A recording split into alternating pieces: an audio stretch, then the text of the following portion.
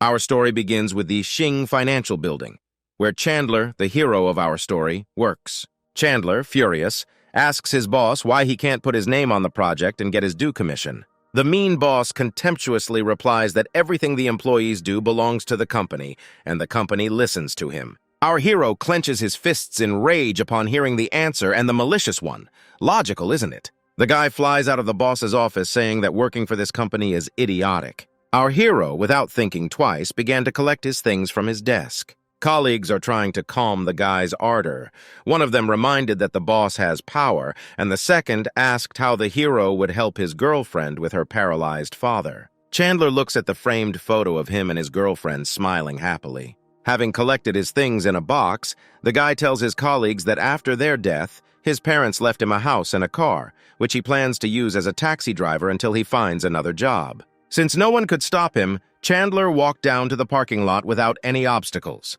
The guy almost walked to the car, holding a box of things in his hands, when he received a new message on his phone. On the phone screen, he saw a message from his girlfriend, in which she said that she had decided to break up and go towards her dream. Not believing his eyes, our hero immediately called the girl, but in response he heard that the number was unavailable. Out of frustration, tears flow from the guy's eyes, and he asks into the void why this happened to him. But Chandler pulls himself together, polishes the car to a shine, and starts working as a taxi.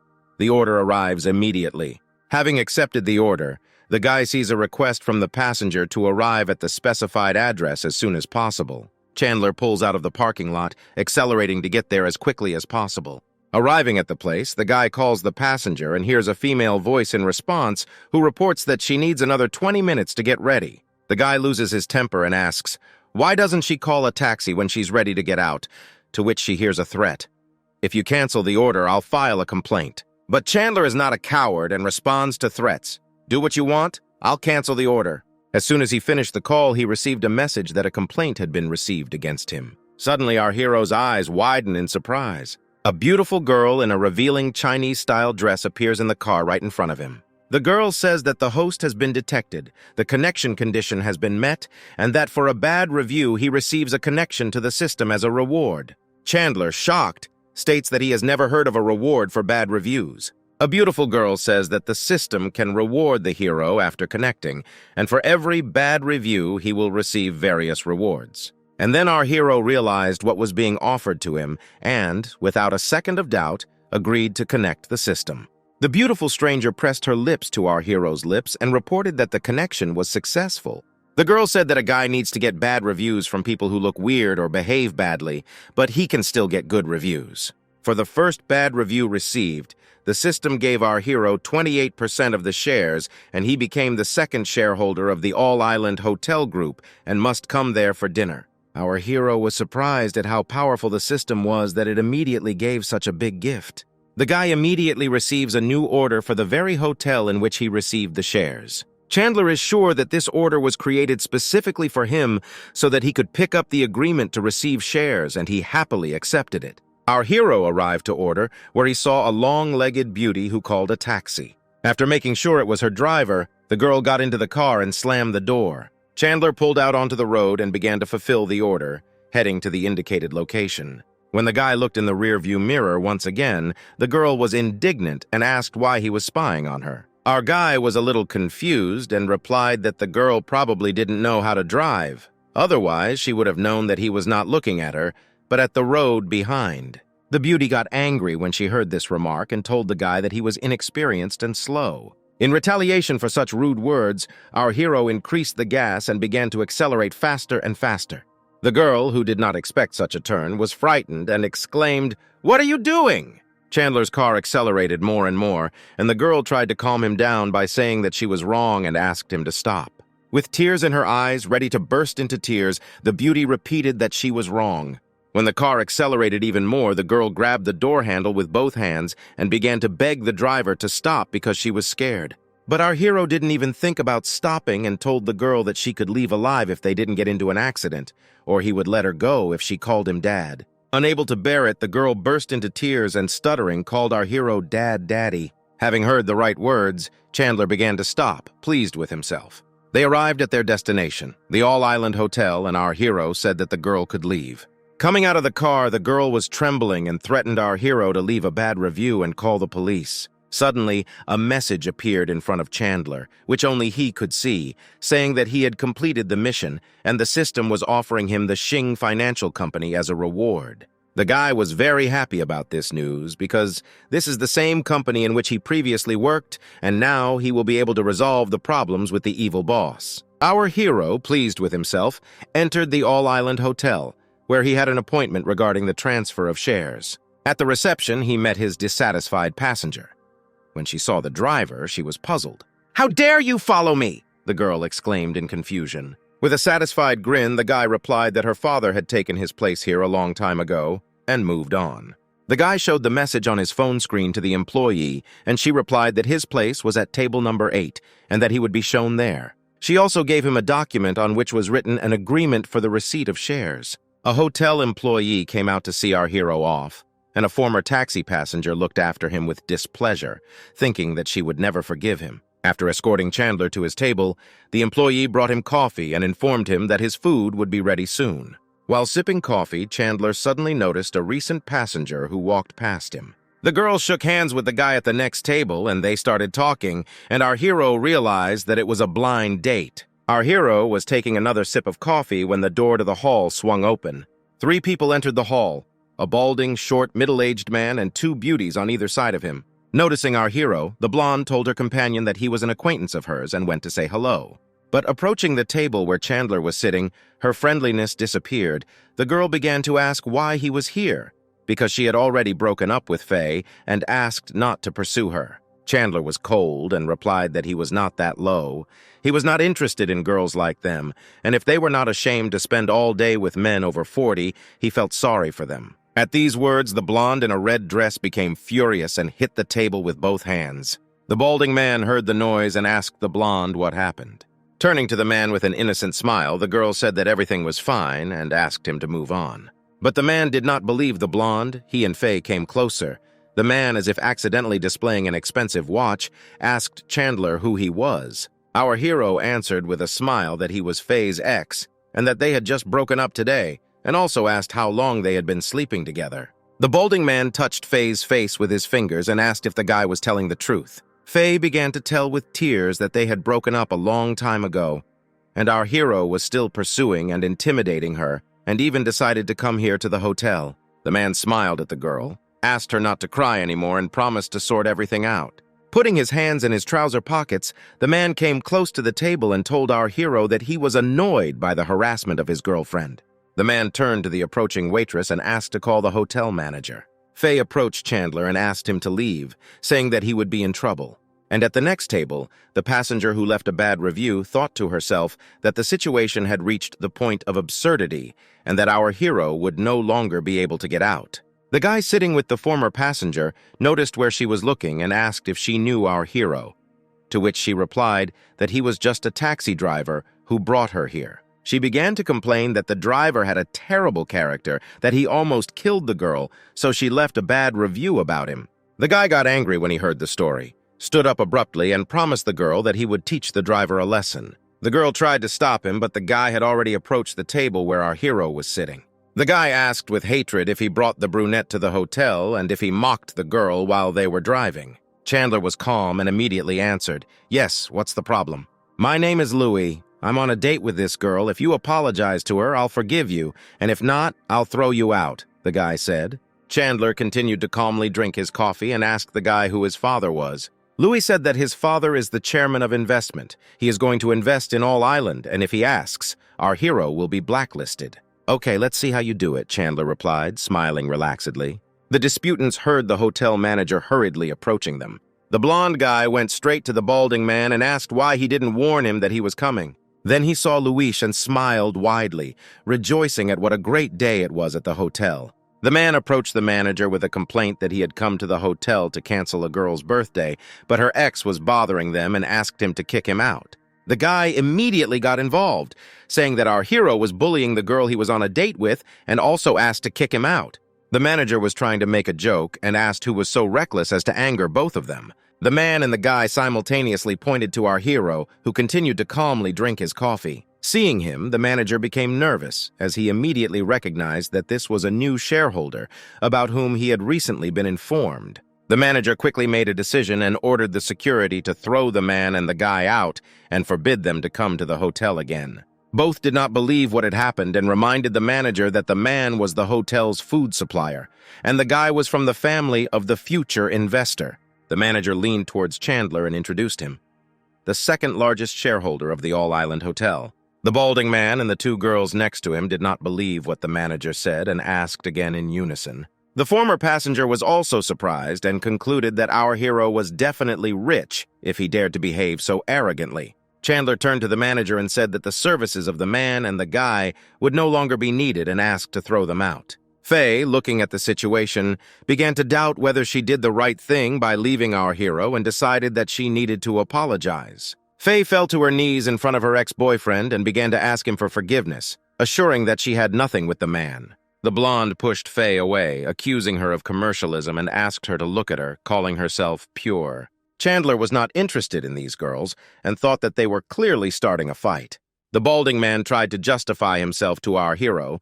Allegedly, he did not know that Faye was already dating him and assured that he did not want to create a conflict.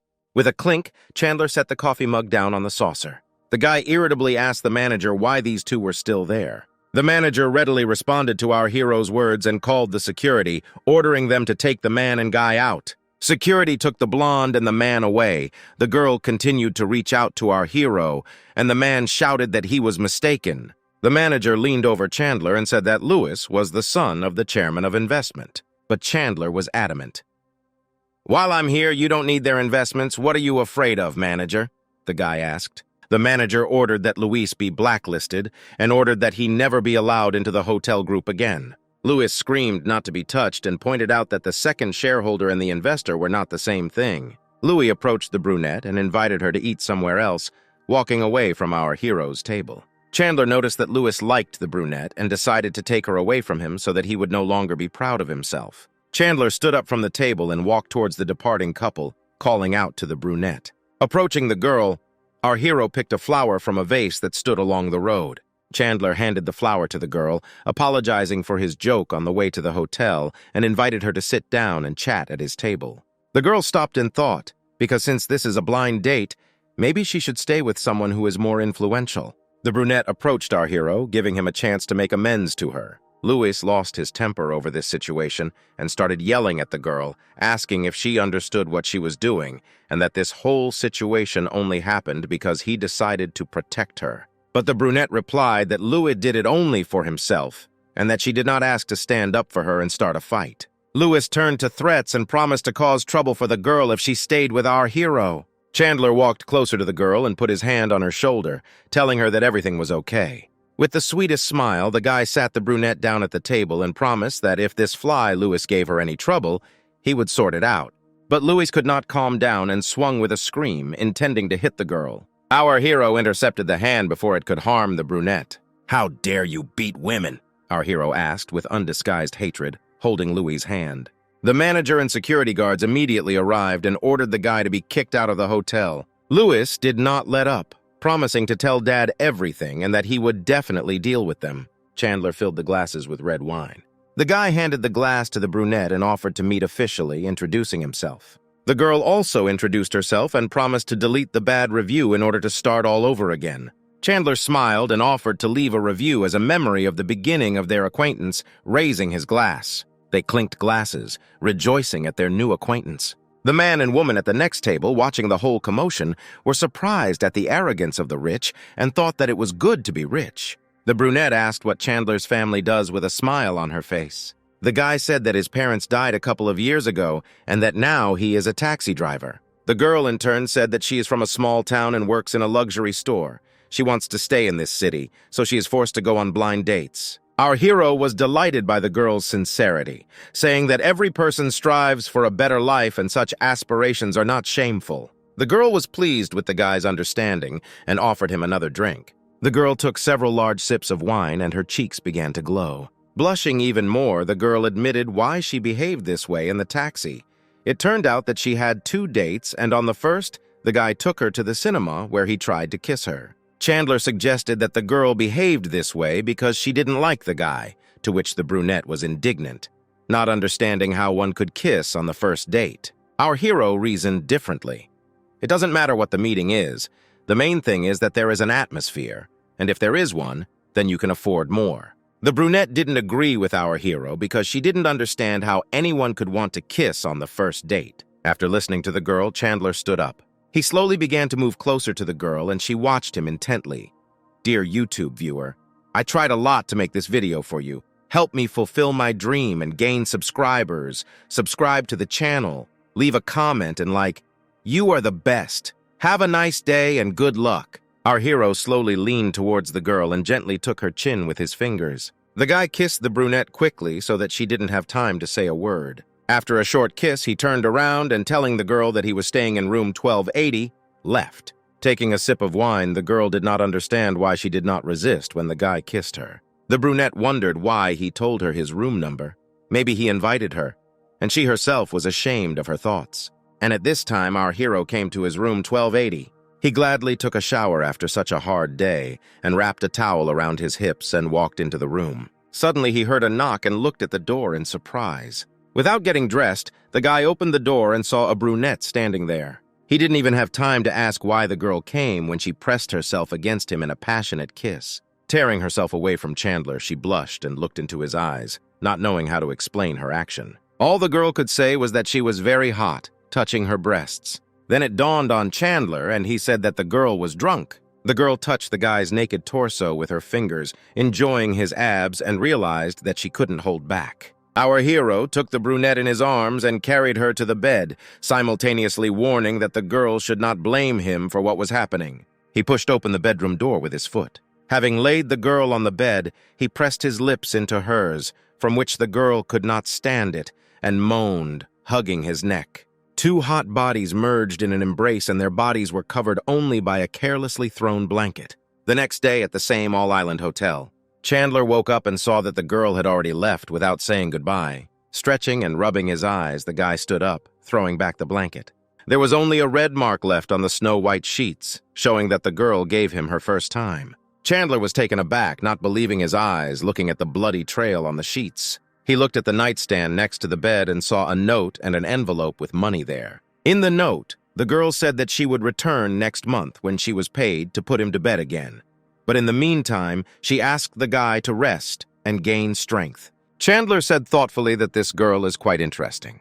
Our hero arrived at the Xing Financial Building, which he received as a gift after the first bad review. He introduced himself to the guy at the entrance and said that he had come to pick up his things. The guy happily shook hands with our hero, introduced himself as the office manager, and said that he would now prepare everything. Two office workers who were watching the guys began to whisper that the new boss was very young and wondered whether there would be changes after his arrival. The manager handed our hero a yellow folder. He said that the documents were inside and asked to check them. Chandler did not test them, saying that he trusted the manager and that he would need their help in running the company. The manager was pleased with this trust and called two female employees standing nearby to greet the new owner. The girls bowed and said hello, and our hero suggested that everyone return to work. The guy turned to the manager, asking about the people renting the 15th floor. The manager sat down at the computer and began looking for information. He said that the boss renting the floor was running out of rent at the end of the month. Chandler suggested that the manager go to the 15th floor to talk about rent. They entered the elevator, which took them to the 15th floor. At the same time, the manager received a call. The manager said other tenants were calling him, and Chandler said he would go first so the guy could answer the call. There was a gray sign on the door with the name of Xing's company. Chandler walked into the office, and instead of greeting, he said, "Hey, it seems that everything is in place," surprising former colleagues with their appearance. A colleague wearing glasses approached him and suggested that he talk to his boss and manager so that they would return his job. But our hero refused. Chandler shouted to his boss to stop hiding and come out to talk to him. A bald man appeared behind him and asked why he was shouting and whether it was even possible to shout in the office. With contempt, our hero says, "You came out. I thought you would be too scared to come out," and asks about his commission. The boss offers his terms. He will pay $10,000 for 10 months if our hero makes one deal a month. But Chandler disagrees and reminds him that he was promised 20% for the successful consideration of the case. The boss laughs and asks where the evidence of this agreement is, and adds that he can tell about other agreements, for example, that our hero promised to work for free. Chandler turns to the employees and asks if they have heard this proposal. The bald man looks angrily at his subordinates and asks who heard that he promised to pay commissions. One of his colleagues says that he has not heard this, and most likely Chandler sent it out incorrectly. Our hero is surprised at the lack of understanding of his colleagues, because their boss can do the same to them. A former colleague advises Chandler to apologize to his boss and return to his job as soon as possible. The boss also invites the guy to return to work and recognizes his talent and says that he is going to go downstairs to talk about rent. A bald man complains that it is hard for him to take care of all the employees, and a former colleague agrees with him. Our hero picks up the phone in his hand and says that he came to work to earn money, but he can't even get what he earned. Is that fair? The boss, seeing the phone, shouts to his colleague to quickly close the door. The hypocritical colleague quickly closes the door. The manager behind the door is talking on the phone, and seeing that the door is closing, he begins to worry about our hero. The boss says that if Chandler deletes the tape, he will let him go. The man takes his hand to the edge of the monitor screen standing nearby. He throws the monitor to the floor with force, smashing it into pieces. The bald man says that it was our hero who broke the computer and that its cost was deducted from his salary. But Chandler points to the phone in his hand and reminds him that the recording is still running. Our hero reveals that the recording is saved to the cloud and that even if he deletes it, the data will still be saved, which makes the bald man furious. The colleague, who has been sucking up to the boss all this time, rolls up his sleeves and suggests first beating our hero and only then deleting the post. Suddenly there is a knock on the door, causing the boss to cool his ardor a little. The bald man opens the door, behind which the manager is standing, and asks in surprise why he personally came to them, because the man was going to come down to him himself. The manager says that he came to Mr. Yang and asks why he would lock the door in the middle of the working day, worrying about his boss. The man doesn't understand which Mr. Yan the manager is talking about. The manager points to our hero, telling him that he is Mr. Yang, the new owner of the company, shocking the bald man with this news. The manager quickly approaches the guy, worried that something has happened to him, and complaining that he shouldn't have answered the call, but our hero says that he was just in time. The bald man still doesn't believe what he heard and asks what he means by saying that Mr. Yang is the new boss. The manager reports that our hero paid $2 billion and is now the owner of this building. The boss and colleagues are shocked by this news. They do not understand why Chandler worked here, where he got the money from, and why he bought this building. A mean colleague checks with the manager to see if this is true about our hero, thinking that he might have made a mistake. The manager shouts at a colleague, "Do you really think that I don't even know who's in charge here?" The boss changes his attitude, shakes our hero's hand, and admits that he did wrong and agrees that he must be punished for his action. The bald man offers to double our hero's salary in order to forget about this misunderstanding. The manager overhears the conversation and asks if Chandler really worked here and that he wasn't paid. The manager turns to the boss, reminding him that the lease states that they must work in good faith. Otherwise, as punishment, the contract will be broken, and they can demand triple the rent. Our hero smiles and plays a recording for the manager where the boss offers him to work for free. The bald man asks to forget about the past and is willing to pay 3 times the commission to settle the situation. But our hero declares that he only wants to get his own and doesn't need extra ones. Chandler is about to leave, leaving the manager in charge of resolving the issue at his discretion. The bald man shouts to the guy, "Wait." The boss asks why our hero wants to get rid of him, since he has already admitted defeat. Chandler states that he never gives his enemy a chance and tells him to get out of the way. The bald man does not give up, asks to discuss everything, but our Bliss refuses. The boss turns to his subordinates and offers $50,000 if they help him. Everyone sits silently in their places. No one wants to help him. The bald man offers twice as much if they take our hero's phone. Chandler laughingly asks if the boss really thinks that any of his colleagues will believe him after what happened to him. Looking at the situation from the outside, the manager squeezes the phone in his hand. He dials the number and quietly asks for security to come to the 15th floor as soon as possible. 10 minutes later, 2 people hurriedly walk to the 15th floor. 2 girls who were previously on the 1st floor do not understand why they were called to the 15th floor and are worried about our hero. The manager points to a bald man surrounded by security guards and asks who would dare touch Mr. Yoon. The bald man was so nervous that sweat appeared on his face and he frantically wiped it with a handkerchief. Chandler leaves everything to the discretion of the manager and he assures that he will do everything. Chandler turns to his colleagues, offering to take what they deserve before their boss goes bankrupt. Colleagues began to complain that the boss did not pay overtime and forced them to make dubious contacts. Colleague, who recently wanted to beat up our hero, suddenly declares that he always hated the boss, but was afraid to say something against him. Chandler watches his mean colleague get angry, complaining about the boss, and is amazed at how fickle he is. The door with Xing's modest sign is now covered with tapes that read sealed. The boss, taking away his things, threatens that he will get even with our hero, and he, in turn, says that the boss himself is to blame for what happened. Our hero turns to his colleagues and says that he plans to open an advertising agency, offering them jobs. Colleagues are happy to report that they really want to work for Chandler in his new company. Our hero looks at the very colleague who wanted to beat him up and kicks him out, not intending to work with him.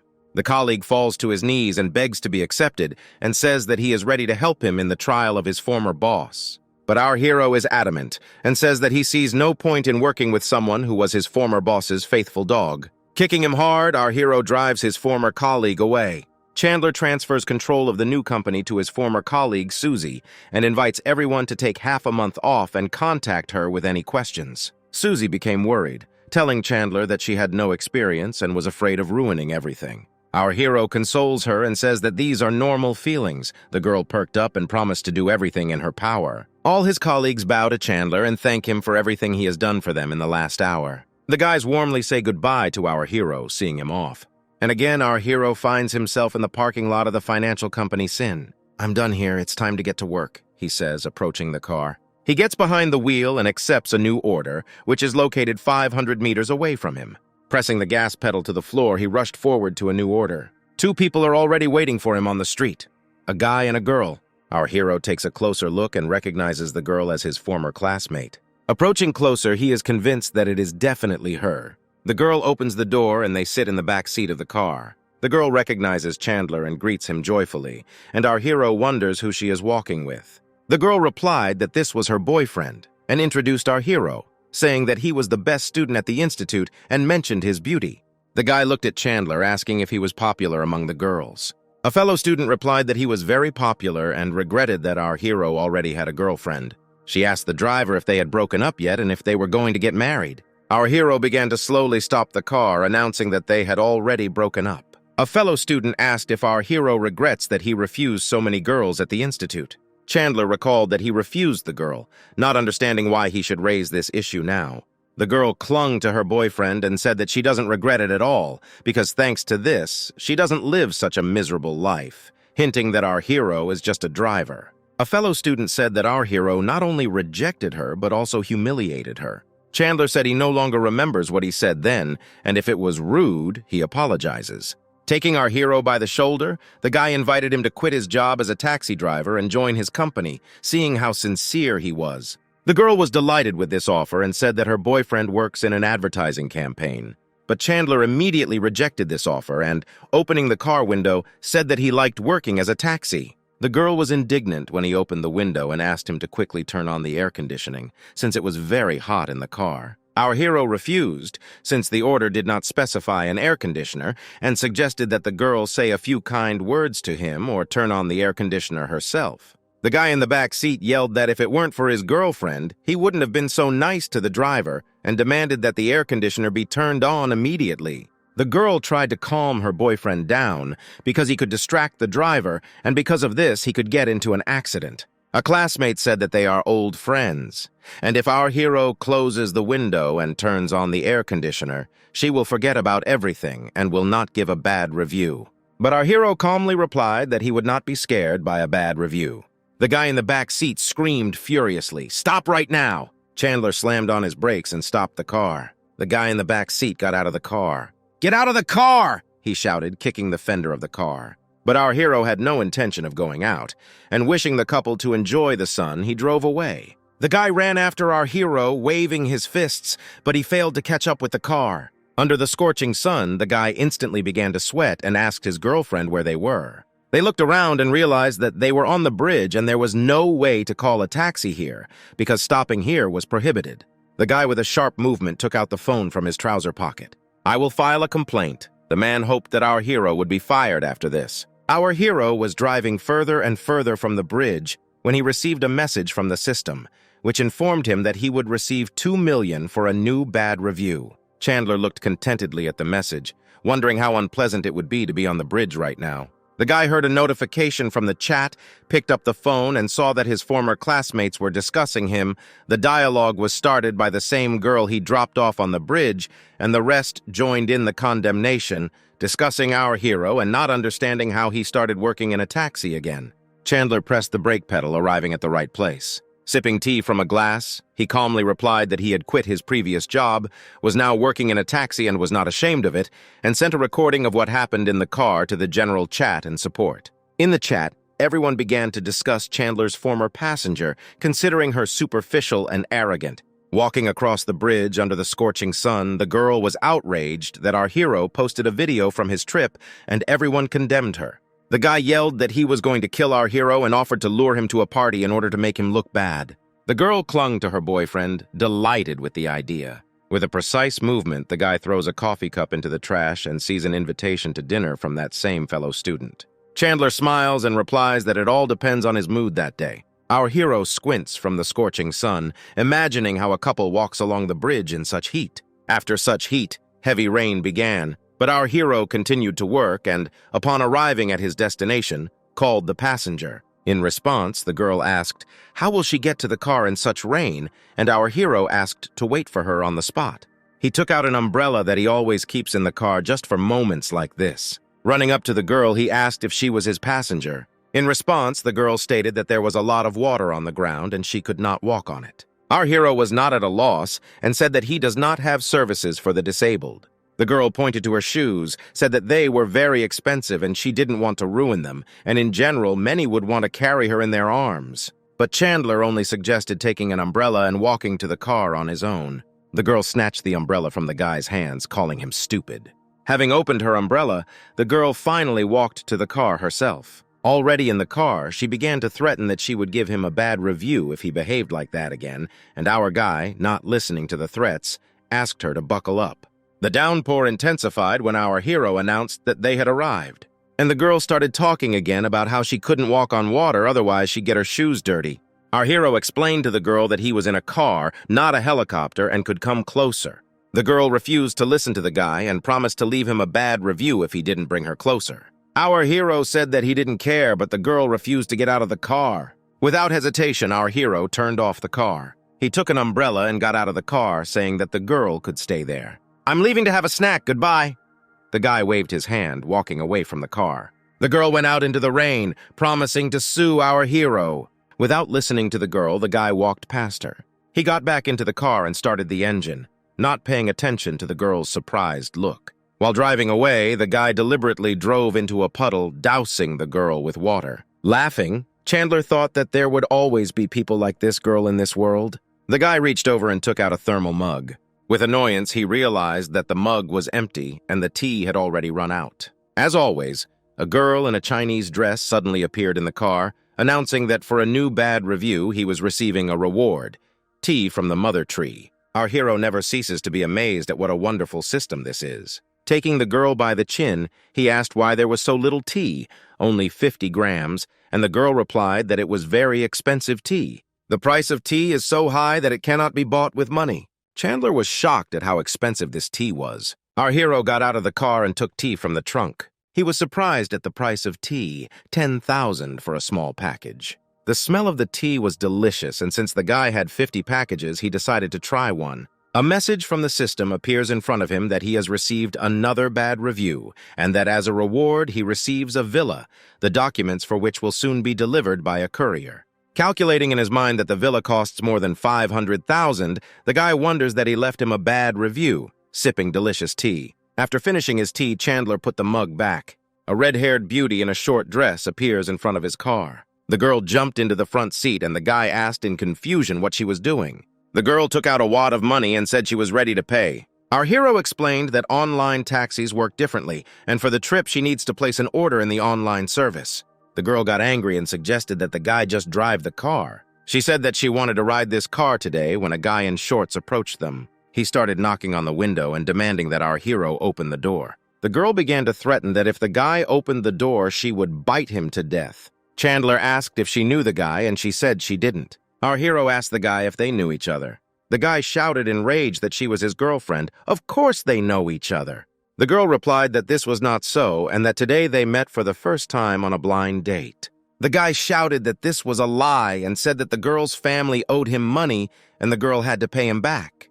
The girl directly told our hero that if he gave her to this guy, he would become an accomplice. The guy on the street shouted that this was not our hero's business and that he should open the door. Chandler suggested that the girl call the police because he didn't want to get into a dispute between them. The girl started calling our hero names, calling him an idiot who is of no use. Chandler got angry and said that her father started this situation and he should deal with it, but he can only call the police. A guy on the street kicked the car from the passenger side. He started pulling on the door handle, shouting for the girl to come out, and she tried to shoo him away. The girl asked our hero to save her, but he insisted on calling the police.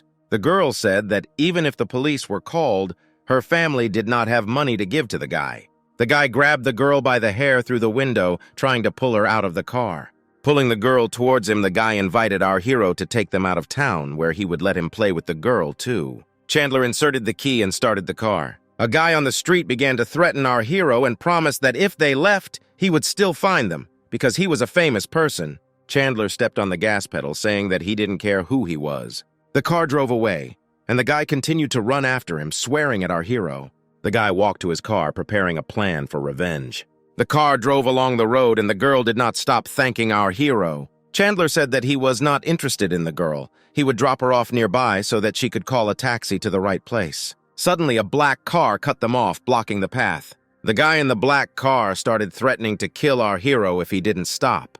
The girl was scared, because if he caught up with them, then she would definitely be finished. Chandler grabbed the steering wheel, trying to avoid a collision and get away from the chase. A man in a black car was driving behind but lost control and his car overturned.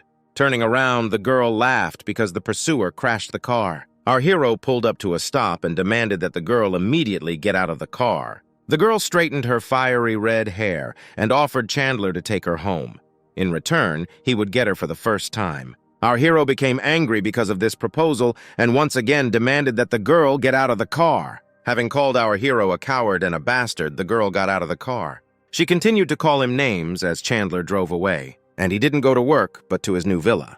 A man met him, handed over documents, and offered to park, after which he would show him the villa. Chandler followed the man and entered the door. He immediately liked the villa, he just needed to move his things here. At that moment, the guy got a call. He received a call from the All-Island Hotel and was invited to a meeting at 3 o'clock in the afternoon. Our hero returned to All-Island, apologizing for being late. Upon entering the office, our hero introduced himself and thanked him for the meeting. One of the men showed our hero's place and said that he was pleasantly surprised that the new shareholder was so young. The guy was introduced to a man with a mustache, Vince, the chairman of the All-Island Hotel. Another man, Jean, turned out to be an investor from the Sky Company, and they gathered to discuss his investment. Chandler wondered why investment from the Sky Company was needed at all. The men immediately began to discuss what happened between our hero and Jean's son. Vince asked the guy if he was not offended by the children's ignorance. Chandler said displeasedly that Jean's son had insulted him greatly and he was not going to forgive him so easily. Vince suggested that Jean's son apologize to our hero and give in for the sake of their future.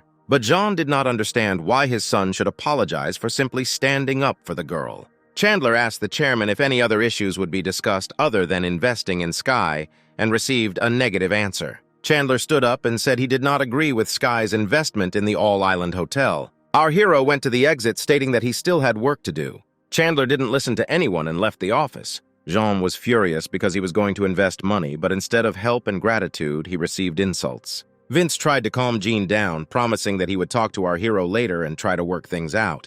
But Vince still insisted that Jean's son apologize, and the man said that he would talk to his son. And again, our hero goes down to the parking lot where his car is parked. He slowly approaches the car and turns off the alarm. "I finally found you," he hears a man's voice behind him. He sees the same guy who was chasing him in a black car with a crowd of suspicious guys. Chandler was surprised how the guy found him, and he replied that he promised to find our hero anywhere if he took the girl away. Rubbing his fists, Chandler wonders if the guy really wants to fight with him. In response, the guy raises his bat and says that he will not deal with our hero, but will crash his car. All the guys start frantically smashing the car with iron bats. Chandler takes out his phone and begins to record the massacre on video. The guy with the bat says he can afford to pay for the damage, but he wants our hero to lose his livelihood. A red sports car screeches to a stop nearby. A girl quickly gets out of the car. This is the same red-haired girl that our hero took away from the guy with the bat. She asks if he has gone crazy. The girl is perplexed why the guy crashes the car because she promised to stay with him that evening. The guy with the bat replies that he just wants to ruin our hero's mood because he broke his heart. He accuses the girl of falling for the taxi driver and says that he is going to kill her in the evening. The girl states that she communicates with the guy only out of duty and under other circumstances would not even look at him. Suddenly, Louis appears in the parking lot and asks what happened, and our hero approaches him with interest. Louis rubs his bruised cheek and says that the answer made him apologize to our hero. Chandler suddenly became happy and hugged the confused Louis. Our hero asks if Louis's family is rich, and he answers, of course. Chandler points to the guy with the bat and asks if Louis knows him, and he reveals that his family has invested in several of their companies. Our hero says that he is ready to forgive Louis if he does something for him. Louis asks in surprise what he wants. Chandler offers a deal if Louis lends the girl's family money, he will allow him to invest in All Island. Louis asks in surprise why our hero doesn't lend money himself because he has huge capital. But our hero points to the wrecked car and says that he still works as a taxi driver. Louis, in shock, suggests that our hero is from some secret family, but he asks not to talk about it. The guy gives up and says that someone from the girl's family can come to him tomorrow for money. Chandler approaches the girl, conveying Louis's words, and says that this is help for her in this situation. The girl jumps on the guy with joy, wrapping her long legs around him. The guy with the bat, confused, asks why Louis's family is lending money to the girl. Louis throws up his hands, explaining that Chandler is the second shareholder of All Island and that he cannot do otherwise. The guy with the bat is shocked that our hero is the second shareholder. Louis asks the guy in a whisper if he doesn't see what's happening. The other guys throw their bats, thinking they're facing someone dangerous. The guys brought by the offended guy are indignant because he made them break his car, and because of this, they may get in trouble. The offended person holds out a cigarette from the pack as a sign of reconciliation. He tells Chandler that if he had known that he was the second shareholder of All Island, he would never have behaved this way. Our hero asks if he really thinks everything is that simple. Two police officers run up to them asking what is happening and who reported the crime.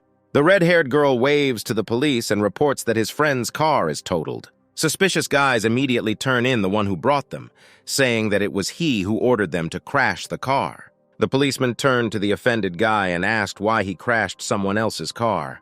The guy introduces himself and says that our hero stole his girl, so he decided to take revenge on him. The policeman asks if he is willing to pay compensation. The guy says with his arms crossed that compensation is possible only by court decision. The policeman tries to reason with the guy, explaining that damaging property is a criminal offense that cannot be solved with money, and the guy again tries to tell who his father is. The policeman replies that he doesn't care who his father is and repeats that the guy committed a crime for which he must be punished. The guy agrees to pay for the car and offers $100,000 as compensation. But Chandler says he did not agree to the settlement and will take legal action.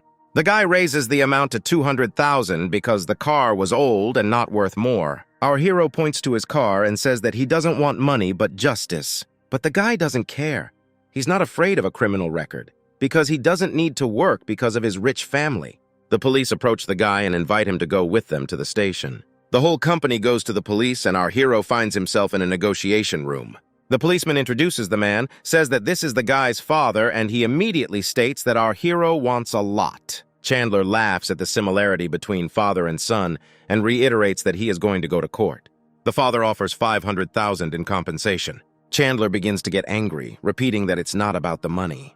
The man offers $1 million and adds that if it weren't for the difficult time for the company, they would have spoken to him differently. Chandler tells the officer that he wants to leave, and he asks him to sign a document refusing mediation. The man tries to stop Chandler from signing the papers. The father offers to meet at another time and asks not to spoil his life. Our hero takes the papers and asks if the man is done talking nonsense. When signing the document, he says that he has been threatened by creditors since childhood. With the signed papers, he declares that he is not afraid of the man's threats. "I'll see you in court," Chandler says as he walks towards the door as the man yells at him to come back.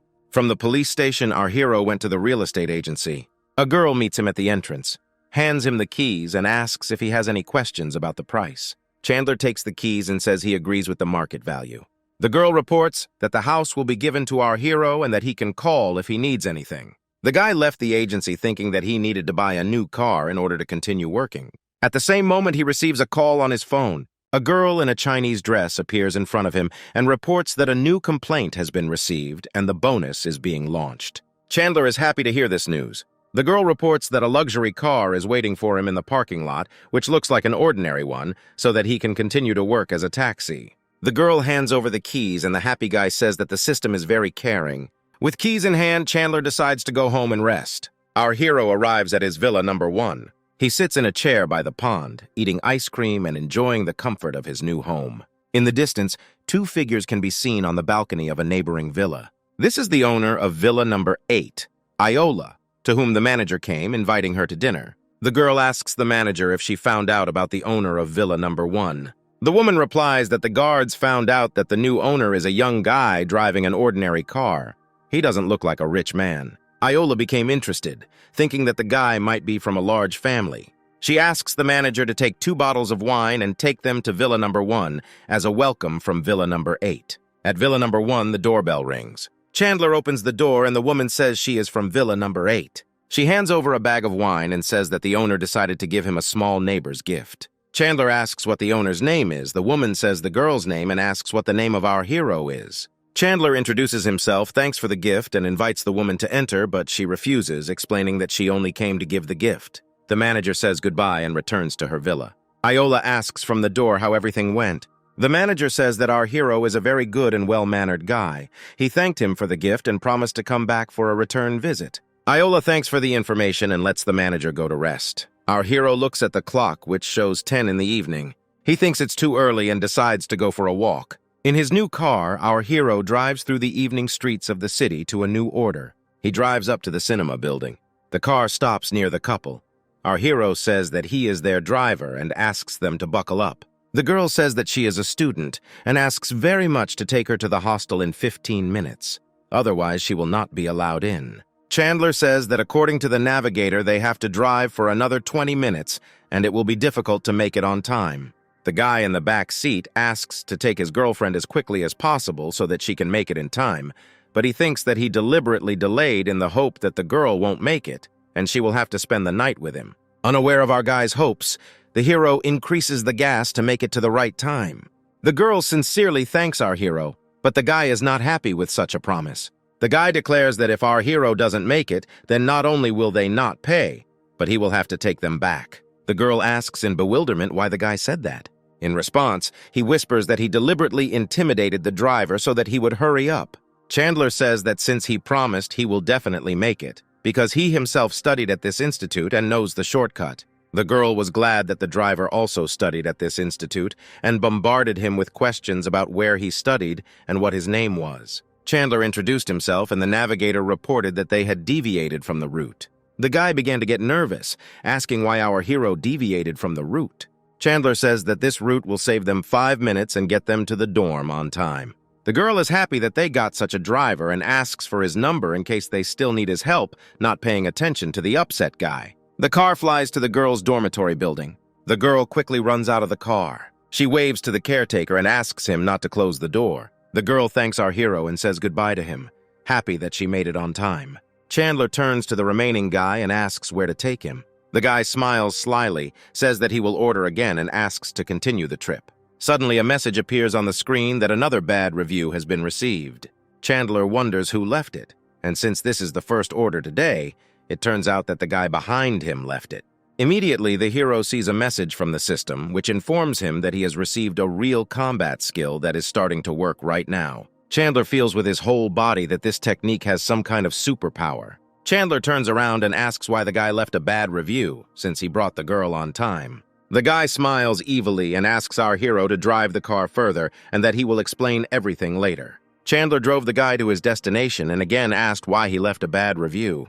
But he doesn't answer and says on the phone for the guys to come over. 3 hooligans run up to the car, begin to smash the car and demand that our hero get out of the car. Chandler turns to the guy again, trying to understand what's going on. Here the guy finally says that he deliberately detained the girl so that she would not have time to spend the night with him, and our hero ruined his plans. Chandler still doesn't understand why the guy tried to persuade him to take them faster. The guy flies out of the car, cursing. He kicks the car's side mirror and demands Chandler get out. Our hero reflects that he has just received a new technique and will be able to try it on hooligans. Guys with bats surround our hero, planning to finish him off quickly. Chandler stops the guy and asks him to wait a minute. The guy thinks that our hero was scared and invites him to kneel to beg for forgiveness, otherwise they will beat him. Chandler points to a street camera that will record the attack and suggests they go where they won't leave evidence. The guy with the bat laughs, thinking that our hero has accepted his fate. Chandler walks forward, rubbing his fists, and a crowd of hooligans follows, but unaware of anything. Suddenly, our hero turns around. The only sounds heard in the quiet residential area are the groans of being beaten by hooligans. Without receiving a single scratch, Chandler leaves, leaving behind the beaten hooligans. One of the hooligans threatens the guy who called them that he will be responsible for what happened and pay the medical bills. The guy agrees that our hero was very strong and tries to justify that he didn't know about the guy's strength. A car drives up to a crowd of hooligans. Our hero calls out the guy who started the fight. The guy fearfully begins to beg for mercy and asks not to beat him to death. Chandler assures him that he won't hit the guy, and he comes closer. Our hero grabs him by the chest and shouts that he owes him a new car, and the guy agrees. Without another word, our hero leaves. The girl he took to the hostel calls him. She asks if our hero has delivered her boyfriend. Chandler states that this guy has gathered a crowd to beat him up and advises the girl to break up with him. The beaten guy was walking down the street when he got a call. The girl immediately started screaming and asking why he decided to beat the driver. The guy shouts back that he was angry because they started flirting right in front of him. "Are you crazy?" the girl screamed in rage. Without listening to further screams, the guy lowered the phone, cursing. He decided to file a complaint against our hero to take revenge. Thanks to the complaint, the system gave our hero another reward, strengthening his body, and asked him to tell him when he would be ready to receive the improvement. Chandler was pleased with the complaint he received and the new gift from the system. Our hero finally made it home. He lay down on the bed and asked the system to start strengthening, and it responded immediately, saying that the process had started. The guy's body began to fill with extraordinary strength when the system started the process. After a few seconds, the improvement ended, and the system reported that, excluding external factors, our hero is now the strongest person in the world. Pleased with the improvement, Chandler suddenly felt that the house stank of something. He guessed that this was the legendary clearing of the meridians. The next day at Villa Number 1, Chandler went for a run and met a girl along the way. He greeted, guessing that it was Iola, and the girl also immediately realized that this was the owner of Villa Number 1. They shook hands, and our hero thanked for the gift, which he really liked. Chandler said goodbye to the girl, wishing her good luck in training. Looking after the running guy, the girl thought that he was quite suitable for the role of a son from a large family. And our hero was trying to figure out what to give the girl. It dawned on him, and he decided to give that very tea. The doorbell of Villa Number 8 rang. The manager opened the door, inviting our hero to enter. Chandler handed over the bag, saying that he wanted to share some tea with him. The manager was surprised by such a gift. A girl appeared on the second floor, drying her wet hair, and offered to treat our hero to wine. Chandler greeted the girl, and the manager said that the guy brought them tea and offered to prepare it. The girl liked this proposal and suggested boiling water. Chandler handed the package to the manager with a smile and said that he couldn't stay because he needed to pick up the car. Iola hurried to go downstairs and asked what our hero was doing. Chandler said that he works as a taxi driver, and without allowing further questions to be asked, he said goodbye. Hearing these words, Iola doubted whether our hero was really rich, because he works as a taxi driver. The manager opened the package and asked the girl what kind of tea she thought it was. Iola replied that she didn't know and offered to take it to an old friend who knew about types of tea. The manager agreed with the proposal and went to find out what kind of tea it was. Iola wondered how the taxi driver could afford Villa Number 1. Our hero arrived in his new car for his next order. Having arrived, he saw the same red-haired beauty whom he had recently saved from a guy. Chandler smiled at her and asked if she had ordered a taxi. The girl opened the door, not understanding why our hero bought himself such an ordinary car. The girl sat in the front seat and suggested that the hero should have bought himself a sports car. Crossing her legs, the girl asked the guy if her legs had become even more attractive. The guy replied that if the girl was silent, she would score 99 points, but if she spoke, then only 59. The girl was surprised by this assessment, and the guy changed the subject and asked her to buckle up. The car was driving along the road when the girl said that she was inviting the guy to lunch at a restaurant, but he refused because he needed to pick up his car. Chandler says that the girl clearly wanted to get him drunk so that she could then go up to the hotel to continue the evening. and the girl does not deny this. But Chandler adamantly replies that he doesn't want dinner. The girl is indignant at how Chandler can refuse such a beautiful and smart girl and begins to suspect that he has a problem with sexual orientation. Our hero pressed the brake pedal, announced that they had arrived, and asked the girl to get out if she had nothing more to say. The girl got out of the car, annoyed that our hero was not interested in girls and sure that he was gay. Our hero arrived for the next order and saw that the man was saying something to the frightened girl. Our hero said that he had arrived and the girl waved to him. However, the man did not want to let her go and asked to pay.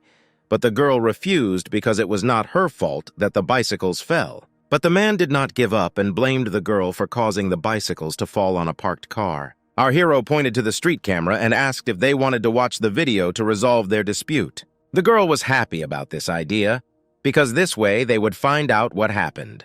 The man turned to our hero saying that he noticed temporary registration plates on his car. The man threatened that he would crash our hero's car if he continued to interfere, and the guy realized that the man was simply extorting money from the girl. Such an arrogant man shouldn't bully a girl, our hero said.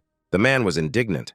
What does this have to do with you? Chandler replied that the girl ordered a taxi and he arrived to order, and the man was delaying them, and once again offered to watch the video from the cameras. Suddenly a bat appeared in the man's hand, and he said that he had warned our hero. The man asked if our hero really thought that he wouldn't crash his car. Chandler pointed to the car and said the man could crash it if he could pay for the repairs. The man laughed and said that he could easily buy several of these cars. The man rolled up his sleeves, and the girl asked not to involve others in their affairs. Our hero took the girl by the hand and asked her not to stop him. He hugged the girl and said that he had already dealt with such bastards before. Let him do what he wants. The girl blushed in the arms of our hero and apologized for dragging him into this. Chandler smiled broadly at the angry man and asked the girl not to worry. The man swung the bat, saying that if he didn't crash the car, he would be ashamed of himself. But suddenly the man saw something and stopped. He noticed in time that the car was very expensive and thought that he would not pay for it in his entire life. Chandler irritably asked why the man stopped and asked him to continue. The man threw the bat, telling our hero that he had misunderstood him. With an apologetic smile, the man admitted that most likely the wind had overturned the bicycles and that he had questions for the girl. Our hero did not understand the refusal because the man was going to be proud of himself forever if he crashed his car. But the man admitted his guilt and invited the guy and girl to leave on their own business without stopping any longer. Chandler walked the girl to the car and invited her to sit down. Sitting in the car, the girl thanked our hero, and he modestly noted that if she had not called a taxi, he would not have been able to help. The girl could not understand why this man suddenly became so kind. Chandler didn't understand either, and assumed it was a sudden change of mood. Having arrived at the desired building, our hero announced that they had arrived. The girl introduced herself as Juno and invited our hero to have dinner with her and her friend. But the guy refused and wanted to have a good time. Juno asked for the guy's phone number so she could call him when she needed the car again. They brought their phones to each other and exchanged numbers. The girl got out of the car and watched our hero's car drive away. As Chandler drove away, he suddenly realized that he was hungry. The car stopped, its polished bumper shining. Our hero entered the cafe and asked the waitress to take his order. He had just sat down at the table when he heard the sound of a message received. It was Juno, who wrote that something had been slipped into her wine and she was asking for help. The room was located in the same building where our hero was sitting. The guy approached the waitress and ordered her to quickly check what was happening in room 302. Just as the waiter was about to leave, they entered the hall. A familiar man entered, and behind him 2 girls were dragging Juno, holding her on both sides, and our hero realized that the request was not a joke. Juno, with a red face, asked to be released, and the girls promised to take her to the dormitory. Our hero tilted his chair slightly in the direction of those who entered. He kicked the chair forcefully towards the man who had previously smashed his car. The man was shocked that he met our hero again, and he asked why he freed himself so quickly. The man did not want to answer and demanded that the guy get away. The man shouted to the girls to follow him, but our hero stopped them. Chandler asked the girls who they were and what they were doing with Juno. She, the girl, stuttered, said that Juno had drunk too much and they were just helping her get to the hostel. Then why did she send this message? The guy asked, showing the message on the phone screen. The man and both girls were shocked by what they saw and clearly did not expect such a turn. The girl began to make excuses that the truth was her companion, and the man suddenly said that he is Juno's boyfriend. Our hero called the police and told them to come and sort everything out. The man lost his temper, accusing our hero of deliberately complicating everything. Suddenly, the man began to run away, leaving the girls he came with. The girl pushed Juno into the hands of our hero and said that she had nothing to do with this. Chandler lightly patted Juno's cheek, trying to bring her back to her senses. The girl opened her eyes and asked our hero to take her away from here. He took the girl in his arms and asked the waitress to open the room for him. The door to the room suddenly swung open. Chandler sat Juno down on the sofa, and the girl continued to ask him to save her. Handing the girl a glass of water, Chandler asked what she was doing there. The girl said that she was invited to dinner by 2 friends. When she arrived, the man was also there, seeing him. Juno was about to leave, but he offered to drink juice, and after it, the girl felt dizzy. Chandler said that sleeping pills had been slipped into her glass and asked why she even drank it. The girl jumped up from the sofa and said indignantly that she would contact the police. Chandler supported her and, taking out his phone, said that they would not let the bad guys get away. A police car drove up to the place where our hero was. Juno left with the police, and our hero hoped that the man wouldn't get off so easily this time. Our hero returned to his villa and met the manager of Villa number 8 near it. Chandler asked what she was doing here, and the woman was glad that he had finally returned. The woman explained that Iola was inviting him to dinner and had come to ask if he would agree. Chandler said that he was very tired today, but tomorrow evening he would be waiting for them for dinner at his place. The manager agreed and promised to prepare several dishes for dinner. The woman returned to Villa number 8, and the girl asked why she came alone, to which the manager replied that the guy refused. She told the girl that the guy had invited them to dinner tomorrow, and the girl was surprised that he was the only one who dared to refuse the invitation. Iola agreed to pay him a visit.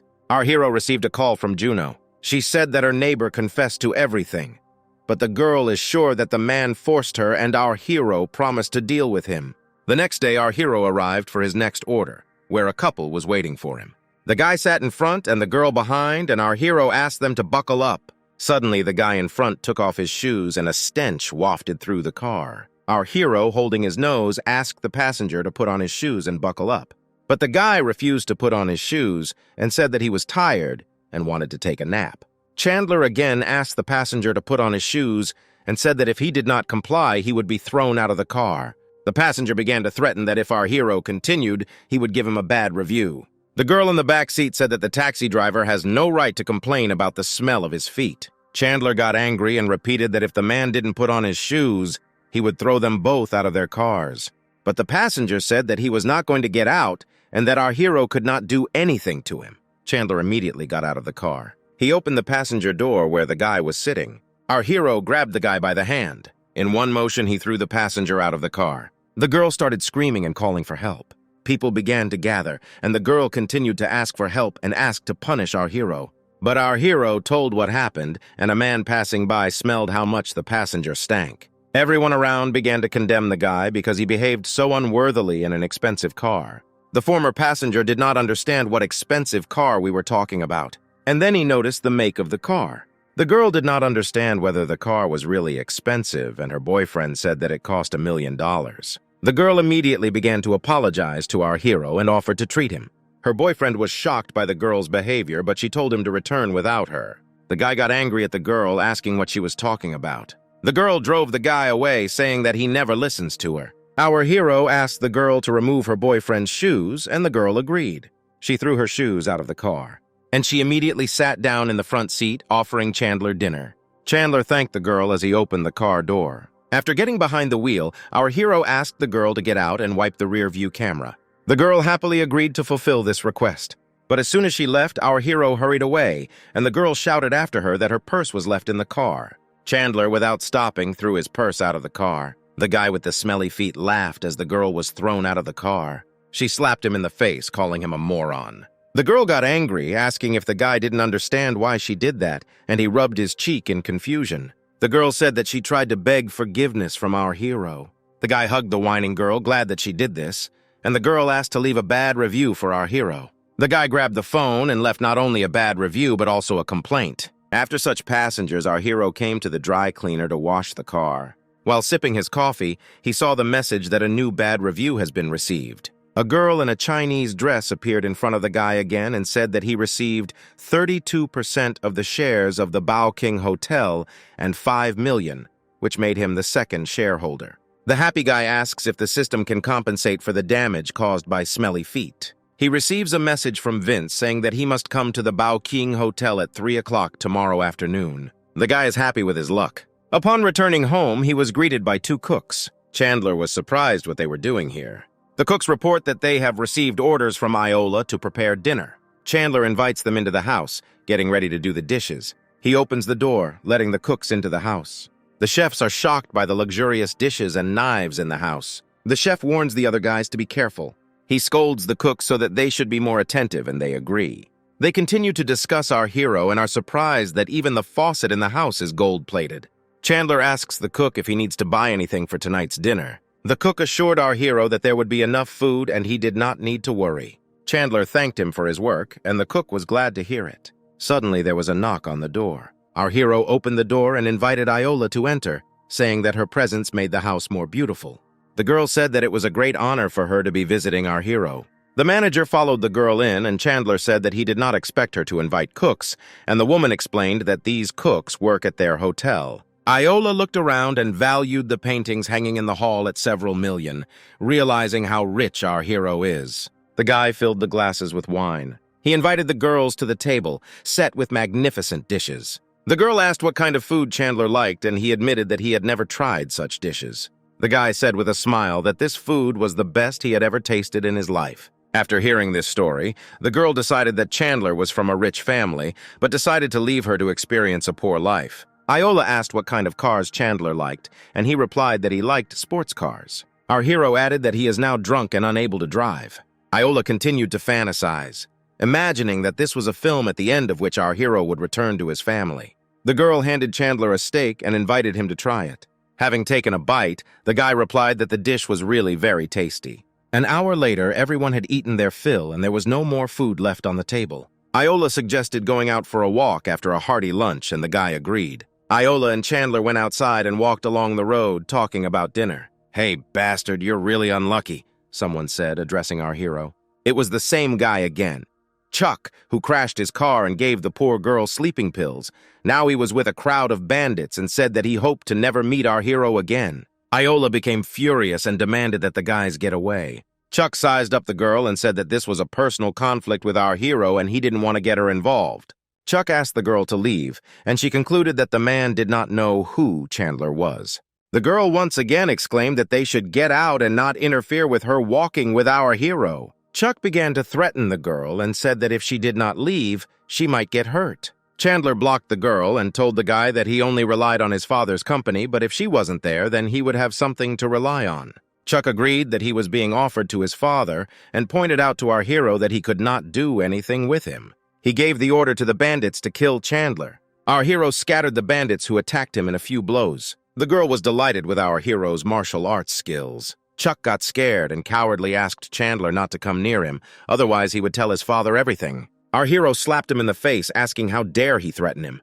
The man was shocked that Chandler dared to hit him because even his father had never hit him. But our hero only grinned dangerously, saying that nothing is over yet. He gave Chuck a few backhand slaps so hard that his head shook from side to side. Chuck begged for mercy because he was afraid he might die. The man said he realized his mistake and asked for forgiveness, and Chandler demanded that he get out. The bandits grabbed Chuck by the arms and ran away in fear. The girl praised Chandler's fighting skills and asked where he learned it. Our hero was confused because he could not say that he had received skills from the system, so he evasively said that he had not seen his teacher for a long time.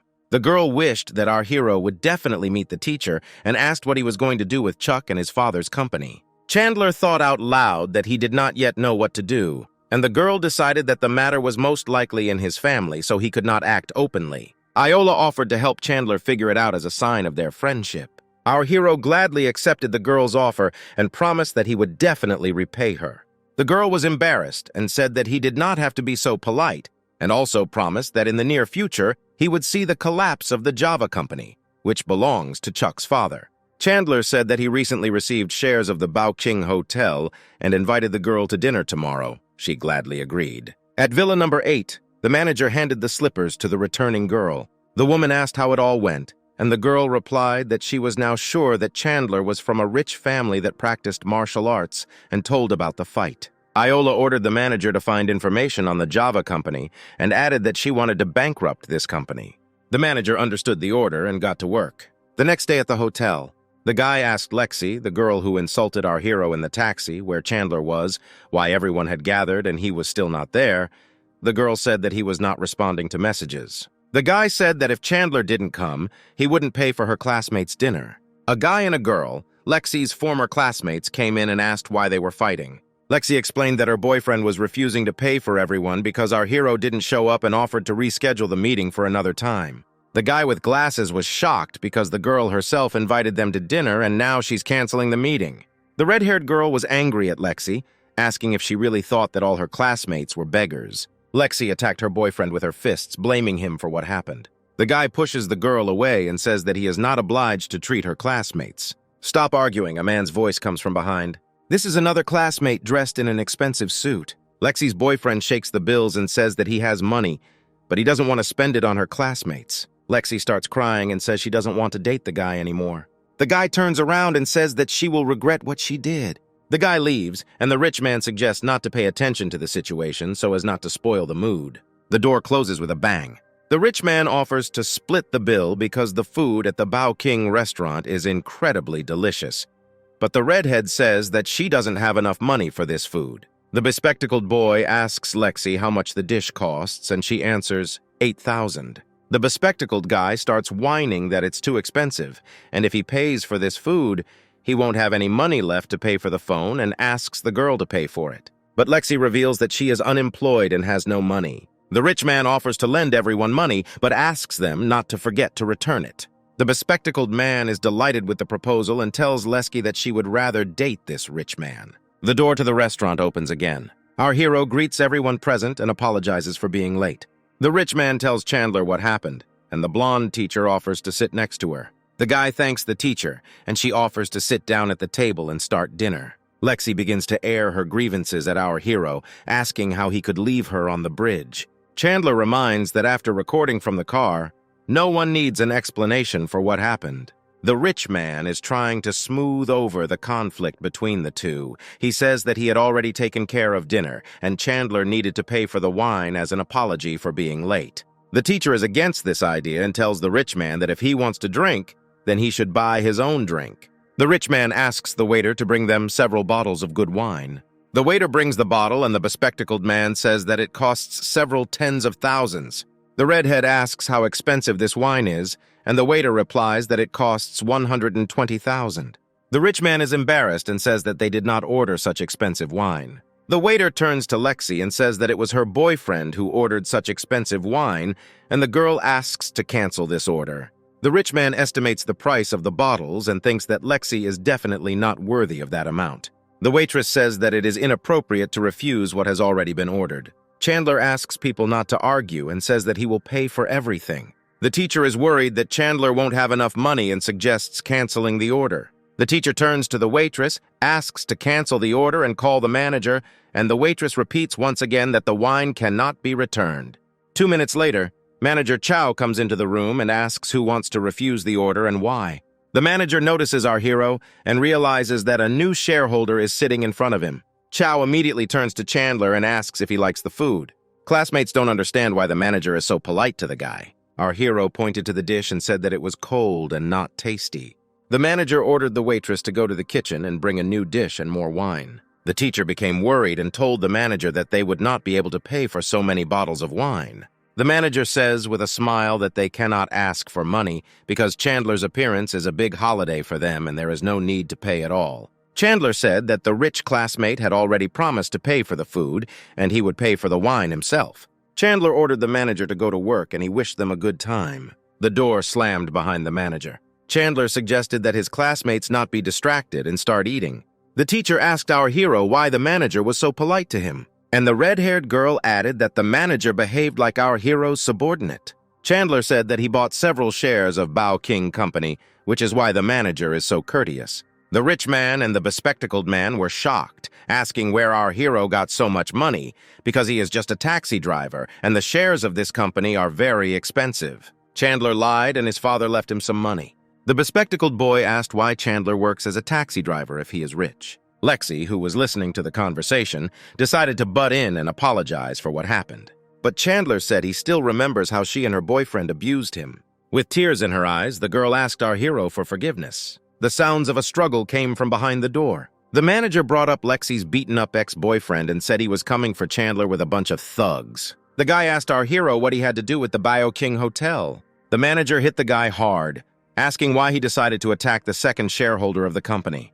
The guy didn't believe what he heard and realized that this time he was in trouble. He asked Lexi for help, but the girl stated that it was his fault that he was in this situation. Chandler looked at the time and thought it was time to go on a date with Iola. Our hero asked the manager to take care of the rest, and he happily agreed. Our hero told the guys that he was paying for everyone except the rich man and added that he would try to return to them after the date. The manager said that since the guys are classmates of our hero, they will be treated as the best guests. The man wished them bon appetit and left the room. The door to the hall slammed shut as the manager and our hero walked out. Silence reigned in the hall where the guys were sitting. The silence was broken by the teacher who suggested we eat while the food was hot and was glad that our hero had become rich. The red-haired girl said that I didn't expect this, and they clearly underestimated the guy. Lexi thought that she needed to win Chandler over in order to fulfill her dream of becoming a rich man's wife. Our hero came to number 318. Iola was already waiting for him there. The guy complimented him, saying that the girl looked great, and she said that on the first date with our hero, she must look great. Our hero was embarrassed that he did not have time to go home and change his suit. Iola replied that our hero is perfectly built, so he looks great in any outfit. The cook entered the room and asked if it was possible to bring in dishes, and our hero ordered them to be brought in. The most luxurious dishes and the most luxurious wine were served. The girl was surprised at how highly the guy rated her because he ordered such expensive dishes. Suddenly, the phone rang. Chandler took the phone and saw several messages from Lexi. She wanted to invite our hero somewhere and was worried why he wasn't answering. Lenski was delighted to see that our hero had read the messages and was sure that if he answered, then she had a chance. The next day at Villa Number 1, our hero was awakened by a phone call. They called him to report that they had purchased everything for his new advertising campaign. Chandler called Susie and said that the office was ready and we could start working, adding that the company was now called Arcan. The girl replied that she would immediately tell the news to all employees. Our hero stood up and put on his shoes. He looked out the window, enjoying the beautiful weather. Chandler arrived for another order at the office building. The passenger immediately began to be indignant about why he was late. The guy explained with a smile that he had to make a circle to get off the overpass. The girl indignantly said that she had a train in half an hour, and if she was late, then our hero would have to return her money for the ticket. Having estimated the time, the hero said that they would not make it in time, because even if they arrived on time, the station was large, and she would need to run very quickly to the train. The girl was furious because her neighbor called her and told her that her husband had brought another woman and she needed to hurry home. Chandler tried to calm the girl down and suggested calling the station to ask for the train to be delayed. The girl liked this idea and took out the phone from her purse. She called the station, explained the whole situation, and asked her to wait. Our hero was shocked that she was really calling and doubted her sanity. The girl responded indignantly that they hung up without even saying anything. Arriving at the station, the girl was still indignant that they did not listen to her, and our hero clarified where to drop her off. Our hero stopped the car. He asked her not to forget things, and the girl responded angrily by saying that she would never use a taxi again. Looking after the running girl, our hero was surprised at what kind of people there are. Juno called our hero and asked him to come and help her. Chandler left, asking the girl to send him her location. He arrived at the university building. Our hero got out of the car and walked to the passenger door. He received a message about a new bad review and was surprised that the girl still left a bad review. A girl in a Chinese dress appeared in front of him and told him that, as a reward, he was getting a new sports car so that no one would think he was slow anymore. The guy was happy about this news, because this way he could become the fastest taxi driver. Chandler put his hand in his pocket. He took out his car key and was surprised why the system didn't tell him where he was parked. Chandler heard the girls near him discussing an expensive car, but they didn't know who the owner was. Our guy walked towards the car, surprised that it was standing there. A guy came out to meet him and asked if his car was really great. Chandler agreed that the car was beautiful and was surprised that the car was not his gift. Someone shouted to the guy who owned the car that it was coming. The guy approached our hero and offered him $100 to hold the banner. The guy also called another guy standing nearby. The guy had a purse in his hands. He accidentally dropped his bag and bundles of money fell out of it. Our hero was confused and the others watched in admiration. The guy collected the money and put it back. The guy handed the bill to our hero, but he replied that he had not agreed yet. The guy took out more bills and offered them to our hero. The guy with the banner in his hand suggested that our hero would rather agree and held out the banner. Chandler agreed and took the red rag. The crowd stretched out a banner on which it was written, "Juno, I like you, let's meet." And the guy with a huge bouquet of roses was contentedly waiting for the girl. Juno came out with her friend, who was indignant that there was no need to come here because Nick was waiting here. But Juno went forward without listening to her friend.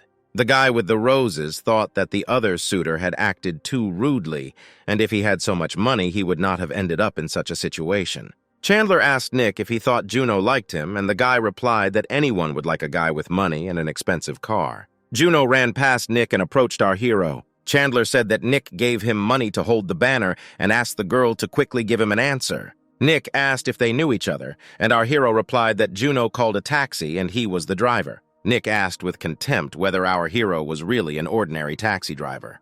Nick got down on one knee. He handed Juno a bouquet of roses and asked her to be his girlfriend. Juno responded in shock that they had only known each other for a week. She didn't believe that he liked him so quickly. Nick was shocked to hear the girl's refusal. The girl replied that she didn't like him, and the guy was shocked by this answer, not believing his ears. Nick began to praise himself that he was rich and attractive and could not help but like him, deciding that the girl was embarrassed because of the crowd. The girl screamed, repeating that she didn't like him. Juno walked towards our hero with a smile, wondering why he was helping Enku.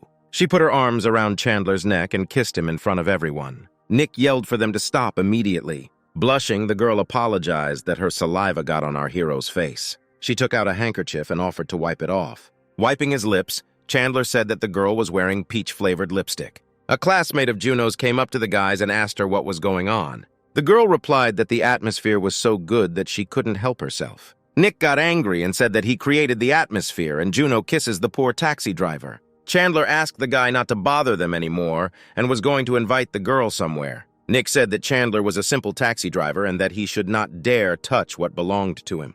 Our hero got angry and asked if Nick was really threatening him. Nick confirmed that he was threatening him and added that the poor taxi driver could not compete with him. Just in time, a message from the system came that she did not say the car number. She reported the car number AYC 205, and Chandler was happy about this news. He thought that this number seemed familiar, turning to an expensive sports car with the same number.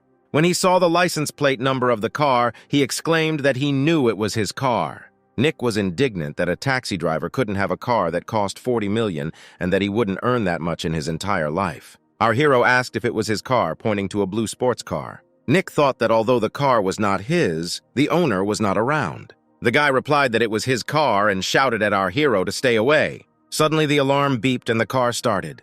Chandler asked how the car started, and Nick started to get nervous. Our hero said that after all, this was not Nick's car, and he agreed, asking, "So what?"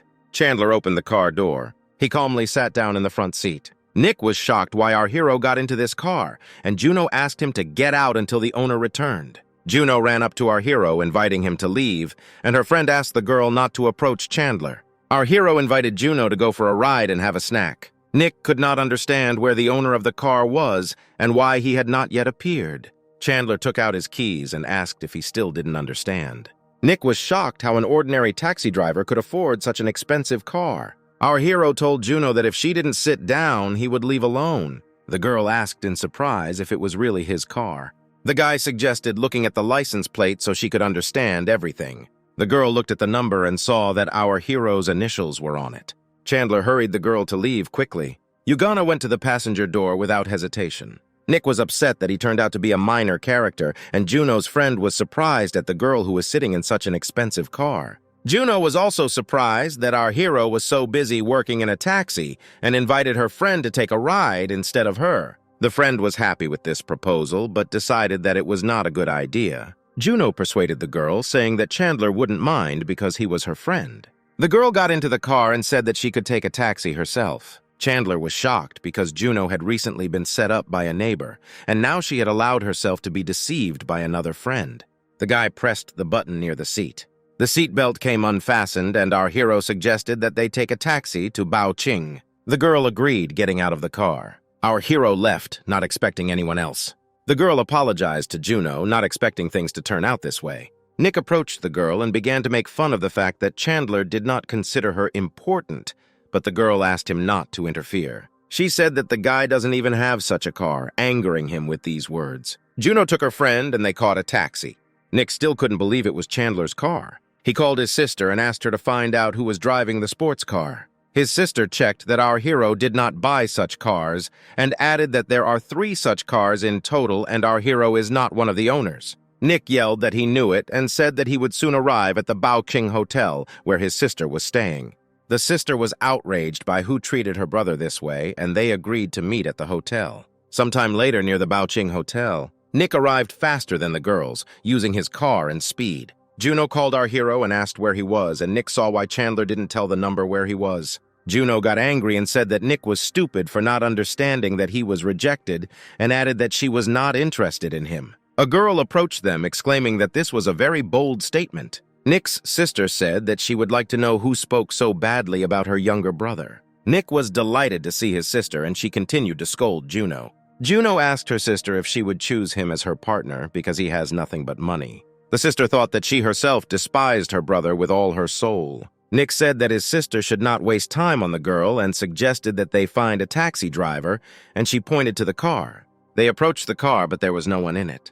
A friend began to tell Juno that apparently our hero turned out to be a deceiver, but she refused to believe it. The sister began to make fun of Juno, considering him gullible, and warned that she could be deceived this way. Juno said that she would decide for herself who would deceive her, but it would definitely not be her brother. Nick was angry that the girl insulted him and promised to beat her right now.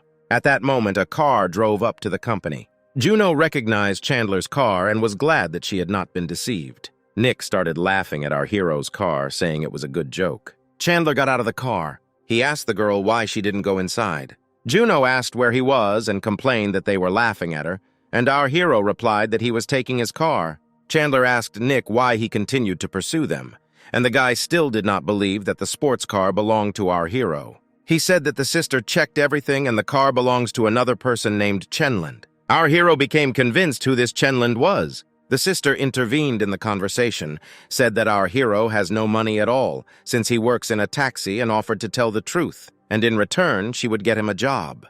Chandler immediately refused, saying that he did not want to work for someone who had such a black heart, and added that she was deliberately making her brother look bad in order to look better compared to him. The woman got angry and ordered the guards to teach him a lesson. Suddenly, the man said that he really wanted to see who would touch our hero.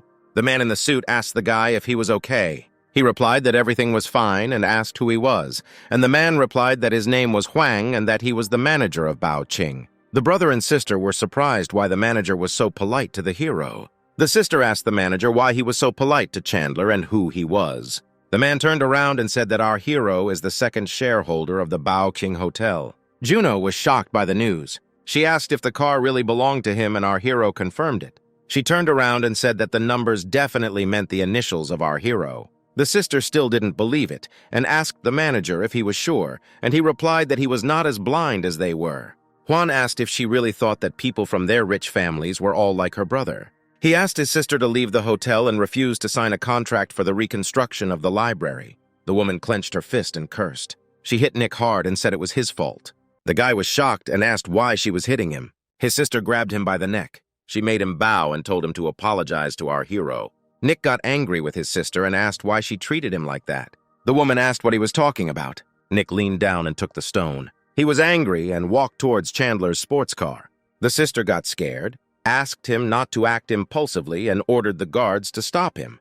Juno was afraid that he would crash Chandler's car, but our hero was calm and said that he would pay for it. Unexpectedly for everyone, Nick walked past our hero's car. He swung and crashed his car.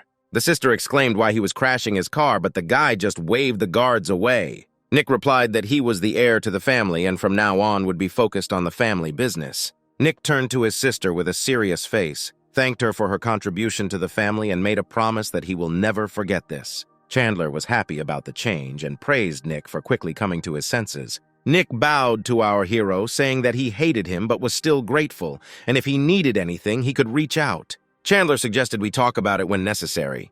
The sister was furious and blamed Chandler for ruining her plans. Our hero asked what she was saying because these words made no sense. Chandler suggested forgetting and going to dinner, and Juno replied that she was just hungry. The guys were sitting at a table laden with expensive dishes. Juno's friend was worried that since Nick crashed his car, he might crash our hero's car too. Chandler replied that he could have broken it, but didn't. Our hero asked Juno why she wasn't eating and invited her to order whatever she wanted. Juno said that she called our hero not for this, but to discuss something. The guy asked what happened, and the girl said that after the last incident, her neighbors were detained, and their families hope that she will forgive them. A friend said that this issue needed to be sorted out because they could not come to a common decision. Chandler said the girls must turn in the ringleader or he may come after them in the future. Juno replied that the girls were afraid to testify against him because his father was the boss of the Java company. The guy poured wine and told her to listen to him.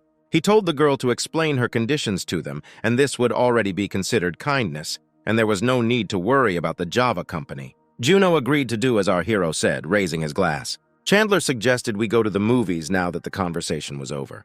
My friend was very happy about this offer. Chandler thought that his girlfriend was very clingy, since it was obvious that he only invited Juno. And her friend, noticing his gaze, thought that he liked her. At the exit of the Bao Ching Hotel, Chandler gave the keys to the manager, asking him to drive his first car, and the manager promised to do everything in the best possible way. Chandler praised the manager and promised to tell the manager how well he did.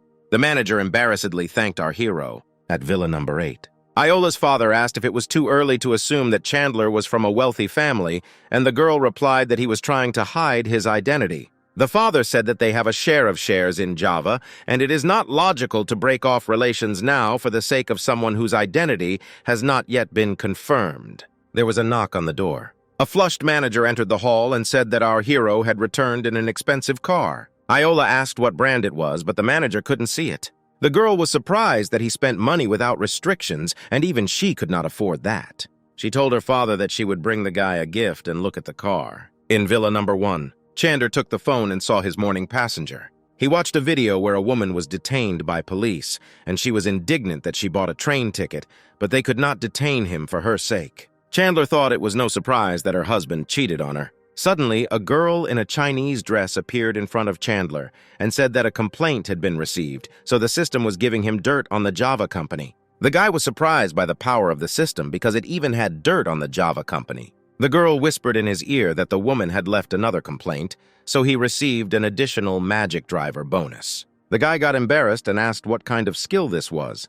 And the girl said that after this skill, the guy will be able to control any type of transport perfectly, be it an airplane or a boat. The guy was delighted with the skill and agreed that the name suited him. The doorbell rang. Chandler wondered who could come at such a late hour. The guy got up and opened the front door. Iola asked if she had disturbed him at such a late hour. The guy replied that she didn't bother him. The girl said that she brought a watermelon that they bought especially for him. Our hero thanked the girl and invited her to come in and eat watermelon together. The girl suggested looking at the view of the city from the shore of the lake. Chandler liked the idea and went to cut a watermelon to eat it against the backdrop of the city at night. Looking after the leaving guy, the girl decided to come closer to the car and look at it. The girl came closer and was surprised that the car was worth about $50 million and had an individual license plate. Chandler arrived with a bowl of sliced watermelon and told him it was ready to serve. He suggested they sit down and enjoy the night view while they eat watermelon. Iola expressed admiration for the guy's new car. Chandler offered the girl a ride, but she refused, saying that she was terrible at driving. The girl asked why the guy continues to work in a taxi because he is so rich. The guy replied that working in a taxi helps him establish communication in order to be ready to manage the company. Chandler handed the girl a folder and asked to look at the documents. The girl took the folder and asked what was there. Having seen the documents, the girl was shocked by how quickly our hero managed to find incriminating evidence on Java. Iola said that Chandler was amazing for being able to gather information in such a short time, and the guy replied that he had his own ways. The guy said that with this evidence, he would not leave the Java company a chance. Iola replied that she had also started collecting information, but with these documents, she would immediately expose the company. The guy said that it doesn't matter to him what happens to the company. The main thing is that father and son are humiliated. The girl replied that she would take care of it and said goodbye. Arriving home, the girl told her dad that Chandler let her in. The girl showed the documents and asked Dad to look at them. The man was surprised where the girl got all this from. She said that Chandler gave her the documents and shared her guesses that he must have great connections, adding that the new car costs about $50 million. The man was surprised by the cost of the car. The girl conveyed the guy's words that it was important for him to destroy the father and son, and not the company, and asked if he knew that they had shares in Java. The man said that he would sell the shares and recommended that the girl stay in the shadows, as our gentleman does. The next day, a bell rang in Villa Number 1. A woman called Chandler and said that she needed to buy clothes, so she asked the guy to work and pick them up. The guy answered the teacher that he would even give her a discount, and she replied that she would send him the address. Our hero arrived at an apartment building. The teacher and the girl waved to our hero, shouting that they were here. The girls got into the car and the teacher introduced the girl. It was her cousin. Chandler greeted him back, saying he was glad to meet you. The guy drove up to a clothing store and asked if it was the same store, and the girls answered yes. Chandler suggested that the girls go shopping, and he would wait for them in the car. The teacher invited him to go with them. It didn't take long to persuade our hero, and he agreed. The guy didn't understand why he should go with the girls, and the teacher asked not to ask unnecessary questions. A consultant met them at the entrance, and her voice seemed familiar to Chandler. Chandler recognized the girl. It was Zoe who gave him her first time, and the girl thought that the guy was here for her. The cousin asked if they knew each other, and the girl replied that it had been a long time since they had seen each other. Zoe asked if she and her cousin were dating. The cousin replied that he was an acquaintance, and they had to call him because her car was being serviced. The cousin took Chandler's hand and said that she would call the girls if she needed help. The pregnant woman called Zoe loudly. The girl approached her and asked what she chose. But instead of answering, the woman angrily threw her shirt at Zoe. She immediately replied with an angry face that it didn't happen on purpose. Zoe smiled and said that everything was fine, asking if she had chosen this shirt. The woman replied that she was pregnant and needed something loose, but loose ones made her look fat. She asked to bring the dress that she tried on first. Zoe was angry because the woman had already tried on 20 outfits and was again asking for the first dress. Colleagues discussed the woman, surprised that she was attracted to Zoe only because her husband looked at her. The girl took the first dress from the fitting room. She brought the dress to the woman and she asked to also find an outfit for her boyfriend. The girl asked in surprise, "He also wants to buy something." The woman angrily replied that they would decide this after the fitting, adding that today was her day off and she would do whatever she wanted. Zoe replied that she would take him to the men's section so he could choose something. Suddenly, Zoe felt unwell and covered her mouth with her hand. She apologized and ran to the trash can. The girl vomited, and her cousin came over and asked if she was okay. The girl replied that everything was fine and asked if she had chosen her clothes. The girl replied that she had chosen an outfit and was going to try it on. Zoe looked upset at our hero, upset that he didn't even ask if she was okay. At that moment, the teacher came out in a new outfit and asked the guy how he was doing. Chandler said he personally thought she looked great. The teacher said that she was taking the outfit and asked Zoe to pack it, and the girl said that they looked like close friends. The teacher replied that Zoe did not understand everything correctly. She simply did not have guy friends, and his opinion was important to her. The cousin also asked Chandler what she looked like. The guy replied that she looked good, but he didn't like that style. The woman invited Chandler to choose an outfit for himself, and he agreed, asking him to wait. Zoe offered to go with her to the second floor to the men's department. The girl walked ahead, and our hero followed. Getting up, the guy asked why the girl vomited. She replied that she was pregnant and it was Chandler's child. Chandler was shocked to hear the news. Ignoring the guy's surprise, Zoe took out the box, saying that it should fit. Suddenly, the guy hugged the girl from behind, pressing her to him. Blushing, the girl got excited and said that there were cameras in the store. The guy turned her to face him and asked her to repeat what she said. The girl embarrassedly said that he needed to take responsibility. The guy took Zoe's hand and led her along. The girl asked where he was taking her. Chandler said that if this was true, then they should get married.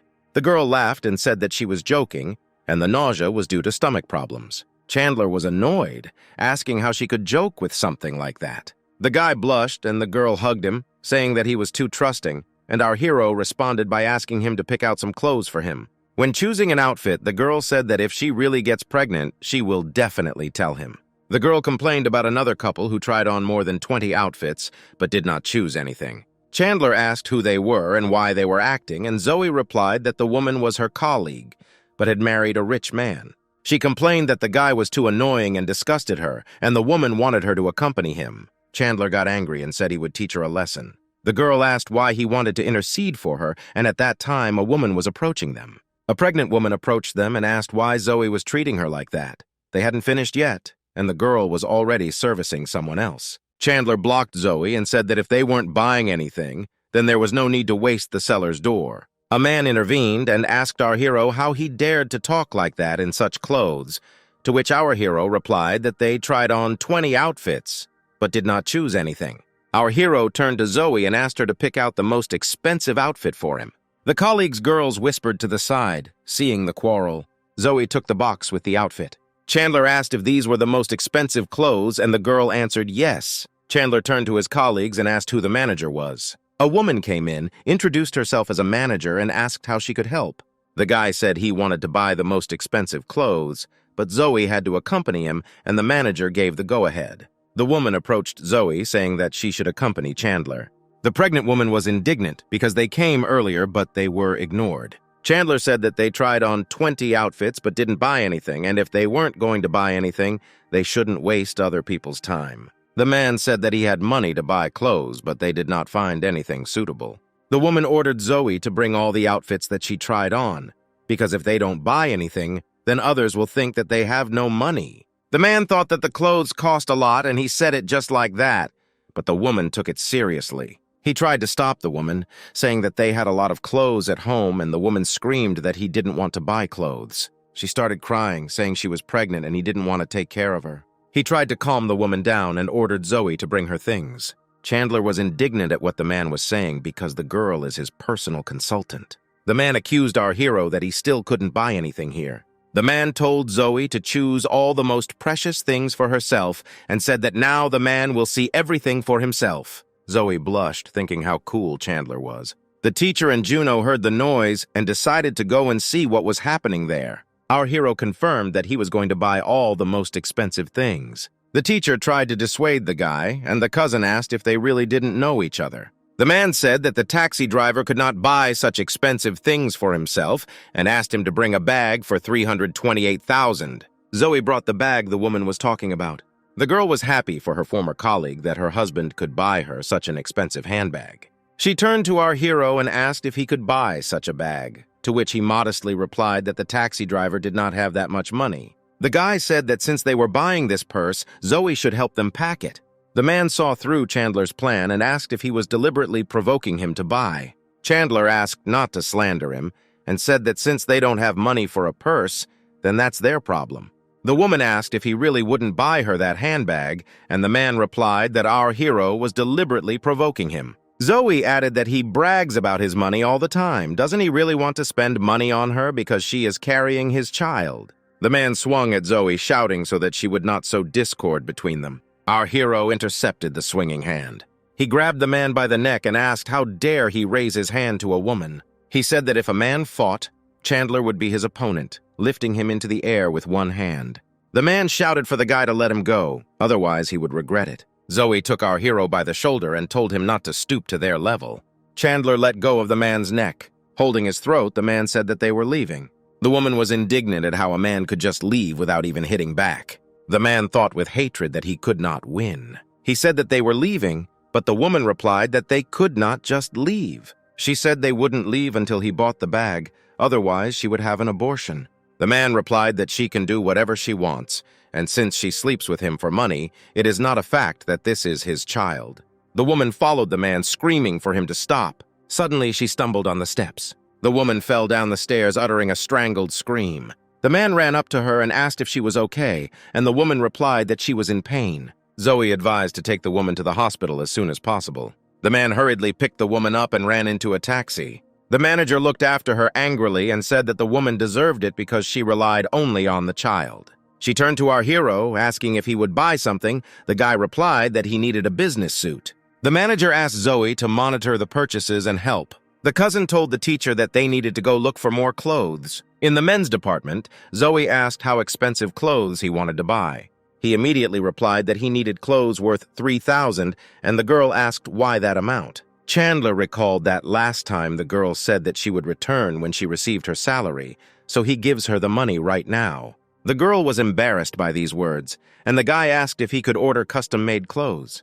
The girl took a measuring tape and said that she needed to take measurements. While the girl was taking measurements, she noticed that our hero had become stronger. Chandler asked what was the matter, if the girl was feeling unwell. She asked if our hero had gone to the hall. He thought that because of the system, his body became better and replied that he went to the gym for its sake. He pulled the girl towards him, said that he had become stronger, and she said that no one wanted to touch him.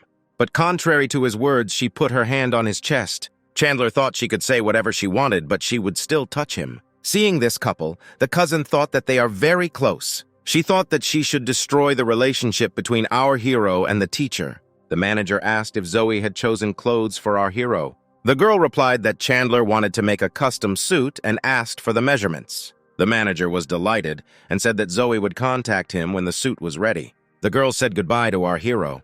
Chandler pulled into the parking lot. He asked his cousin where they were going now, and she said to go to All Island. The woman asked why he bought such expensive clothes while working as a taxi driver, and he replied that he just liked them. The woman decided that our hero was a creep because he was flirting with several girls and thought about inviting him to dinner with her colleagues. The woman took her phone out of her pocket. The car drove up to the All Island Hotel.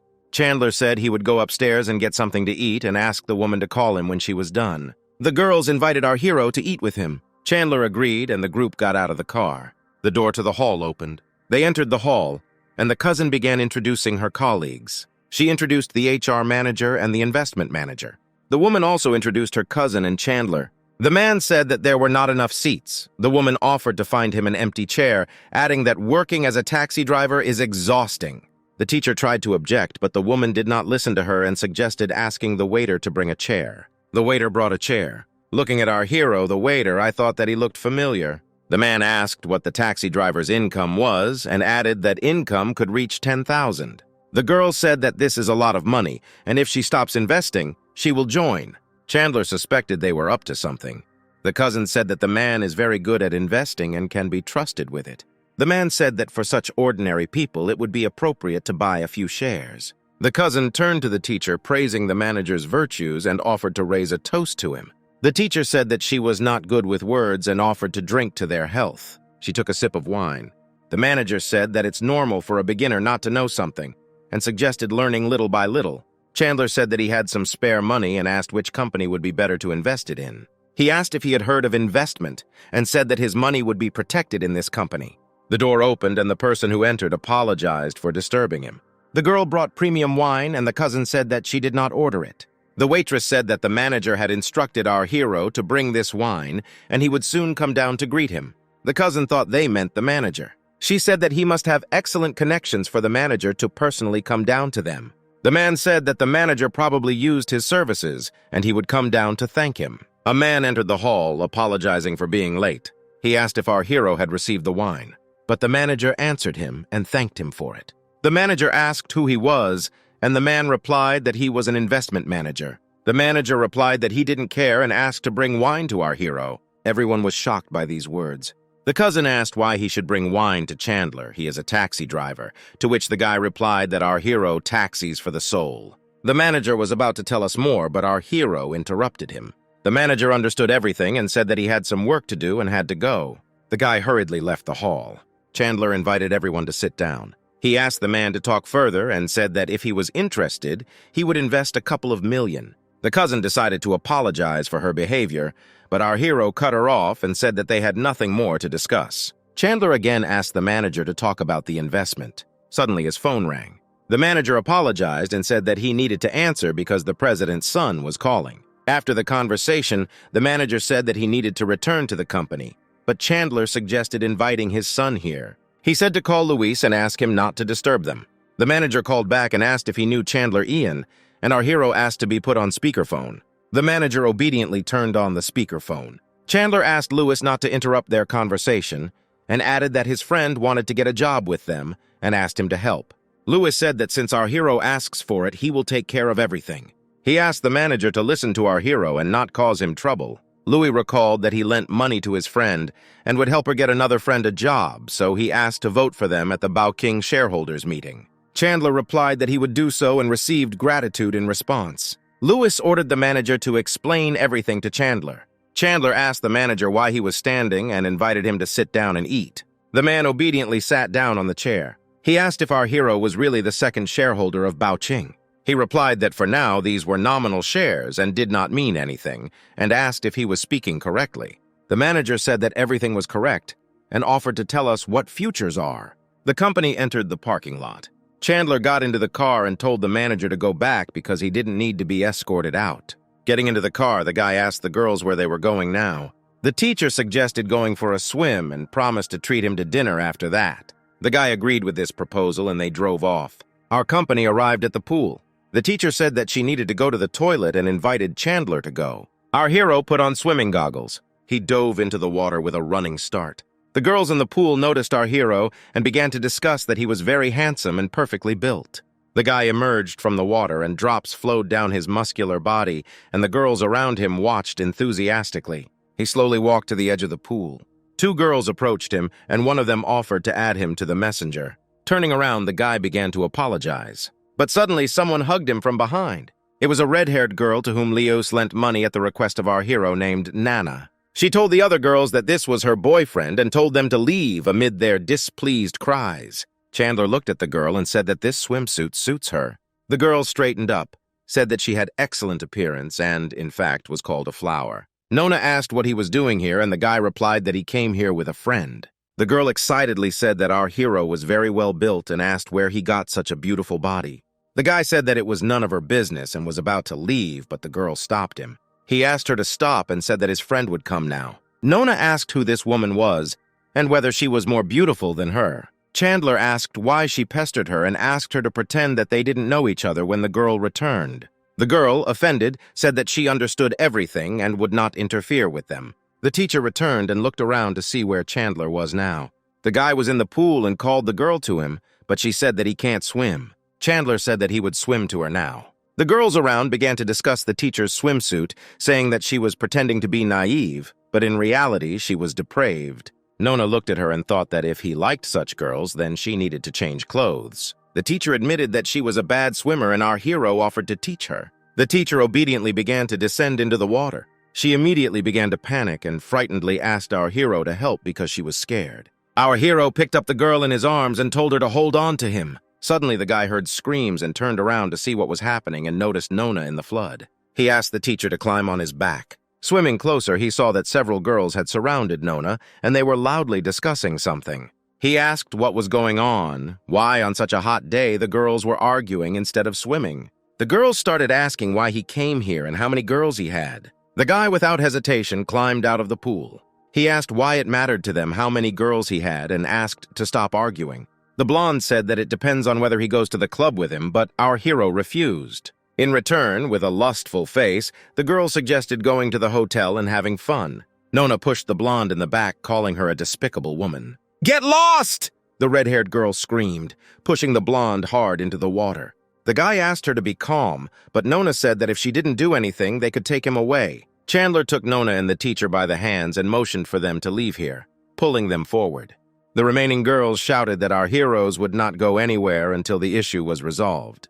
The guy, covering Nona and the teacher, said that if he even touched them, he couldn't vouch for himself. Nona was glad to hear this, thinking that our hero had a drop of conscience. A rescuer approached and invited the noisy company to calm down and discuss everything. The blonde screamed that nothing would be decided and that until Nona drank water, she would not calm down. Chandler smiled slyly, asking the blonde if she wanted the redhead to test the waters. The girl confirmed his words. Our hero took a bottle of water from a nearby machine. He threw a bottle of water to the surprised Nona. The girl immediately understood everything and took a few sips, telling the blonde to watch her drink. "Now the issue is resolved," the girl asked, but the blonde only became angry because of this performance. Nona touched our hero's muscles and told the girls that he could easily handle them, and the guy reminded that when a girl speaks, she scores only 59 points, and when she is silent, she scores all 99. The blonde became even more angry about what was happening and told them to wait here. "I'll be right back," she said and left. The teacher got worried and offered to leave, but Nona said that there was no need to worry because our hero could handle everything. Chandler told them not to worry because he would figure everything out and suggested they ignore what was happening and have fun. He took the teacher by the hand and offered to continue teaching her swimming. A few minutes later, several people approached them.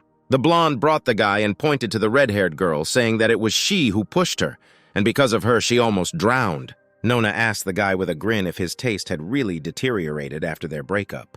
The guy said that he did not immediately recognize the girl and asked how they could solve this. The redhead said that she intervened to stop the blonde's betrayal and she would not decide anything, but the blonde replied that she was lying. The girl pointed to our hero and said that he was the first to flirt with her, and she refused him. The guy grabbed the blonde by the throat and said that Nona may be eccentric, but she definitely never lies. He pushed the girl aside and said that he would deal with her later. The guy approached our hero and invited him to sort it out like a man. Nona told him that it was she who threw the blonde into the water and asked him not to drag others into this. The guy said that he would give Chandler a chance and offered to go through the obstacle course.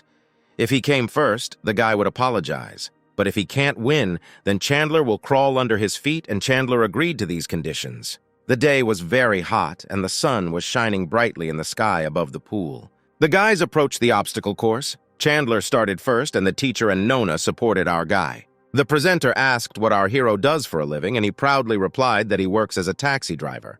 The presenter asked if the guy was ready, and he answered yes. 3, 2, 1, start! The presenter shouted into the microphone. Our hero started and very quickly overcame the first obstacle, jumping over it. The presenter was shocked by the speed of our hero, commenting on his actions. Without stopping for a second, he instantly overcame the second obstacle. The presenter screamed into the microphone, wondering how the taxi driver could move so fast. The teacher and Nona shouted, supporting our hero. The guy overcame the third obstacle, holding the rings with his hands. He moved to the other side of the pool. He ran up to the high wall. Chandler took the pole and instantly jumped to the top with it. The presenter was shocked, congratulating our hero because he is the fastest participant, completing the test in 1 minute and 23 seconds. Chandler suggested waiting with congratulations and watching how the second participant completed the test. The presenter agreed and drew the audience's attention to the second participant.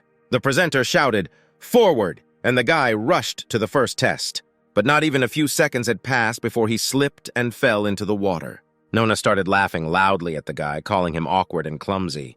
The humiliated guy was given a life preserver, and he fought off the lifeguard, and from the shore he was told that he was very fast. Chandler stood on the edge of the pool and congratulated the guy because he was able to pass the test in just 1 minute. The teacher approached our hero, admiring his speed, and he gave the girl a medal so that she could exchange it for a prize. The teacher, blushing, kissed our hero on the cheek and thanked him. Nona got angry when she saw the kiss and asked why she did that. The teacher replied that it was her way of saying thank you and asked why she was angry. The guy got out of the water and said that such a competition is not good because our hero is too fast, and suggested that he arrange a race to solve everything. Chandler agreed on the condition that if he won, the guy would do whatever he ordered. Nona began to worry and told Chandler in his ear that the guy was an excellent racer and he would definitely lose. Our hero said that she didn't need to worry because he was a professional racer. In the evening, everyone gathered at the racetrack.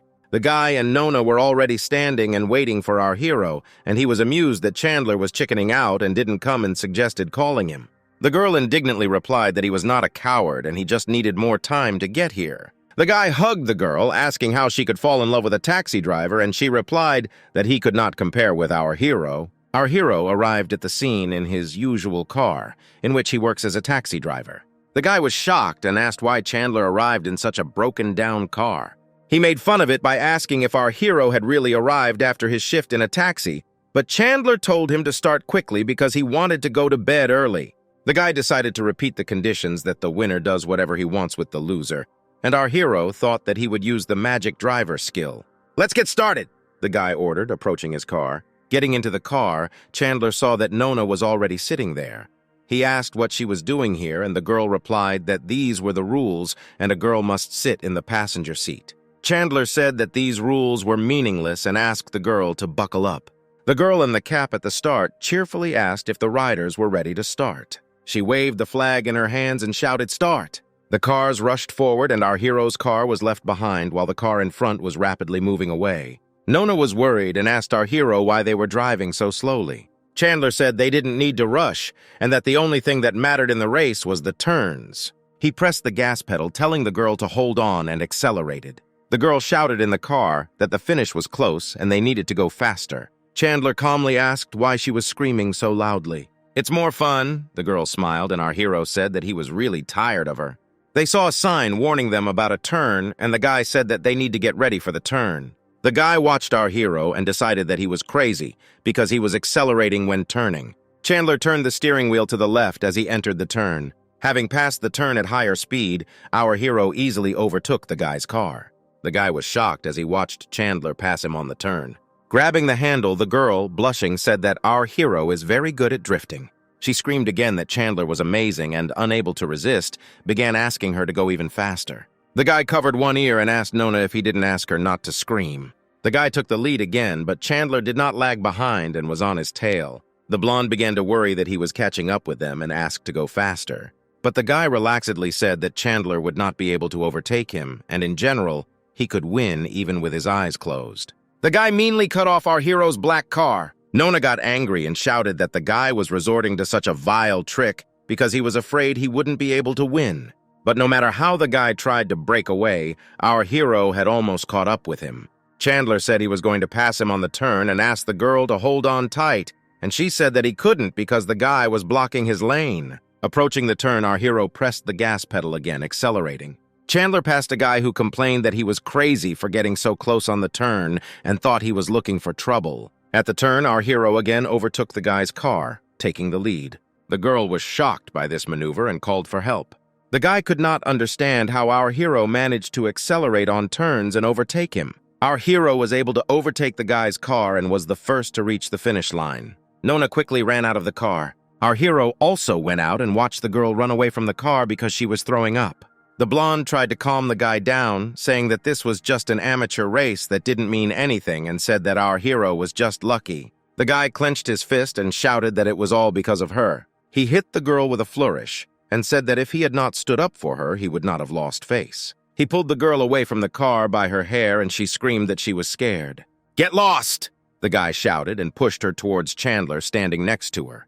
Nona got angry and asked why he pushed the girl towards our hero. Chandler said that he didn't like her and that he could keep her, pushing the girl away from him. Our hero smiled evilly and told the guy to get on his knees, and he asked if this was a way to punish the loser. Chandler recalled the agreement that the winner could order everything to the loser. He suggested that the guy was simply afraid of losing face due to loss. The guy got mad, asked who Chandler thinks he is, since he asks him to kneel and confirmed that he wants to hit him. Chandler quickly ran up to the guy. He kicked the standing guy in the stomach with force.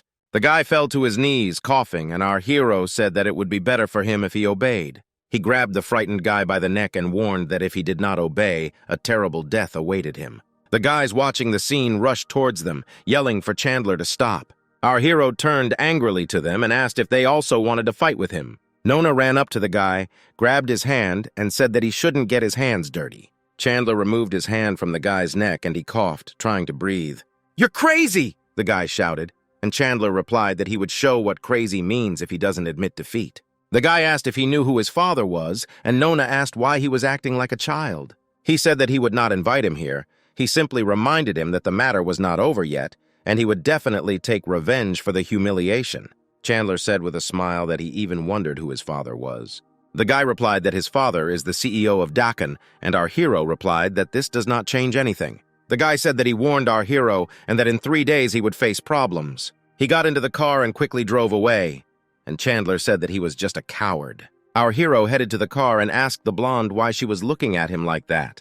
The girl replied that she now belonged to him and wanted to be with him. Chandler replied that he was not interested in her as he climbed into the car, but the girl stopped him. Nona asked, does the girl really have no self-respect? The blonde replied that her ex-boyfriend said that these were the terms of the bet and that she now belonged to Chandler. Nona got angry and pushed the girl and said that he can say whatever he wants. Why does she believe him, and drove her away? The girl opened the car door. Chandler asked why she was interrupting again, and the girl replied that she had to look after him or he would be stolen. The girl offered to go, adding that Chandler wanted to relax today. He asked if she wanted to go to him, and the girl agreed. The guy said that he was against it, and the girl was indignant. Why did he then offer her this and asked him to take her home? The car left the racetrack. Half an hour later, our hero said that they had arrived and asked the girl to leave. He said as Nona left that she looked great, but it would be better if she dressed more modestly. The red-haired girl waved her hand to our hero's leaving car. Chandler thought he might take a couple more orders. He arrived at the hotel building for another order. He asked the guy standing there if he called a taxi, and the guy said yes. Looking at the guy in the back seat, our hero thought that he looked upset. Something must have happened at the hotel. 20 minutes later, our hero said that they had arrived at the bridge that the guy had pointed out and asked where he should stop. A guy with a sad look told him to stop in the middle of the bridge. Chandler stopped at the indicated place, asked not to forget things, and asked to use their taxi next time. The guy repeated the last words of our hero and added that maybe in the next life. Chandler was surprised to hear these words and wondered if the guy was talking about suicide. Our hero followed the departing guy with a stern look. He shouted, checking with the guy that he was here to enjoy the beautiful view of the river. The guy replied that he saw no point in enjoying the view of the river and asked what was the point of living if it seemed meaningless. Our hero asked if he had a quarrel with his partner, and the guy replied that it was not just a quarrel, but betrayal. Chandler said that since he was cheated on, it's not the guy's fault. Why blame yourself? And added that he was also cheated on, but he didn't give up, and asked the guy not to give up. The guy on the bridge turned around and asked if his boyfriend had cheated on our hero. Chandler said yes, but he still didn't finish the sentence. Then it dawned on him what exactly the guy said, and he asked in shock, "What guy?" Suddenly, the guy on the bridge said that he felt enlightened and asked our hero to take him back. Chandler was embarrassed, saying that his shift was already over and suggested that the boy call another car. But the boy said that no one would take him away at such a late hour, clinging to our hero. He clung to Chandler and asked to take him home, and if he decides to commit suicide again, it will not be on the conscience of our hero, and he replied that if it was on his way, he would think about it. The guy replied that he lived in Highland, and Chandler agreed, adding that it was not far away. Our hero approached the car, invited the boy to get in, and he gladly accepted the offer. Arriving at the apartment building, our hero announced that they had arrived. The boy, with a smile on his face, invited our hero to have tea with him as if he didn't want to commit suicide recently. Chandler politely refused, saying that he did not want tea but wanted to go home and rest. The boy invited our hero to exchange phone numbers, but he refused and asked him to get out of the car. The guy tisked displeasedly as he got out of the car and slammed the door forcefully. After the guy left, the system congratulated our hero on his new bad review and awarded him 100 million virtual currency, adding that they can only be spent on buying virtual goods. Our hero thought about what he could spend the virtual currency on, and the only thoughts that came to his mind were donations on streams. It was late at night when our hero returned to his villa. Chandler took a shower, and when he got out, he couldn't decide what to watch. Our hero on his phone opened a stream of a girl who asked to support her with a gift and thought that she was pretty cute. Chandler pressed the rocket icon on his phone, sending the girl a gift. Showing a heart, the girl thanked our hero for the rocket and offered to order a song, and she would sing it. Chandler asked to sing The Lonely Swimmer, and the girl agreed, asking her to wait a couple of minutes. Someone under the nickname Smoking Alone answered our hero and asked if he was really studying in elementary school, and the girl asked them to swear. Chandler wrote back that he liked the song, and if he had anything against it, he could just leave. The girl tried to attract the attention of our hero, saying that she was starting to perform a song. Everyone in the comments discussed how big a donation our hero had made. Some complained that they could not earn that amount in a year, and others asked our hero to hire them. A stocky man with the nickname Smoking Alone admitted that our hero is richer than other users and said that he had already spent 500,000 on gifts, and if he asked, the girl would stop singing. The stream displayed a message that Smoking Alone sent 100 rockets to the girl, and the girl happily thanked him. The girl saw that our hero, under the nickname Secret Star, also began sending rockets 800 at once. The girl apologized to the audience and said that she needed to leave. She took the phone and invited our hero to meet for dinner, but he refused, saying that he spends money just for fun. The girl decided that our hero was a big shot because he sent her 1,000 missiles, but said that he was not interested in her. Chandler suggested that Smoking continue the competition alone. The man angrily put out his cigarette in the ashtray standing next to him. He wrote that it was only 200,000 and invited our hero to continue tomorrow evening. The guy irritably asked the man why he decided to continue tomorrow evening. Then the guy saw a huge number of messages and was surprised why there were so many of them. Our hero was inundated with messages from other users who offered to come to their stream, sing to our hero, and boasted that they were better than the girls on air. The guy yawned and stretched sleepily, surprised at how strange the streams were. The next day the sun was shining brightly on the street, illuminating our hero's villa with its rays. Chandler woke up to the ringing phone that wouldn't stop. The guy sleepily answered the call. It was his aunt. She said that his cousin's entrance results had arrived.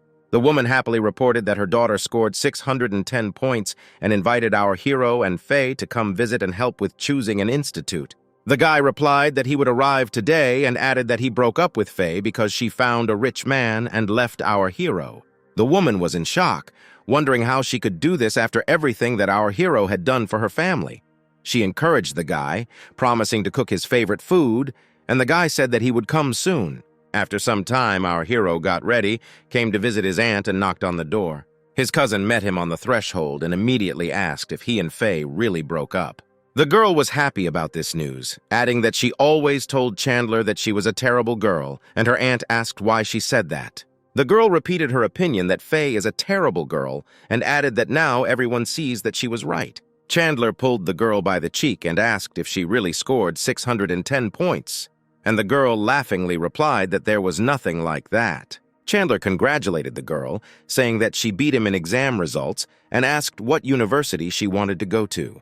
Pouring water into a glass, the girl said that she had not yet decided and asked our hero for advice. He asked what the girl would like to do, and she replied that she wanted to become a specialist in the white-collar field. Chandler said many of these jobs lead to office work and asked what industry she would like to work in. The girl smiled embarrassedly and said that she could not decide yet. A woman came into the room and said that she had found a new girl for our hero.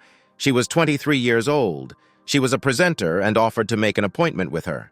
The guy was embarrassed and complained that his aunt was choosing a new girl for him very quickly. He said that he didn't want to date anyone yet, and in response, his aunt said that he was almost 30 and offered to add the girl as a friend. The girl said that our hero had better agree, otherwise the woman would remind her of this every day. The guy accepted the advice and, giving in, added the girl as a friend. The woman reminded the guy not to forget to write to this girl and went on to prepare dinner.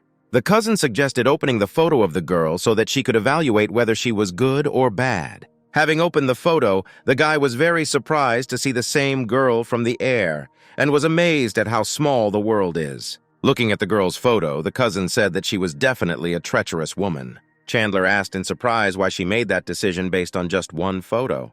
The cousin showed the photos and said that the girl in them is showing her bags or is in tourist places. She is treacherous, the cousin added. The aunt heard the conversation and, looking out from the kitchen, asked the girl not to say nonsense. The cousin answered my mother that she had only been at home for a few days, but she was already starting to irritate her and decided to spend the night with our hero today. She also said that if she left, she would not come back, which made the woman angry and said that she would deal with her as soon as she finished cooking. The girl turned to our hero and asked him to take her to visit, and he said that she had not decided on the choice of institute. A woman from the kitchen shouted at him not to listen to his cousin and to invite that girl to dinner. The aunt said that if he didn't do this, she would be angry, and the guy agreed to invite her to dinner. The guy began to doubt because the girl is a talented presenter, whether he could invite her to dinner. The woman smiled conspiratorially and said that she had already agreed with her mother that she would definitely come. The cousin took the phone and invited our hero to invite the girl on a date, saying that she knew a good way. Auntie threatened that if the girl screws up, she will kill her. But the girl asked her mother not to be distracted from cooking. The girl was surprised because she sent so many messages and received only hee-hee in response. Chandler laughed and asked if she hadn't spoken who knows about this matter. The girl gave the phone and said that judging by the messages, she was becoming more and more convinced that she was a bad person and asked our hero to be careful. The woman came in with a saucepan in her hands and announced that dinner was ready and it was time to eat. Chandler was delighted with the smell of the food, and the woman said she prepared an extra portion so he could take it home when he left. Our hero's phone lying on the table beeped and a new message appeared on the screen. The cousin read that the girl agreed to have dinner at the Baugale Hotel and added that it was too luxurious a place for a first date. The woman was embarrassed by such a proposal and said that it's okay, he doesn't have to go, it's too expensive there. Chandler asked not to worry because he had a good income and suggested that they eat before the food got cold. That evening, our hero arrived at the Baugale Hotel. Our hero was sitting at the table and looking at the phone. He understood why the girl was already an hour late. He was beside himself with indignation and thought that if she was not going to come, there was no need to promise, and not to come would be rude. Chandler could not stand it and wrote a message that he had been waiting for an hour, and the girl replied that her phone was dead and she was already coming. The guy got angry and wrote that he had already left, adding that she might not come. He was indignant why he spent so much money on the girl last night. Chandler looked at the table laden with dishes and thought that the food here was not as tasty as his aunt's. Chandler called the waiter and a smiling girl approached him asking what he wanted. Our hero asked the girl to warm up his food. which surprised the waitress. The couple at the next table started laughing and whispering, thinking that our hero had come to the diner and if the waitress would agree, then they won't come here anymore. Chandler calmly explained that his aunt prepared this food for him, so he asked him to warm it up. The girl, hiding her irritation, replied that they do not provide such services. Our hero offered to buy their most expensive bottle of wine in exchange. The couple at the next table was shocked that they could afford such expensive wine because it costs tens of thousands. The waitress agreed, took his food, and said that she would prepare everything, and our hero thanked her. Suddenly, that same girl appeared in the hall, arm in arm with some guy, and our hero was shocked that she came. As he sipped his wine, he thought it was a good thing he hadn't sent her his photo. But contrary to hopes, the girl recognized him, surprised that he still had not left, and our hero realized that his aunt had sent his photo. The man asked if he was an ex-boyfriend, and the girl replied that she was supposed to be on a blind date with him. He smiled sarcastically and said that then they should get to know each other better. The man approached our hero and asked if he could sit down, but our hero refused him. The man said that he would watch their blind date on the sidelines and turned to the girl, saying that it was important, and she embarrassedly asked him not to joke like that. The girl pointed to the time and asked if the man didn't need to compete with the secret star. Our hero realized that this was the same smoking alone with whom they were having a competition today. The man asked if our hero wanted to go on a date with a girl, and he answered no, because he didn't see the point in it. The man laughed loudly and, hugging the girl, said that this was a good decision. Sitting down at his table, the man asked if their date was canceled. The girl answered that she agreed only because his aunt and her mother knew each other, and she would never fall in love with such a guy. The man told the girl to order whatever she wanted, and she asked if he really wanted to have a competition with the secret star. The man told her not to worry because he had prepared 10 million, which made the girl delighted, calling the man amazing. A waitress approached our hero and brought heated food. At that moment, two girls entered the hall. One of them had a selfie stick and was recording a video. The girl approached our hero and asked if he was free, and he thought that she was another streamer. The girl asked if she could sit down and talk to our hero, but he refused. The girl came closer, saying that he looked young. Then she saw his ears, and saying that they were big, she asked to touch them. Our hero pushed her hand away and said that if she continued, he would sue for sexual harassment. The girl thought that the guy was very arrogant, and if it weren't for the stream script, she definitely wouldn't have approached him. The second girl started crying, saying that Chandler was very rude. The guy was shocked that the girl burst into tears because of this, and she said that they were just small streamers and asked to give them some slack. The guy asked her to stop crying and asked what platform she was streaming on. The girl introduced herself and said that she streams on the Teasing Fish platform. Our hero asked if she needed donations, and the crying girl replied that this was her main source of income. The guy pointed to the girl who had pushed him on a date and asked him to arrange a battle with her, and he would help. She replied that she would be glad to donate, but this streamer had 2 big donators yesterday and is unlikely to win. Our hero said that if she needs donations, then she needs to start a battle and he will help, or she can forget about it. Chandler asked for the bill, and the waitress said his bill was $259,000. The little streamers were shocked by such a bill, wondering that he could order something like that here. The waitress replied that he had ordered almost nothing. That was the cost of 2 bottles of wine. Recently, a girl who was crying thought that since he could order such expensive wine, he would definitely help her get rich and agreed to challenge the streamer. Confidently, in white shoes, the girl approached the table. The girl turned to the streamer, asking if she was doing this. She confirmed and asked, "Is she a fan?" The girl replied that she was also a streamer and that she wanted to challenge her and invited her to fight in a streamer battle. The streamer laughed at the girl's proposal and, pointing to the man, asked if she knew who was in front of her. The girl answered in the negative and asked who this man was. The streamer proudly replied that this is her best donor, Smoking Alone. The man asked the girl what her nickname was and added that if he had time, he would come in and donate to her too. The girl was taken aback by this offer, thanked her, but refused. She turned to the streamer and asked if she agreed, but she laughed and asked if she wanted to poach her audience. The streamer turned to the man and asked if he would help her, and the man was happy because the girl turned to him. Turning to our hero, the girl thought whether she should trust him. The streamer noticed the girl's gaze and asked if she really threw down the challenge because our hero asked her to. The man said that our hero looked like an office worker and that he shouldn't have believed him, adding that she looked pretty but was quite stupid.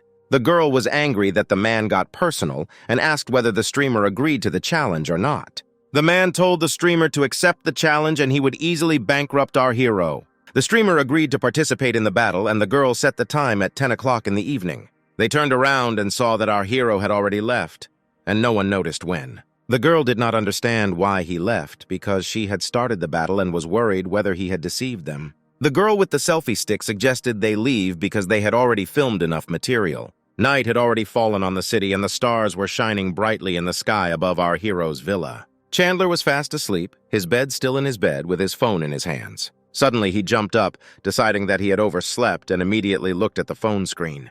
He opened the stream on his phone and saw that the girls had already started the battle. Seeing that our hero had connected, the streamer was delighted and greeted him and said that now she would definitely win. Our hero clicked on the rocket icon on the phone screen. The streamer was shocked that our hero gave the gift not to her, but to her rival, and she was very happy about it. The streamer approached the man and asked him to help her because she couldn't lose. The girl thanked our hero and asked why he sent the gift to her. Chandler replied that it didn't matter and asked her to sing the song The Lone Warrior, and while she was singing, the guy would give her gifts. The girl said that she would sing right now and, taking the microphone in her hands, immediately began to sing the ordered song. The girl asked what song he would like to hear, and our hero replied that in the restaurant she was flirting with everyone and asked to demonstrate it. It dawned on the girl who was crying in the restaurant that our hero was the secret star. Everyone started asking if she really wanted to go to the hotel with him, if they were dating, but the girl denied everything and said that they met by chance. The girl continued to say that our hero asked her to fight in the battle, and then the streamer realized that he was her secret donor. Chandler turned to Smoking Alone and asked him to continue sending gifts because he wanted to give him a little head start. Suddenly, a message appeared in the chat from Smoking Alone saying that he would no longer send gifts. The girl said that our hero sent her a photo and now she will show it. The message was from Smoking Alone. He offered to deliberately lose to our hero, invited him to the room, and promised that the streamer would meet him personally. The streamer shouted that it was fake and that you shouldn't believe in this photo, calling them vile because they are trying to set the girl up. Looking at the phone screen, she repeated that the photo was definitely fake when a man approached her from behind. The man hugged the girl and asked why she should humiliate herself with explanations in front of these losers, and that he could win beautiful girls while other guys were only fantasizing. He pressed the girl tighter and she screamed for him to let her go, and the man asked if he didn't have privileges for all the gifts he gave. The frightened girl once again asked to let her go and turn off the broadcast. The man said that he would not let her go and turned to our hero, saying that his girlfriend was in the arms of another man and he would do whatever he wanted with her. The guys burst into the room where the man and the streamer were, opening the door with their feet. 3 guys in black entered the room with serious faces, and a surprised man asked what was going on. The guys tied up the man, and when the girl asked what was going on, they answered that he was suspected of embezzling the state budget and they needed to interrogate him, and the girl would help them. A guy in a black suit approached the girl and asked her to turn off the stream and follow them. The broadcast was interrupted by a call from his aunt, and Chandler wondered why she was calling so late. The woman said a friend told her daughter had been arrested and asked what was going on. Chandler said that her main admirer was wasting public money, so they were arrested, and added that everything was fine with him. The woman calmed down when she heard the guy's answer and said goodbye to him. The next day, our hero arrived at the residential complex for a new order. He stopped and called the passenger, saying that he had arrived at the gate of a residential complex. They told him that they would come soon and asked him to wait a little longer. 10 minutes later, our hero called again and asked where the passenger was, but she replied that she didn't know. He clarified where exactly she was now, and the girl replied that she had been walking for 10 minutes, but could not find a way out. Our hero went to a meeting and asked the girl to describe which building she was next to, and she replied that she was near building number 30, adding that she had a seminar today and she shouldn't be late. Chandler approached the girl sitting on the path and asked if she had called a taxi. Pressing the phone to her chest, the girl replied that it was her. Chandler extended his hand to her and asked her not to cry, promising that he would help. Finally, our hero found his passenger and they got into the car. Chandler asked to buckle up and said that they were now heading to the MANHUA hotel. The girl complained that drivers used to wait no more than 3 minutes and then cancel the order. Our hero asked not to blame other drivers because no one knew that she could get lost in her own complex. The girl said that she liked Iola and that she was the author of web novels, but she had terrible sense of direction, and our hero asked what her pseudonym was, promising to subscribe and support. She said that her pseudonym is Lon, and she writes romance novels that a guy is unlikely to like. The guy was glad that he still had 80 million of virtual currency left. They arrived at the right hotel, and the girl sincerely thanked our hero for his help. The girl said that she would contact him if she needed help and asked him to pick her up on the way back. Chandler promised to come, and the satisfied girl went to the hotel. Our hero found Iola's account, looked at how many subscribers she had and her work, and clicked the subscribe button. There was a solemn atmosphere in the hotel hall, and everything was hung with balloons. A woman in the center of the hall with a microphone in her hand thanked everyone who had come, and someone shouted her name and nickname. Iola was sitting in the hall when her phone notified her of a new message. On the phone screen, it was written, "Congratulations on the gift of the Golden Master." The girl immediately guessed that the prize was from our hero and was surprised how an ordinary taxi driver could give so much. The girl wrote to Chandler, asking if he had sent a donation, and he replied that he had read her novel and liked it. The guy continued by saying that it was a pretty popular idol novel, and the girl laughed happily. Her laughter attracted everyone in the room, and the girl in the next seat asked what made her laugh so much. Iola happily showed her phone and said that she had received the Golden Master Award. The girls opened Iola's profile on their phones and were surprised that she actually received the award. The woman on stage said that since she received such a high award, it means her work is very good and asked to share her writing experience. Iola sheepishly replied that she was a small writer and received the award from the driver who brought her. She assumed that he liked her work, so he sent a gift. The woman said that she had read Iola's work and it was not worth 100,000, and added that perhaps the girl had an arrangement with the driver. The girl was outraged and suggested calling the guy to find out everything. Our hero's phone rang and the writer's name appeared on the screen. He answered the call, and the girl immediately asked him to explain why he decided to support her. The guy asked why he had to explain something. He immediately realized that they didn't believe the girl, so he said that he would donate 10 times more when everyone believed her. One girl wondered, since when taxi drivers became so rich, and the second said that Iola had received a second reward of 10 million. A ball containing coins appeared on the writer's page, informing her that 10 million had been donated to her. The woman asked in surprise who this man was, and she replied that it was an ordinary taxi driver. Iola assumed that our hero is a member of a rich family, but hides it, and how at the end of the novel he will return to the house to inherit the property. The woman came closer to Iola and said that this was bad. She continued by saying that you can't rely on some rich guy to boost your popularity, and the girl reiterated that she doesn't know why he did that. With tears in her eyes, she took her purse and said that since they didn't believe her, she was leaving. The woman invited the others to continue and added that the girl's popularity will not grow in one day with the help of such manipulations. The tear-stained girl ran out into the street and dialed our hero and asked, "Where is he now?" Chandler asked in surprise why she was crying and where she was now, and the girl replied that she was accused of a dishonest way to increase popularity. Our hero replied that his support caused trouble for the girl and asked where she was now and received the answer that she was at the hotel. He went to the girl and told her that he would arrive now. Arriving at the hotel, the guy immediately saw Iola, who continued to cry. The girl sat in the back seat still crying and said that no one believed her and everyone thought it was a setup.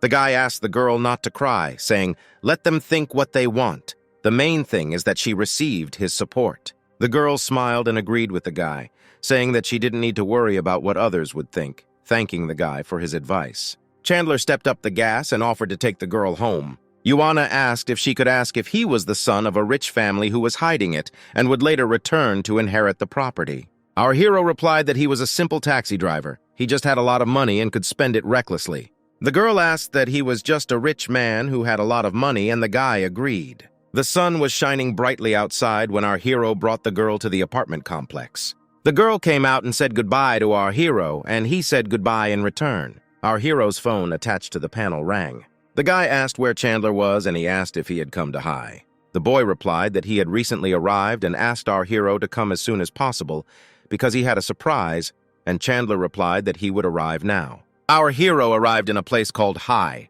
He got out of the car and ran towards the entrance to the building. The guy turned to the girl working in the cafe and said that she began to look even better, and the girl replied that our hero was heartless because he did not return after graduation. The girl said that 3 classmates were already waiting upstairs and offered to accompany the guy, and he immediately understood what surprise the boy was talking about. Our hero turned to the girl and said that he would come there himself. asking her to tell her the room number. The girl replied that they were in room 203, and the guy went there, thanking the girl. Chandler knocked on the door of the room and said loudly that he was here.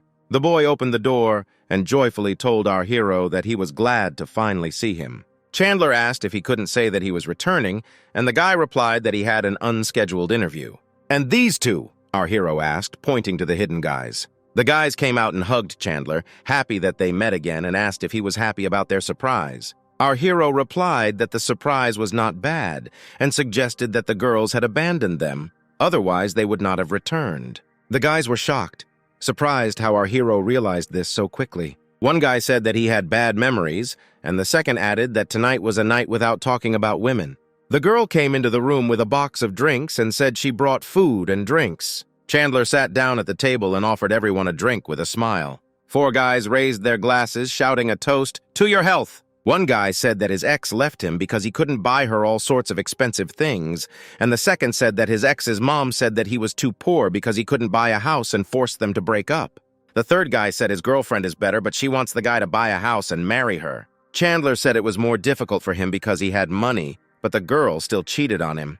The guy asked why our hero continues to work as a taxi driver, because he invested in the Bao King Hotel, and he replied that he likes free work. Our hero asked if the guys had found work, and one answered that everyone had found one, except him. Chandler asked if he wanted to work for an advertising company. The guy happily replied that he would like to, and had often planned various events and holidays before. Chandler said he would take the guy to his advertising company tomorrow, filling his glass with booze. They clinked glasses, and our hero said that if he passed the interview, they would work together. Another guy asked if he could also apply to his company to get a job. The third boy also joined the conversation and asked that he not be forgotten. A female voice said that excellent food was sold on this street, approaching the cafe where the guys were relaxing. The girl was streaming and telling listeners that she often comes here to eat. In the frame, the girl saw our hero's car parked behind her. She asked for more likes, then she would come up and show the car closer. The girl said that although she looks ordinary, her characteristics are impressive, and she described in more detail that the car is very powerful. Chandler told the guys that he paid the bill this time, but next time they would pay. A drunken friend with a red face and a satisfied smile said that Chandler is the best. They went out to the parking lot, and one of the guys, seeing our hero's car, was surprised that even here there were such expensive cars. Chandler wanted to say that this was his car, but he heard the girl say that this car had one big drawback. Our hero approached the girl in surprise, and the guys asked where he had gone. The girl repeated again that the car has a flaw, like many high-class cars. One of the guys suggested that it was a matter of high fuel consumption, but the girl replied that the owners of such cars do not think about fuel consumption at all. Chandler asked what the problem was, and the girl said that it was all about the air conditioning system. The girl in the passenger seat would get hot, and she would start taking off her clothes. Our hero clearly did not expect such an answer and laughed embarrassedly. The girl asked if they were graduates, and Chandler replied that they graduated last year. The girl smiled and asked if she could add them to the chat so they could hang out together. Chandler refused because they didn't know each other well and suggested that the guys order a taxi, and one of them asked how his car was. The boy offered to call a sober driver and asked where his car was. Chandler replied that they definitely needed another driver, and pointing to the car, said that it was her. Everyone was shocked by what they heard, including the streamer's girlfriend. Chandler replied that he was serious and took out the keys and turned off the alarm. The guys hugged our hero, surprised at how rich he was, and said that they would have gotten a job with him long ago. While the guys were looking at the car, our hero said that he sent another car for repairs, and immediately added that he was not bragging. The guys said that they were happy for our hero, smiling contentedly at him. Another guy said that he would join his company tomorrow, and our hero said that they need to call a taxi. When a yellow taxi pulled up, the guys said a warm goodbye and waved to each other. The girl asked our hero to add her to the chat, but he turned up and added that he needed to call the driver and she needed to broadcast her own broadcast. Suddenly, the girl offered to take our hero, smiling contentedly. Chandler asked if she would be hot, and she offered to give him a ride, and in exchange, he would let her broadcast inside. The guy opened the car door and agreed, inviting the girl to sit down. The girl addressed the audience and invited them to experience the sensations of driving a luxury car. Our hero asked in surprise if she was a good driver. The girl replied with a smile that she was an excellent driver and could be trusted. The guy agreed and, throwing his hands behind his head, asked to be taken to the bins area. The girl turned to the audience, asking if they had heard that the guy was traveling to the bins area, where villas cost from 100 million. They drove up to a beautiful arch, which was brightly illuminated by sunlight. Having passed under the arch, the male guard waved his hand at them, letting them through. The girl asked where she should go next. Our hero replied that she should go to Villa Number 1 and stop there near the bridge. They drove up to Villa Number 1, and the girl enthusiastically asked if it was her. The girl pointed to the villa and said that he wants to drink, asking for a visit. Getting out of the car, our hero said that he lives alone and does not invite guests. He thanked her for giving him a lift and asked to return home, and the girl was surprised because he did not pay attention to her. The girl raised her hand to her large, chic breasts, slightly enlarging the neckline of her jacket. The girl took a seductive pose and straightened her hair, asked if he was sure. Our hero once again asked her to come back because he wanted to rest. Looking after the leaving guy, the girl thought that he was really ignorant. The girl turned to her subscribers and said that since they rarely get to visit such a chic place, she will show them around. A man approached the girl and asked which villa she was from. The girl replied that she had brought the guy from Villa Number 1. The man pushed the girl out, saying that strangers were not allowed to be here, and the girl left in confusion. The girl got angry and was perplexed by his behavior for a long time, indignant at why he thought that he was in charge. She said that he was a simple security guard, but did not let them just walk around the neighborhood and ended the stream. They called the girl and said that they decided to give her another chance. Today, she will have a battle with another streamer, and if she wins, they will extend the contract. They added that if the girl loses, they will terminate the contract, and the girl agreed to the terms. Chandler was sitting on the couch in the living room when he received a new message. The girl in the video said that today she will have a battle with another streamer, and if she loses, they will break off contact with her and asked for help. Commentators began to write that the girl could not win, and that it was not worth raising her popularity using such cheap methods, but the girl said that she would try to win. Looking at the stream, Chandler thought that they were now at the peak of popularity, and he should start his own company. He decided to wait for the girl to lose and invite her to make contact. The girl's rival offered a bet if she loses. She can ask for anything, and if she wins, the girl will jump 10 times. The blonde turned to subscribers and said that if she wins, the girl will jump and ask to support her. Commentators began writing to the girl that if she jumped or did a handstand, they would support her. The girl got angry and shouted at them, "Do they really think that by humiliating others they look cool?" The girl wrote to the boss and asked why they were insulting her, and the boss replied that he didn't care, and she needed to win. With tears in her eyes, the girl asked why they were behaving this way, what she had done wrong. The secret star sent the girl a gift, and she asked not to send her any more gifts. The guy wrote a message in response that he could not watch her being bullied. The girl burst into tears and said that she could no longer stand the bullying and insults. The girl invited him to sing and asked him not to give gifts anymore because her boss gets 70%.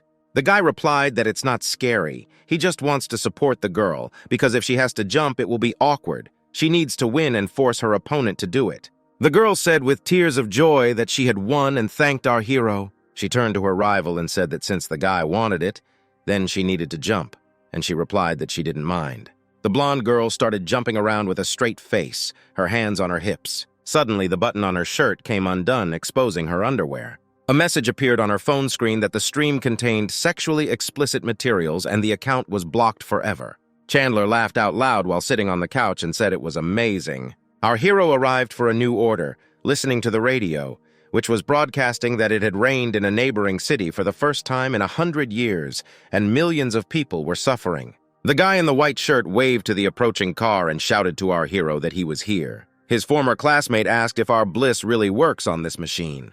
Chandler replied that this was not just a car for work and invited the guy to get in. He would give him a ride. Once in the car, the guy said that his car was luxurious and that he had really achieved great success. The guys arrived at Xing's office building, where the office of our hero's new advertising company was located. The manager ran up to the car saying that our hero could call him if he needed anything and not come in person. Chandler introduced the guy and said that he was his classmate and wanted to get a job with him. The manager shook the guy's hand and said that if he needed help, he could always contact him. The manager led the guys to the elevator and pressed the call button. He invited the guys to come in and said that he would not detain them any longer. The guy asked our hero why the manager was so polite to him, wondering if the service here was really so good. With a smile on his face, Chandler said he recently bought the entire building. The guy was so shocked by this news that our hero had to take his hand to prevent him from falling. He asked how our hero was able to buy this building because it costs several million, and he replied that it was enough for him to just know that he was the owner. Chandler said that if someone offends a guy, all he has to do is tell him or his manager, and the guy joked that he wanted to write an article about him. Seeing Chandler, Susie stood up and greeted him with a wide smile. Chandler said hello and introduced John, saying that he was a new employee. He asked Susie to organize a workplace for him, and the girl immediately escorted him to the table, inviting him to sit down. Chandler pointed to the door and said that he had to go to work. While leaving the building, our hero received a call. Looking at the screen, he saw that it was Iola calling. The girl asked if he could pick her up at 7 in the evening to accompany her to a classmate's birthday and asked him to dress up. Chandler was surprised by the request to dress well and asked who he was, the driver or her boyfriend.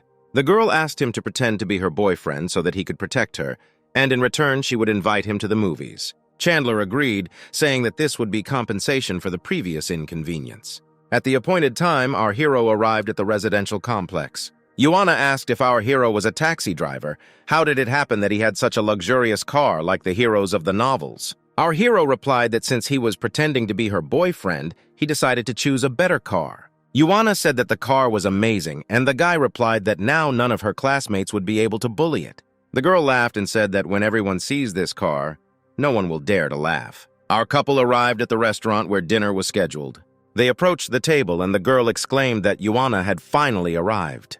The girl asked who this guy was, and he replied that he was Iola's boyfriend and was glad to meet everyone. The girl said the guy looked amazing and introduced herself. She asked Iola why she didn't say that she had found a boyfriend. Blushing, the girl replied that they had recently started dating and she just didn't have time to tell. Chandler touched the girl's face with his fingers and said that he had been pursuing her for a long time and now would not allow them to part. The girls immediately started saying that it was too cheesy and that our hero made them feel awkward. The door to the hall where the heroes were sitting opened. The girl went to meet the newcomer, rejoicing that he had finally come. The girl introduced her boyfriend and added that they were going to get married at the end of the year, and she was inviting them to the wedding. The girls clapped their hands joyfully, congratulating them. They filled their glasses with red wine. One of the girls asked, "What does her boyfriend do?" and she answered that his family traded seafood. The girl who asked was surprised and said that her boyfriend is impressive. The same girl asked Iola what her boyfriend was doing. The guy said that our hero looks good and his outfit is quite expensive. Chandler replied that he bought the outfit at a second-hand store and doesn't usually dress like that, and he works as a taxi driver. The girls asked how he managed to win Iola because she has high standards and comes from a rich family, and she also spent millions on the development of her book. One of the girls asked how she could be so wasteful and spend so much money on a book. Our hero replied that he supported the book, not her, and that he sent her more than a dozen gifts so that she would notice him. Iola replied that it is impossible to resist someone who is so generous in love. The guy asked if our hero really earns so much money working in a taxi and how much he now needs to save. Chandler replied that it doesn't matter, because when you're courting a girl, you should be generous, and the guy agreed with him. A girl entered the hall and turned to the guy, asking him to move the car because it was blocking the passage. The guy replied that he had reserved a parking space in advance, but the manager said that it was busy, and added that because of such service, the desire to come to this hotel disappears. Chandler gave his keys to the waitress so she could give them to the manager and ask him to park his car on the side of the road. Our hero said that the manager left the place but gave it to Chandler and added that he was returning the place.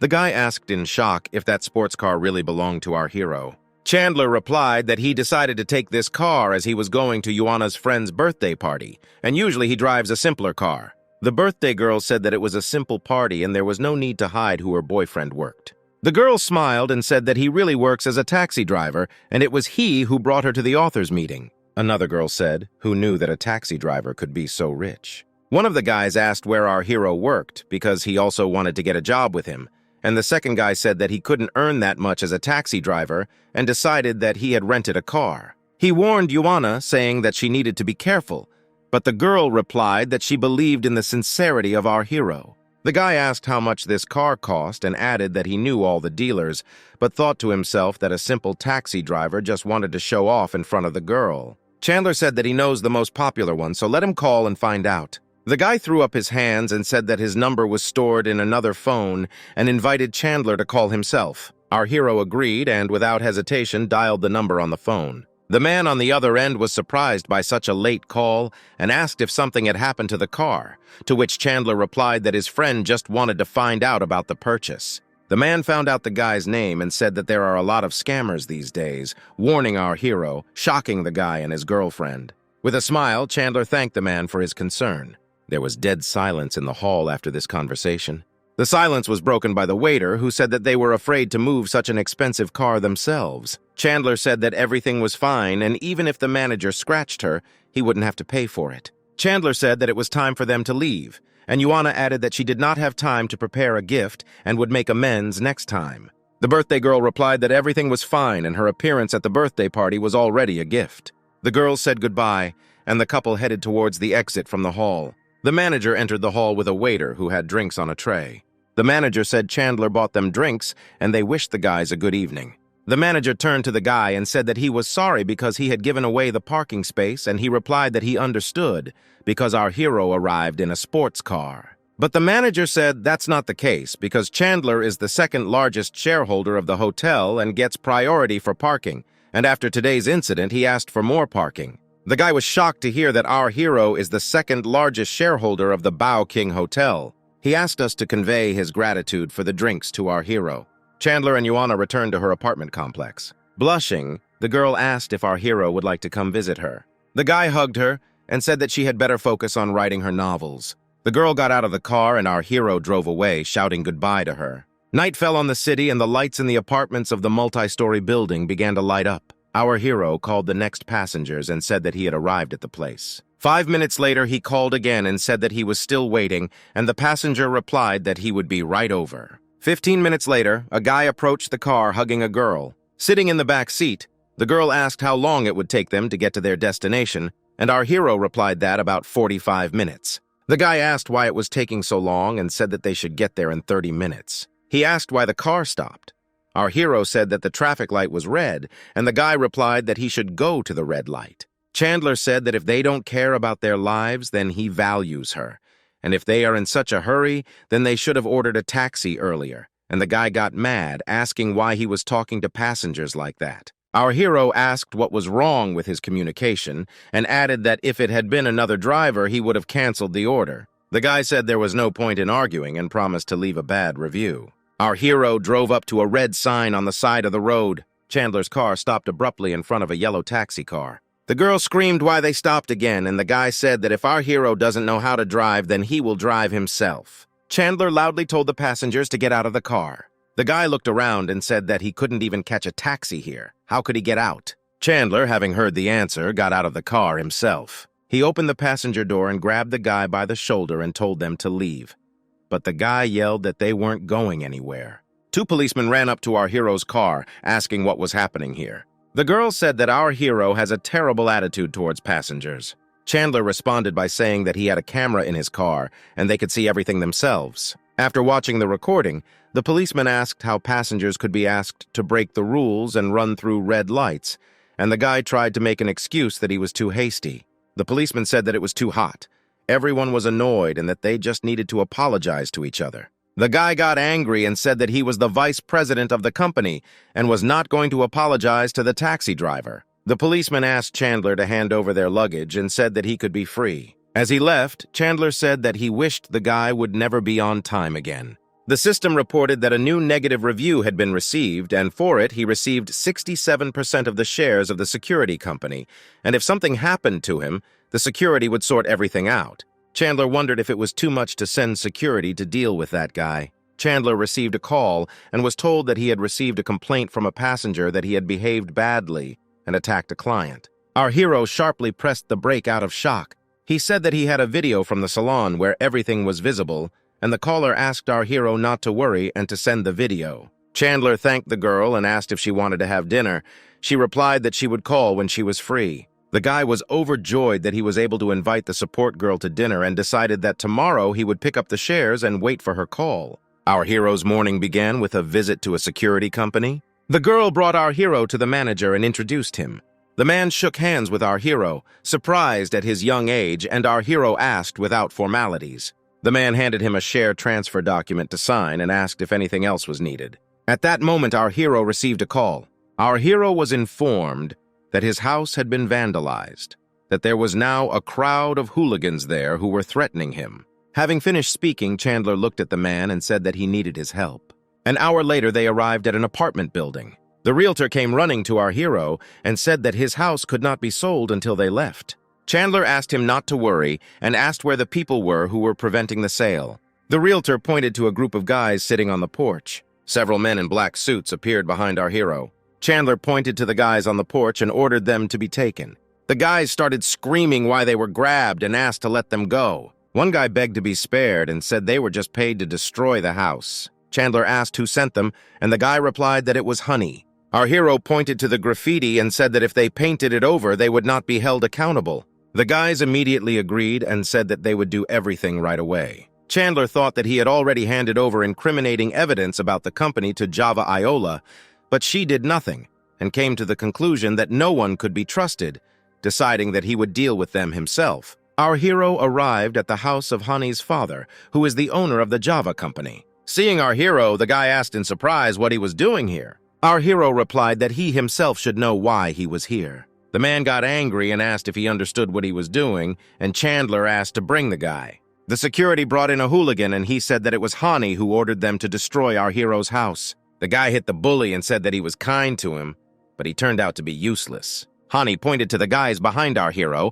and said that they have been cooperating with this agency for more than 10 years. Chandler replied that cooperation was already a thing of the past and handed him a document stating that the company was terminating the contract with them. Hani asked who he was to talk about the breakup, and Chandler replied that if he said so, then it was so. The man said that they had only recently entered into a 10-year contract and that if they broke, they would have to pay. Chandler said that they have the right to terminate the contract if the company does something illegal or goes bankrupt, and that they have the right to hold the company accountable for such actions. The man asked so what, adding that his company would not go bankrupt. Chandler took the phone and said that they were doing illegal things. He showed the phone to the man and he asked in shock where our hero got this information. The man asked where he got this information from, and our hero replied that he didn't need to know it. Chandler sat relaxed on the couch and said that they both should get ready for prison. Hani's father turned to the man and asked Mr. Sven to save him and promised that if he saved him, he would buy back the shares at 10 times the price. Show the surname to our hero's acquaintance, and he thought, we are not talking about Jonah's family. The man approached our hero and asked if he was Mr. Yang, and our hero asked who he was. The man said that Iola was his mistress and he was here to discuss the sale of their shares, and after that he wanted to publish incriminating evidence, but since our hero was already here, the man decided to leave.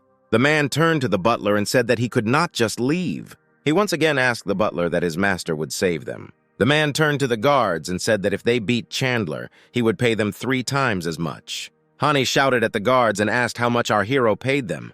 Various cars began to stop near their house. People got out of the car and headed towards the entrance. People on the street began to whisper whether the Java company was really over and said that it was time for it to fall apart, because 5 people had died because of their activities and were happy that finally someone was doing justice. The man asked how about negotiations, but our hero replied that he did not negotiate with criminals. A man entered the hall surrounded by 2 guards. Hani's father approached him and said that he did not need to make a fuss, otherwise the neighbors would think that Java had committed a crime, and suggested that they sit down and talk. The serious man said that there is no point in talking. They have all the evidence and it will soon be published in the media. The man turned to our hero and asked if everything was okay, and Honey asked in surprise why he was so polite. The man replied that our hero is the new largest shareholder of their security company. Honey's father was shocked, and the man continued and said that Chandler had recently acquired 67% of their shares. Honey fell to his knees in front of our hero. He began to apologize and asked him to pretend that nothing had happened, and complained that he was only 28 and did not want to go to prison. Chandler replied that it all depends on fate whether she will give him a second chance. Suddenly, Juno and a girl entered the room. Our hero turned to the girls and said that when they go to the police, they need to tell everything that happened that day. As he left, our hero wished Hani and his father a happy life. Juno hugged our hero and said that he was amazing and that Honey and his father were to blame. Coming out of the house, our hero was met by 2 rows of men who bowed their heads in respect before him. Sitting in the car, the butler of Iola's family took a photo capturing this moment. He wrote to the owner that Chandler's personality was very mysterious, and even the manager of the security agency treated him with respect, and also said that he could not carry out her order. Seeing off Juno, who was sitting in the car with the manager, our hero said that it was time for him to go do some business. And by business, our hero meant another order, and he had just arrived at his destination. He called the passenger and asked where he was and was asked to get up and help deliver something. Our hero agreed to help and got out of the car. A girl met him on the stairs and asked if he was her driver. The guy confirmed that it was him and asked what he needed help with. The girl enthusiastically said that he was very handsome and asked him to come in and give advice on what outfit she should choose. The girl took our hero by the hand and dragged him along, which greatly surprised the guy. The girl showed a short skirt and asked, "Will she look good in it?" The guy answered in confusion, "Yes, great," and said that he would wait in the car. The girl said that she wanted to choose an outfit that he liked, and our hero replied that he was not very good at it. The guy went to the exit and said that he would be waiting in the car and asked him to hurry up. 3 minutes later, the girl came down to the car in a yellow short dress. The girl asked the name of our hero and said that her name was Leisha, and the guy asked her to buckle up. Leisha asked how long he drove every day, and the guy replied that he didn't have an exact schedule. Putting her hand on the guy's thigh, the girl said that he probably didn't have a girlfriend with such a job and offered to help him. The guy pushed her hand away and asked her not to distract her while driving and not to ask about her personal life, which did not concern her. The girl asked when they would arrive, and the guy replied that there were a few minutes left. The girl was streaming, and in the comments people wrote that she had found another driver and were wondering what she would do with him. Leisha turned to the guy and said that she had run out of money for her phone. Our hero continued driving further, asking if she needed to borrow his phone. The girls clung to the guy and said that she just needed to call, and the guy repeated that he asked not to touch him. Chandler stopped and got out of the car, telling the girl that there was a camera in the car and her every action was being recorded. The girl smiled and asked if there was a camera in the car. Leisha got out of the car and asked what about those kitchens. The guy agreed with a smile and said that he would park the car and come. The girl went to the bushes and asked the guy to hurry up. But as soon as she walked away, our hero jumped into the car and sped off to hell. Leisha ran after the car. She screamed, asking where he had gone and demanded to stop. The guy thought displeasedly how tired he was of all of them. Our hero received a message from the system that a new bad review had been received, and for it, he received 25% of the shares of the Luri company and became the second largest shareholder. The guy thought that the reward was not bad, but the review he left, looking at it, other passengers might think that our hero is a pervert. The review sounded like this: "A terrible driver. He wanted me to pay for the fare with my body. Why does he work in that company?" The guy angrily pressed the brake on the car. He called support and explained that he came across a strange passenger who left a bad review, but everything was wrong, and he would send a video so that they would watch it and delete the review. The girl said that she would be waiting for his video, and the guy said that he would upload it now. He watched the phone screen as the video was loading and waited until the message "video uploaded" appeared. The girl from support called back, said that she had watched the video, checked other reviews, because drivers had already complained about her. She deleted the bad review and blocked the account. Chandler thanked her and invited the girl to dinner today. The girl agreed and added what will await our hero. The moon was hidden by clouds as Leisha told her followers she would find a new driver. Suddenly she saw that her account was blocked and realized that the driver had also complained about her. In the comments, they started laughing at the girl, saying that she had finally been blocked and had she really come across a smart driver who filed a complaint. In the building of the Luri company in which our hero received shares, they were just talking about him. The girl said they checked the guy out and he actually bought 25% of the stock, which is crazy. The man in the chair said that it looks like our hero is rich, and this will greatly help in developing the business. He ordered the girl to go and contact him to make a good impression. The girl went to the landline phone and picked up the receiver. She called our hero, introduced herself as a secretary, and asked if he wanted to discuss the further development of the company. Chandler said that he is not very good at such things and just wants to receive stable dividends. He also said that he recently ordered clothes from their company, but they did not arrive.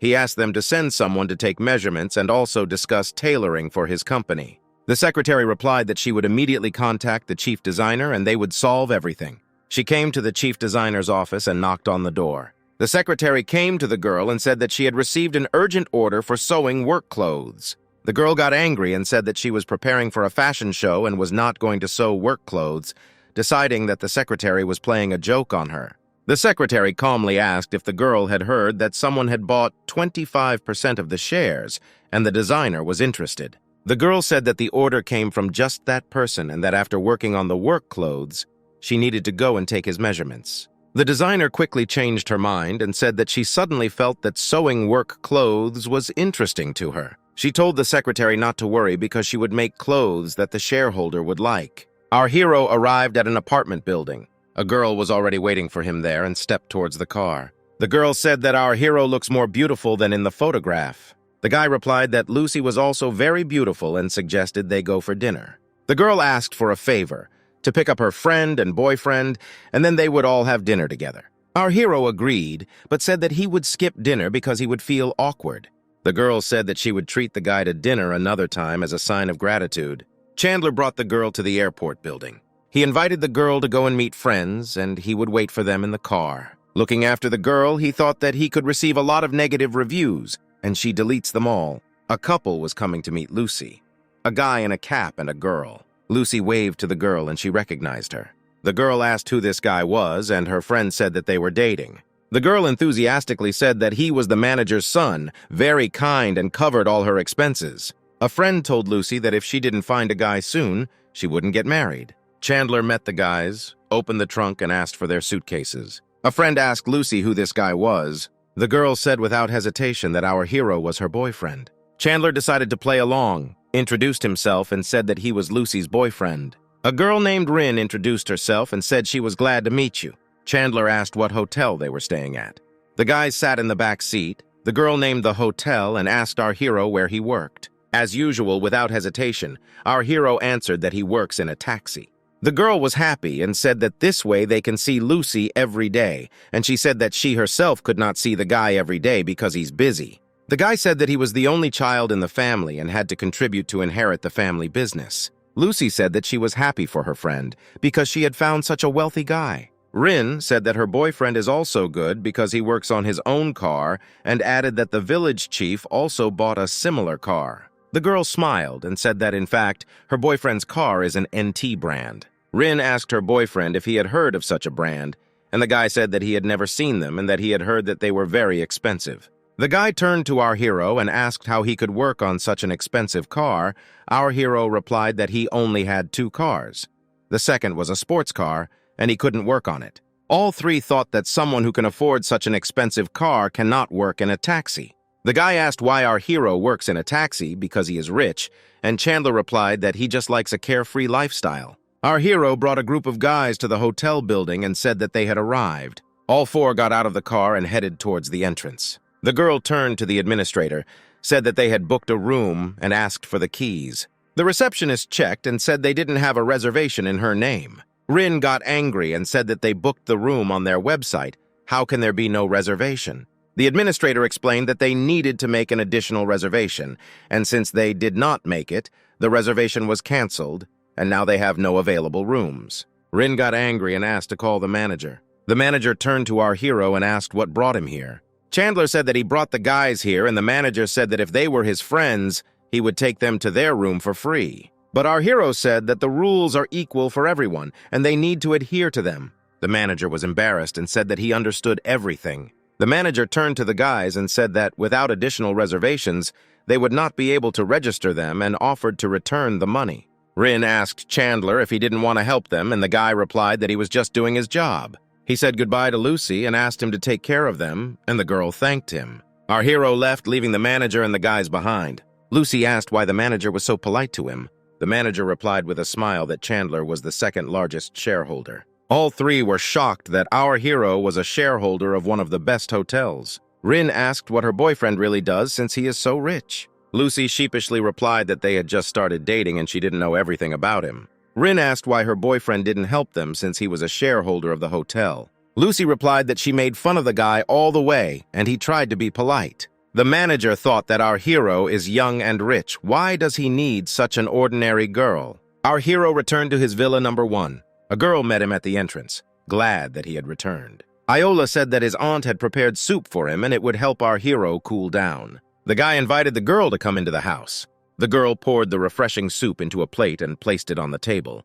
The guy said that his aunt was a great cook and the girl said that she could make more, and the guy asked if the butler had conveyed the information. Iola replied that she just wanted to apologize, that she could not resolve the issue earlier, and he had to do everything himself. Chandler said it was he who did not give the girl time to prepare. The girl said that she is sorry because she gave her word and let our hero down. Our hero said that he would have problems. He turned to the girl and suggested that she turn to him. As he said goodbye, Chandler thought that it was difficult for him to maintain all the property and that he needed to hire a housekeeper, like Iola. He snapped his fingers and decided that he would find the maid tomorrow. Our hero arrived in the neighboring area for another order. A woman with 2 small children was waiting for him.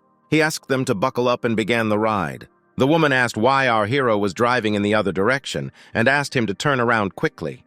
The guy said that this is a one-way street and they can turn at the next intersection. The woman said that everyone here drives in the oncoming lane and suspected that our hero was doing this on purpose. Chandler asked what an example she sets for children because she teaches them to break traffic rules. The woman shouted that it was up to her to decide how to raise the children and ordered them to turn around. Chandler pointed to the policeman and suggested that they contact him. The woman got out of the car without hesitation. She turned to the policeman and said that wants to unfold here. The policeman said that the driver is right and it is prohibited to turn around here. This is a violation. He thanked our hero for observing traffic rules. Chandler asked if they wanted to go further, and the woman replied that she would walk. She promised to leave a bad review, and our hero wanted to set a good example for her children. A girl in a Chinese dress appeared in the car and reported what kind of bad review he receives from the assistant secretary who gave him the employment contract. Chandler was glad that the system gave him exactly what he needed. He read the profile. The girl's name was Sheila. She was 25 years old, and her education, interests, etc. were also indicated. At 6 in the evening, our hero arrived to meet the secretary. Having approached the girl, our hero asked if she was Sheila. The girl smiled as she said that it was she who went to our hero. Chandler asked if she knew what her job was. The girl said that she was a secretary who should help him in everyday life and with work matters. Our hero offered a salary of $50,000, and the girl was very happy about this offer. Our hero and Sheila hit the road to the villa. Having arrived at the place, our hero offered to choose any room for her and promised to treat her to dinner in the evening. Having finished with their business, our hero and Sheila went to the restaurant. Expensive dishes and excellent wine were already on the table. A girl came up to their table and asked since it's not Sheila, adding that she didn't expect to see her here. The girl mistook our hero for her boyfriend and said that he is quite handsome. Sheila answered that this did not concern the girl and asked them not to bother, but she replied that they were former classmates. Lulu, that was the girl's name, greeted our hero and he replied that she should not disturb them, but the girl did not lag behind and asked how long they had known each other. Chandler replied that they met today. Lulu laughed, thinking she was on a blind date, and asked how she ended up in such a situation, even though she was studying abroad. Sheila got angry and said that it's none of her business whether she goes on blind dates or not. Lulu angrily asked if she had found a job since she was the vice president and added that she could recommend her. Sheila stood up and asked the girl to leave because she did not want to argue in front of our hero. She turned to the waiter and said that they are being interrupted from having dinner. The waitress approached Lulu and asked if she had a reservation. The girl replied that she had reserved table number 34. The waitress replied that in this case, the girl should return to her place. As she left, Lulu told our hero that Sheila could betray her friends at any time. Sheila lost her temper and said that she would tell everyone what she did in college. Lulu hissed in anger, clenching her fists when she heard this threat. A guy appeared in the hall and asked Lulu what she was doing here. The girl clung to the guy and said that she was being bullied, and he promised to help her. Suddenly, he saw our hero and asked what he was doing here, and the guy replied that he should see it himself. The guy replied that he asked a stupid question and said that our hero's girlfriend was beautiful. Chandler said that she was his secretary, and his girlfriend began to mock her and asked how he would solve this problem. The guy scaredly said that he would make her apologize and the issue would be resolved. But Chandler disagreed and said that the guy couldn't keep track of her. Lulu said that he is Luri's vice president and asked why he is afraid of our hero. The guy yelled at her to shut up and quickly apologized to Chandler and the girl. The girl asked in shock if he didn't say that he would protect her. The guy grabbed her by the neck and told her to quickly apologize because it wasn't difficult. The girl bowed and asked Sheila to forgive her, but she replied that she did not want to know her and asked her to pretend that they had never met. Lulu said humbly Sheila would never see her again. Sheila turned to our hero and asked them to leave, but Chandler stopped them. He turned to Lulu and asked her to talk about the betrayal, thinking that he should know such things about his subordinates. Sheila started to say something, but our hero left her and said that he wanted to hear it. Lulu said that she sat with Sheila during the exam, but the observer from the commission thought that she was writing and did not count the work. Sheila got angry, saying that she was the one who plagiarized her work and spread rumors and still believes that she was right.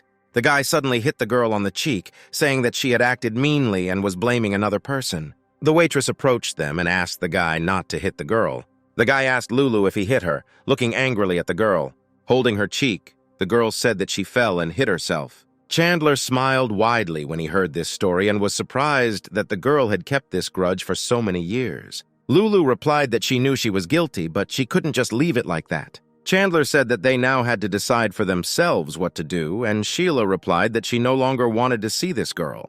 The guy also asked our hero for forgiveness and said that he would make sure that the girls never met. Holding the crying Lula by the shoulders, the guy led her out of the hall. Before hours, a system message appeared stating that loyalty had been increased to 50%. The next day at our hero's villa, Chandler gave orders to Sheila and said that he needed to go. Meanwhile, they were being watched from the window of a neighboring villa. The manager told Iola that the girl our hero brought yesterday is still there. Iola suggested that the woman go and find out everything herself. The woman pressed the bell and asked if Chandler was home. Sheila opened the door and asked if the woman had come to see our hero. The manager said that she is from the neighboring villa and that they are good friends, and also that she brought king crabs to treat Chandler. Sheila replied that the guy was not there right now, but she could pick them up because she worked as his housekeeper. The woman handed over the package, saying that they both had to serve their employers and said goodbye. The manager returned back to Villa number 8. Iola asked from the threshold how it all went, and the woman answered that they were in vain inventing everything. The woman replied that Sheila was also a housekeeper like her. The girl said that this was great news and offered to continue working. Iola wondered why her father repeated several times that she should stick to our hero. Meanwhile, Sheila put the bag of crabs in the refrigerator. Chandler called her and said that he bought a car to make it easier for her to do business, and the girl thanked him for his kindness. Our hero asked the girl to call him when she finished with her business, and they would pick her up together. The guy decided to check if there were new orders and immediately received one. He joyfully shouted forward and drove to the right place. Arriving at the place, he saw that several women were waiting for him. He asked if they had ordered a taxi and received a positive answer. The woman told the other girls to get into the car. Chandler thought in shock that there were too many of them and asked if they had all decided to go in the same car. The woman replied that there was no point in ordering several cars if they fit in one. The guy replied that he only had 5 places, and the woman replied that they had good figures and they would all fit. 6 girls got into the car, and the woman said it was a great money saver. Our hero asked to fasten his seatbelts and said that they were leaving. One girl asked another if she remembered her lines, and she retold the advertising slogan about buying a car. Chandler thought they were rehearsing a marketing slogan. The girl in the front seat asked him not to be distracted and watch the road. Chandler asked if the slogan was true because then they should all have cars. The girl said that they have cars and that if our hero joins them, he can buy a new car in 3 months. The woman in the front seat said that her husband also worked as a driver for 10 hours, but did not earn much money. Chandler politely declined, saying he had work to do and thought she wouldn't calm down. The woman offered to join the chat, after which she would give our hero a good rating. Arriving at the scene, Chandler once again said that he liked his work and asked not to be so persistent. Getting out of the car, the woman called our hero ignorant, adding that his destiny was to work as a taxi driver all his life. Looking after the leaving woman, he thought that with such abilities, she would not make a career for herself. Sheila noticed Chandler and waved in greeting. The girl asked who these people were, and the guy replied that he was bored and decided to take one order. Our hero got out of the car, and his polished shoes glittered in the sun. A girl met them at the entrance and asked what car they wanted to see. Sheila replied that they were here to pick up the car in our hero's name. The girl said that the manager warned her and invited our hero and Sheila to follow her. As Chandler walked by, he noticed the 3 women he had brought here. The girl escorted them to the hall where they could see the car. Our hero was met by the manager and shook his hand, saying that he was very glad to meet you and asked the girl to prepare tea. Chandler received notification of a new bad review where a woman complained that the driver was not focused and was picking up more people than expected. Our hero immediately received a message from the system about a bonus of 10 million and the opportunity to increase bonuses if he can convince him to delete the review. Chandler thought in surprise that the system had new functions with rewards. The manager brought a glass on a tray and invited our hero to drink tea. Chandler said that he was in a hurry and asked to show him the car quickly. The manager led Sheila and our hero into the hall where his car was located. As they passed by, they saw two girls standing opposite each other and tension was felt between them. The manager said that he needed to move away and suggested that the hero go and see the car on his own. The girl said that this car was really amazing, and our hero invited her to look at the interior from the inside. Chandler took out his phone and invited the girl to take a photo of her inside the car. Suddenly, a woman approached them and asked how they got there. The women he brought said that an ordinary taxi driver would not be able to afford such a car, and the second added that he would not have such a car until he joined their company. Chandler thanked him for the offer and once again refused, asking the women where their cars were. The woman pointed to the car, saying that it looked beautiful and she wanted to take a photo of it, but our hero was stopping her. Sheila asked what was going on, and Chandler replied that the women wanted to take pictures of their car. The women brought out a piece of red cloth and began to stretch it.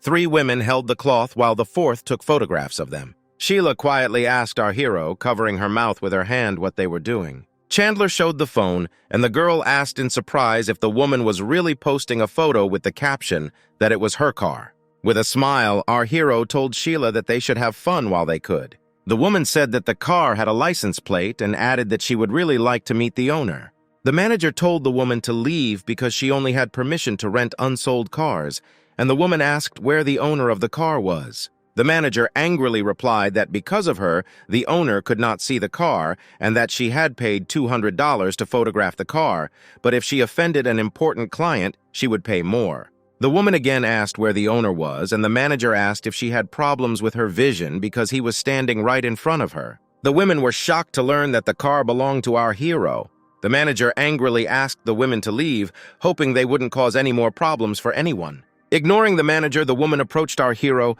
asking if it was his car. The woman asked how the taxi driver could afford a Rolls-Royce, and our hero replied that it was none of her business. The woman smiled tensely and asked our hero to tell her. She offered to forget that situation, deleted the review, and offered to add me as a friend and go to dinner. A girl in a Chinese dress appeared in front of our hero next to a huge wheel, which only our hero could see, and invited him to spin it and say, "Stop for 5 seconds." The girl spun the wheel, and our hero, after waiting a little, said, "Stop." After kissing Chandler on the eyebrow, from which he closed one eye, the girl said that his multiplier is 8. That is, he receives 80 million. Our hero told the woman that he believes in fate, and if they see each other again, he will invite her to dinner. Turning to the manager, our hero winked at him, hinting that he needed to act. The manager immediately ordered the women who were taking pictures of the car to be kicked out. 2 men in uniform took the struggling woman by the arms and dragged her to the exit. The manager apologized to our hero, but he replied that this was not necessary and suggested that we sign the papers as soon as possible. Suddenly, Chandler saw Nick's sister and asked if she had come to buy a car. The man next to her asked irritably, why does our hero speak to her so disrespectfully? The girl got angry, asking why he kept interfering in the conversation and suggested that he wait in the car. She asked our hero not to pay attention and invited him to enter into an agreement that if he helped the girl become the head, and she would give him 49% of the shares. Chandler immediately responded that he was not interested in the girl's company. He turned around and, waving his hand, asked the girl not to bother him anymore. After leaving the building, Chandler suggested that Sheila return home, and he decided to do some more work. The girl said that if she returned alone, she would not have any work and asked to go after our hero. Chandler accepted another order and arrived at a tall building. A girl and a guy in business suits were already waiting for him. Chandler asked to fasten his seatbelts and named the final destination of the route. In the back seat, the girl reassured the guy, explaining that the company simply did not have free cars, and the guy was unhappy that he had to take a taxi. The girl said that this car was good and offered to look at the interior. The man got angry and said that it was an ordinary car because there were no good cars in taxis. Chandler said that even taxi drivers could have a nice car, but if he wanted a more luxurious car, he should have indicated this in the order. The man got angry and said that the taxi driver cannot have a luxury car that costs several million. Chandler asked if he saw a sports car behind them, and the man said that it could not belong to our hero. The guy replied that this is really a car for working in a taxi, but to order it, you need to pay more. The man laughed, not believing that our hero could arrive in such an expensive car. Chandler stopped the car, saying that his secretary was driving, and added that the man was pathetic, so it will show what a good car is. Our hero got out of the car and waved to Sheila, who was driving behind him. The girl stopped, got out of the car, and asked what happened. Chandler said the man complained the whole way, so he decided to let him ride in the expensive car. Sheila smiled and said that this car really belonged to her boss. The guy and girl were shocked when they heard confirmation that the car belonged to our hero. Chandler added that there were surveillance cameras in the car, so he was responsible for his words and suggested that they move to another car. The man hesitated, said that he was joking and could not travel in such a luxurious car, offering to continue the trip. Our hero waved for Sheila to get back into the car. The girl asked, "Since our hero is so rich, why is he a taxi driver?" And the guy replied that he likes free work. The guy, who had previously been silent, apologized to our hero for what he had said earlier. Chandler told him not to worry, adding that they had arrived and asked not to forget things. The girl said as she got out of the car that our hero is very caring and she will definitely order a taxi again. Looking after our hero, the guy and girl thought that they could not understand the thoughts and reasons why such a rich man worked in a taxi. Having found a place to stop, Sheila handed the car keys to our hero. Chandler told her to keep the keys for herself because it would be more convenient for her to get around on business. The girl was very happy that our hero gave her a car, which increased the level of loyalty. Chandler was surprised that the level had increased because of the car and asked the girl if she had everything she needed since she had just arrived. He suggested going shopping together, and the girl happily agreed. They arrived at a large shopping center building with many stores. The girl asked our hero to wait while she bought a charger that she forgot on the way. Sheila walked into a hardware store, and there was a couple standing near the counter. The girl said she wanted an iPad, but the guy replied that he didn't have the money to buy it right now. The girl offered to take out a loan from the bank because he already owed money. Another couple of thousand would not affect this. Watching this conversation, our hero thought that they had a difficult relationship. The guy offered to come another time, but the girl began to get angry and asked if it was really difficult for him to buy it. She hit the guy in the face with a flourish, shouting that he was useless. The girl screamed for the guy to kneel down, and he replied that next time he would definitely buy everything.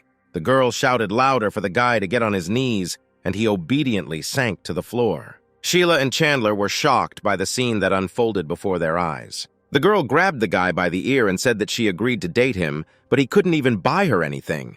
The girl turned to our hero and asked if a guy shouldn't buy everything for his girlfriend, and Chandler replied that gifts should come from the heart. Our hero asked why she got the idea that a guy is obliged to give her something, and the girl replied that if he doesn't buy her gifts, then she shouldn't be his girlfriend. Sheila said that she had bought everything she needed and could go home. Showing the charger, our hero said that Sheila could even buy the charger herself, adding that the girl still had a lot to learn about love. The girl asked if Sheila really pays for everything herself when she goes shopping, because she is beautiful and should not be humiliated. Sheila replied that she had arms and legs and could buy everything herself, and asked the girl if she had no money, why was she forcing the guy to spend money? The girl did not answer, turned around and walked away, leaving the guy on his knees. Chandler patted the guy on the shoulder and said that he would find a better girl than her. Our hero and Sheila went down to the underground parking of the shopping center.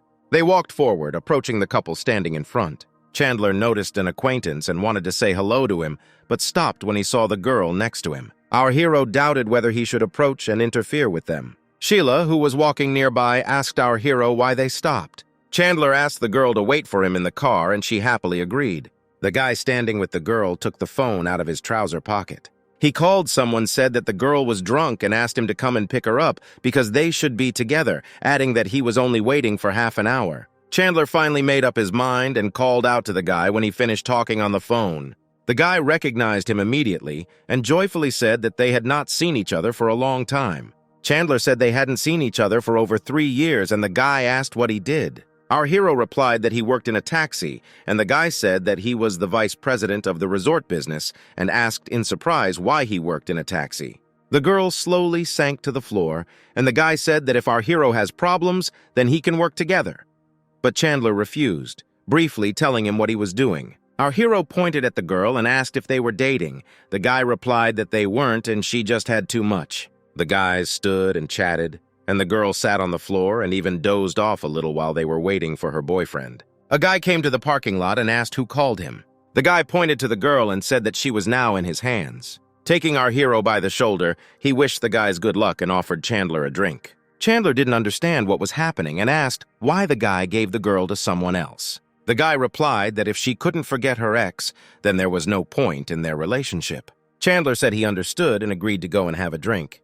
The guys came to the restaurant and, sitting at a table laden with food, raised a glass to their health. Chandler asked if he knew the guy who came for the girl. He replied that no, but judging by the car, he was wealthy. Our hero asked to answer honestly whether he wants to date this girl.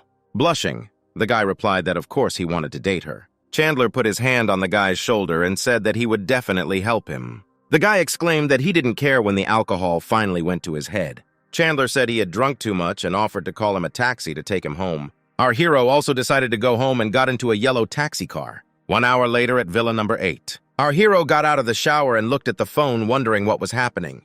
He opened the stream of a girl whom he had recently helped win a battle and saw that she was lying in the hospital. The girl said that the boss bullied her and sent a bunch of people to force her to extend the contact, and when she resisted, she twisted her ankle. Chandler got angry and invited the girl to join his company, and he would ruin the boss's company to take revenge. The girl was happy to hear these words and agreed to join Chandler's company. Our hero took out one of the folders with documents from the desk drawer. He knocked on Sheila's door and asked if she was sleeping. The girl opened the door in a nightie and said that he's still awake. The guy handed her the documents and told her to register a streaming company tomorrow. The girl replied that there was no problem and wished our hero good night. The next day, our hero fulfilled another order and brought the woman to her destination. The woman said that she had mixed up the place of arrival and asked our hero to take her to the northern gate. Chandler said that it would be a long drive there. He had already brought her to her destination, and if she needed to go to another entrance, she needed to make a new order. The woman got angry and said that it would take a long time to get a new order, and if he didn't agree, she would give him a bad review. Hearing this threat, our hero realized that she often did this and said that she could give any rating, but now she must come out. Getting out of the car, the woman said that he was the first driver who refused to take her to the north gate. Looking after the leaving car, she added that she would definitely give a bad review. While leaving, our hero received a notification that a new bad review had been received. A girl in a Chinese dress congratulated our hero and said that he was taking full ownership of the company that runs the coastal resort. Chandler was delighted and thought that he could take his employees to the Kukrat. It was already dark outside when, at Villa number 8, Sheila invited our hero to dinner. The girl said that she had registered the company and handed over the documents, asking to look at them. Chandler praised the girl for her work and thought that he was pleased with hiring her.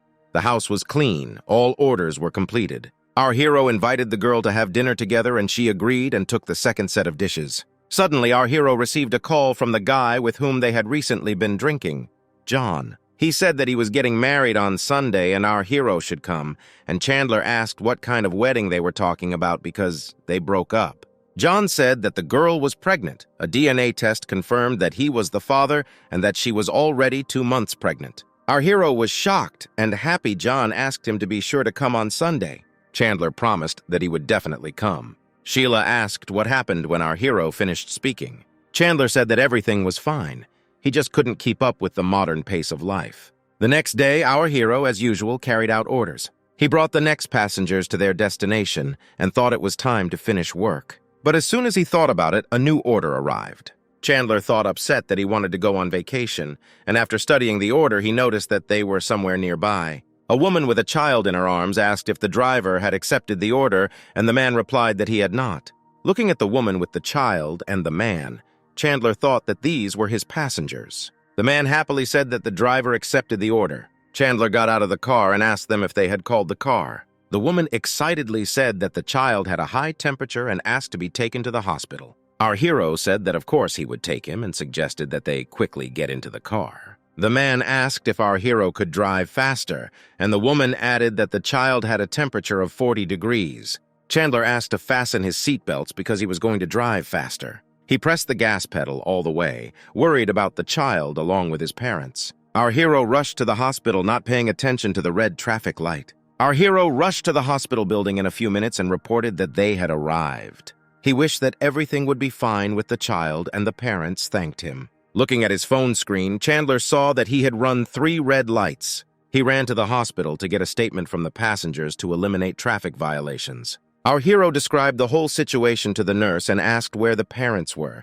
She replied that most likely they were in the ambulance. Arriving at the right department, our hero saw the doctor prescribing medications to his parents. Our hero asked the man if everything was okay. He replied that everything was fine and promised to leave a good review. Chandler said that while he was driving them, he ran red lights 3 times and received a taxi point deduction, which is very important, and asked for help.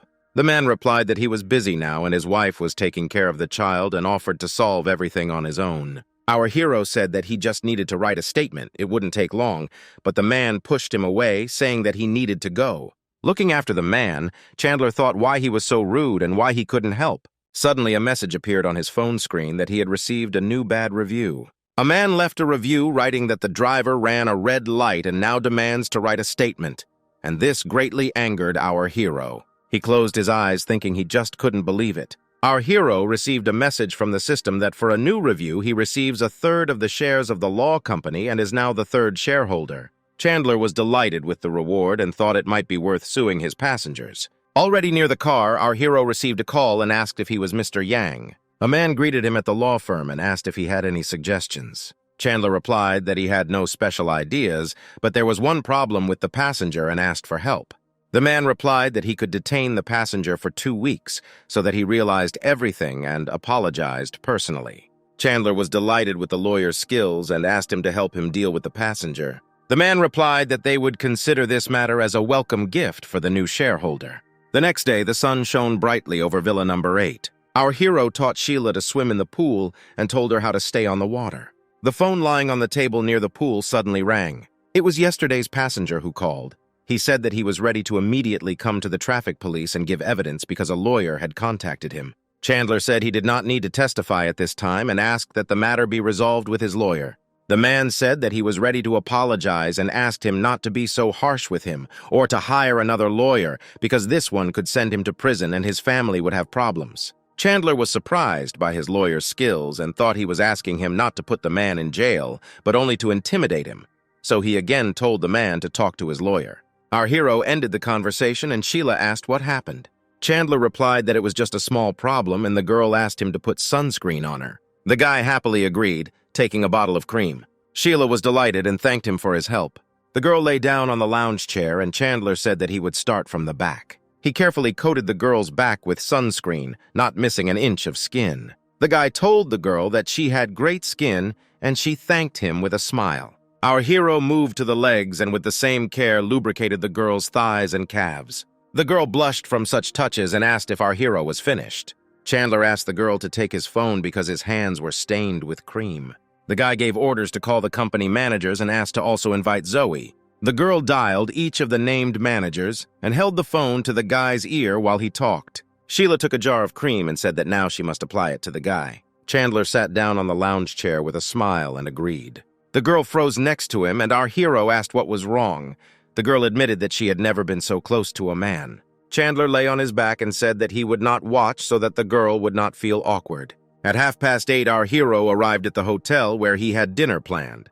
Chandler entered the hall and the waiter standing at the door bowed to him. Zoe recognized him immediately and was surprised that the second shareholder of the company was Chandler. The guy approached the president of the company and apologized for being late. The girl said that it was okay and offered to introduce him to those gathered. The president introduced the chief designer of the company, which was supposed to prepare clothes for our hero's company. Chandler shook the girl's hand and said that he was glad to meet you, and the girl responded in kind. The president then introduced Zoe, saying she was an outstanding sales partner. They shook hands. Zoe said that he never ceases to amaze, and the guy suggested calling it off in the evening.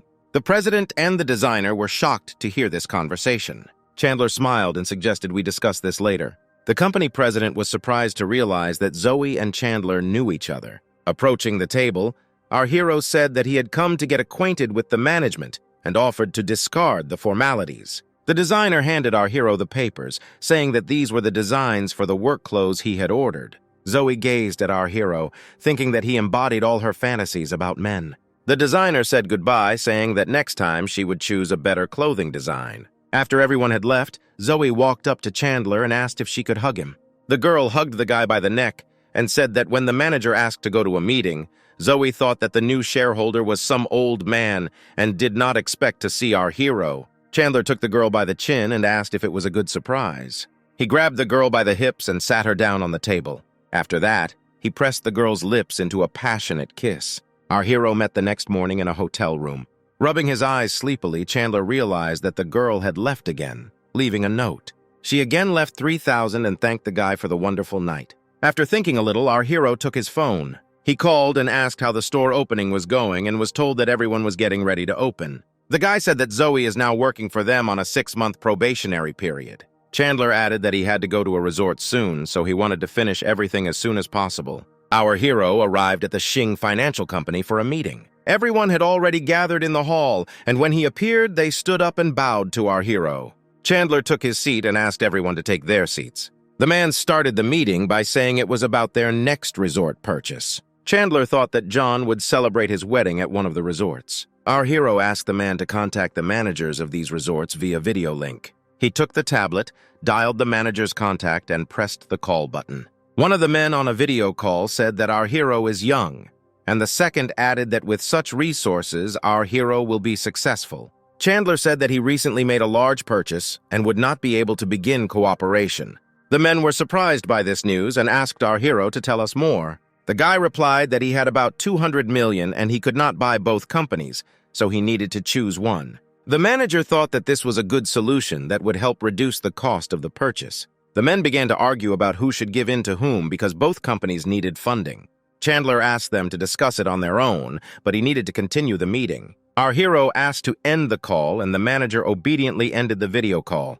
The manager asked Chandler what they should do next. The guy said that the prices in the report were lower than what was offered and asked who offered them. The manager replied that this was an acquisition proposed by the former chairman. Our hero stood up and said that then the conditions for purchasing the resorts would be reconsidered. Everyone bowed to Chandler as he left the hall and wished him a good day. So Sunday came and our hero arrived at the resort. He opened the door and shook hands with Sheila, who thanked him. Our hero noticed that an expensive black car was approaching them. It was the ex-boyfriend of the girl John was planning to marry, surrounded by security. Sensing something was wrong, Chandler called the security agency and asked to send several guards. Several guys headed towards our hero and Sheila. The three guys greeted each other as they approached our heroes and said that they had not seen each other for a long time. The guys hugged joyfully and Chandler said that he didn't expect to see them here. Chandler introduced Sheila as his girlfriend, surprising everyone around him, including the girl. He whispered to the blushing girl that he shouldn't tell them that she was his secretary. One of the guys said that he had heard about working in a taxi and said that when they were studying, he had to work without experience. The second guy asked what his income was, and if our hero earns more, then he will also take a taxi. Chandler smiled and said that he had enough for a good life. The third guy said that it was probably good to have a free job because his job was boring. Listening to his former classmates, our hero thought that they were geniuses of pretense. The guys handed red envelopes with gifts to the groom's father. Accepting the envelopes, the man said that his son was lucky to have such friends. The guys said goodbye to our hero and said that they would be waiting for him inside. Sheila opened her purse and went to look for their gift envelope. She handed it to the groom's father, who sheepishly thanked them. One of the guys asked how much our hero was giving because the envelope seemed empty, and added that they gave 5,000 each. Another guy said that they could take their envelope back. He himself would give 5,000 for them. Chandler replied that it is not the size of the gift that is important, because even if the gift is small, it can be better than a large one. Sheila opened the envelope and took out a bank check.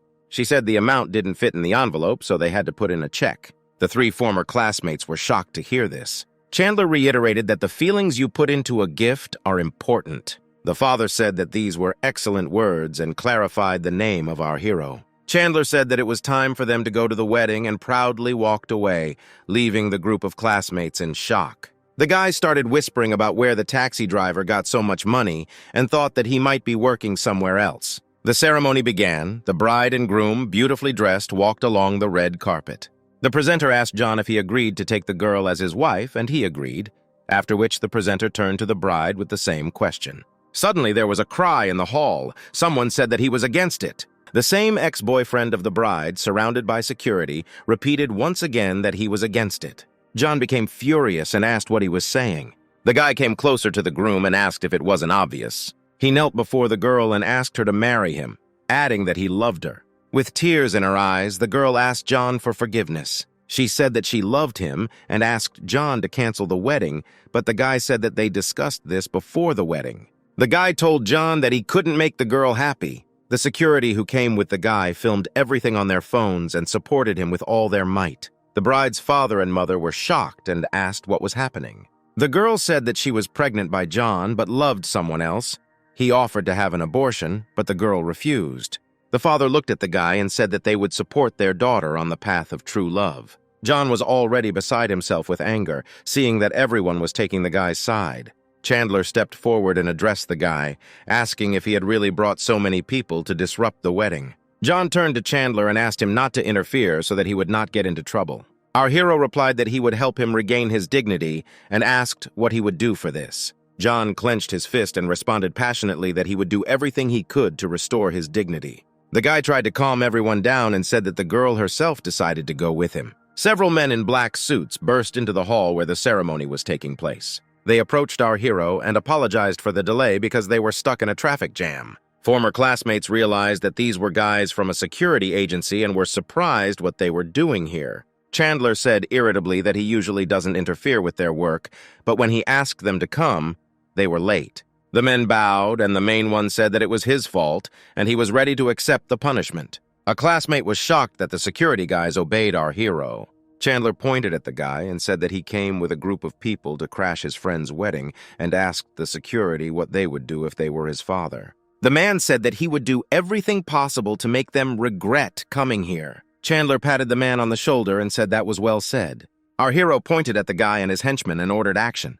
The guards surrounded the guys, and they asked in horror what they were going to do. The guy was seriously scared and asked how much they were paid, and he would double the amount. One of the guards told him to shut up and grabbed him by the throat, and the guy screamed to be let go. Chandler led the man of their security to the car and said that he could be wrong, but judging by the license plate, it was stolen from his son. The man was shocked and said that our hero was right, and this number also seemed familiar to him. The guy said that he didn't steal it, but rented a car, and when the girl heard this, she was very surprised. The guy admitted that he has no money and that he relies on women, but he really loves the bride. The girl hit the guy in the face with a bouquet of flowers, calling him a scumbag. The bride turned to John, said that the guy had deceived her and offered to continue the wedding. But John replied irritably that he didn't want to see the girl anymore. The parents hugged the girl, asked why the guy was so angry, and reminded her that she was pregnant with his child. The guy admitted on his knees that he was wrong and asked our hero to forgive him. Chandler asked John what to do with him, and he replied to get him out of here. Our hero ordered the guards holding the guy, kick him out, and clean up. Chandler patted John on the shoulder and said it was up to him to decide what to do next. John said that the child is indeed his, but he does not want this wedding. Chandler reiterated that he had to make his own decision. Suddenly, someone broke a bottle of wine with a clang. The girl put a broken bottle to her throat and said that the guy would marry her or she would die. She had no other choice. John was shocked, and at that moment a girl came up to him and said that she forgot to tell him something. The girl said that the bride tested positive for HIV and the child should not be left. The guy asked in shock if she really had AIDS, but the girl replied that it was a lie. John screamed at the girl to take her family and leave, otherwise he would call the police and say that she was spreading AIDS. The girl said he would regret it and made a cut on his neck. After that, she rushed to hug John and he asked in shock what she was doing. The parents tried to pull the girl away, and Chandler warned John not to touch her, otherwise he might get infected. Our hero ordered that someone quickly call an ambulance and make sure that she does not touch anyone. John looked at his bloody hands in silent shock, trying to comprehend what had happened. Chandler shouted at John not to stand there, but rather to go get examined. Sheila approached our hero and said that there was blood on his hands too, and he needed to be examined. Suddenly, a message from the system appeared in front of the guy saying that his body was modified and he was not afraid of diseases. But looking at the worried girl, the guy decided to go to the doctor so that she wouldn't worry. Leaving the wedding, our hero thought that it was finally over. The phone, which was in our hero's trouser pocket, rang. The manager called him and said that the price for the resort had been set at $110 million. Chandler told the bespectacled man that he was happy with the price and could begin the contract signing process. The next day, Chandler was already sitting in his office with the chairman. One of the resort owners grabbed the guy, saying that he was amazing for being able to buy both resorts for $200 million. The second man said that he had already contributed most of it and had $80 million left to contribute. Suddenly, Chandler remembered that he still had 90 million virtual currency and decided to do something with it. When all the men left the office, our hero took out his phone. He sat comfortably in a chair and decided to see what streams were currently available. The guy opened some girl's stream and immediately sent a bunch of gifts. The girl asked if he had a wife because she was ready to stay with him forever. In the comments, they began to discuss that our hero probably has a lot of girls, but he replied that he had recently opened his own agency and was inviting a girl to join. Chandler thought that he had only spent $2 million, which was too little, and decided to come up with something else. In the evening, the guy went to work and came to the neon sign of the club to pick up passengers. Two girls waved to our hero, indicating that they were calling a car. The girls sat in the back seat, and Chandler, just in case, clarified whether they were his passengers. One girl told the other to fasten her seatbelt. But the girl didn't hear her and stuck her head out the window, chanting the names of the streets. Chandler turned and said it was dangerous, asked not to stick your head out the window. The girl pulled her friend towards her, and she regretted that she was not a man. The girl with the short hair blushed and said that she didn't have to be a man. The girl with long hair made a strangled sound, and Chandler said that the barf bags were in the seat pocket. Covering her mouth with her hand, the girl said that she was not sick, and there was no need to worry. Our hero arrived at an apartment building in which there were lights in the windows here and there. Chandler turned around and said that they had arrived, and also asked not to forget their things. Seeing that the girls ran somewhere, he was very surprised by this behavior. But turning back, he saw the reason for the flight. The girls still vomited.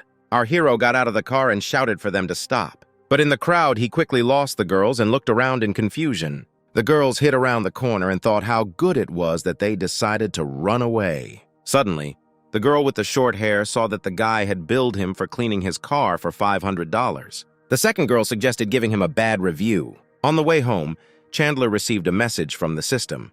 She congratulated him on his bad review, and for this, he received 20% of the shares of an international medical company. At the same time, in the office of this company in New York, the chairman was surprised that a foreigner had acquired 20% of their shares and tried to understand what he was up to. He asked the girl to contact our hero to discuss everything. And in the office of the same company, but in the camp of our hero. The employee was glad that his compatriot had acquired the shares and hoped that they would receive his support. He pressed the phone button and asked to contact our hero to discuss everything. And at this time, our hero arrived at the car wash to wash the car from vomit. While the men were working to clean up the contamination, our hero received an international call. The director of the company, Thomas, called him. He said that he was aware of the purchase and expressed hope to be allies with our hero. Chandler responded that he had no plans to support anyone, he only needs dividends, and Thomas noted that our hero is a good businessman. Thomas offered to transfer $1 million if our hero supported them at meetings once a year, but he repeated once again that he was not interested in this and would continue to work as a taxi driver. The man shouted in shock, "Is it really possible that in the country of our hero, every taxi driver can afford to buy 20% of the company's shares?" After this conversation, our hero decided to go home to the villa. Sheila met him, handed him the documents, and said that I bought the copyright to you in spring. Our hero thought that he did not expect such a good offer from the girl, and Sheila asked if the price was too high. The guy said that the price was just right, and he was very surprised by the girl's abilities. The girl thanked him for his kind words and suggested they go eat. In the morning, our hero arrived at the Institute building. He called and said that he was at the main entrance but did not see anyone. Juno replied that she was standing at the entrance in a white t-shirt and shorts, and our hero clarified where exactly. The girl embarrassedly said that it was on her hips, and our hero irritably clarified her location. The girl became even more embarrassed, and at that moment our hero drove up in her and waved his hand. Sitting in the back seat, the girl smiled and said that she had misunderstood him. Chandler asked where she was going, and the girl said that she needed to go to the cancer hospital.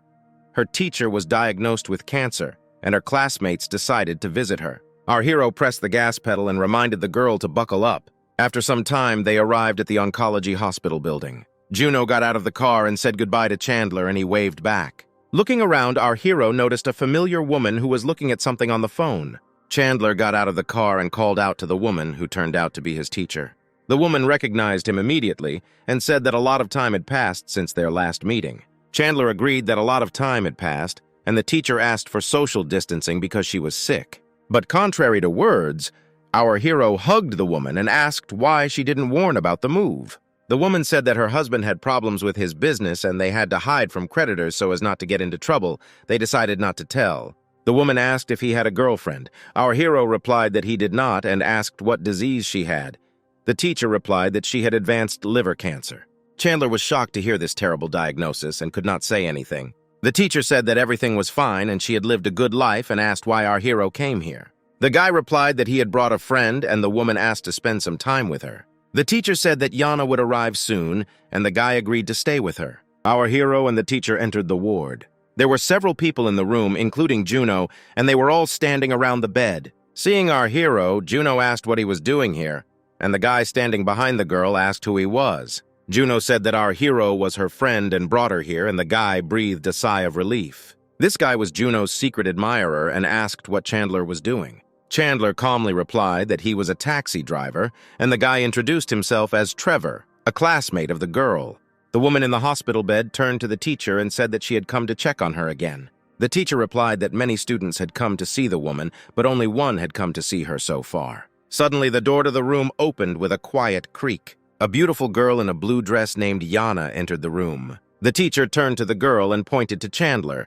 The guy waved to her and said that they had not seen each other for a long time. Seeing our hero, tears welled up in Yana's eyes. The girl buried her nose in our hero's chest and sobbed quietly, trying to tell about her mother. Chandler patted her on the back, reassuring her, and told her everything would be fine. A classmate whispered to Juno that her friend had a childhood friend, to which the girl replied that he was her friend, not a boyfriend, and could be friends with anyone. Trevor was shocked that an ordinary taxi driver has such a beautiful childhood friend.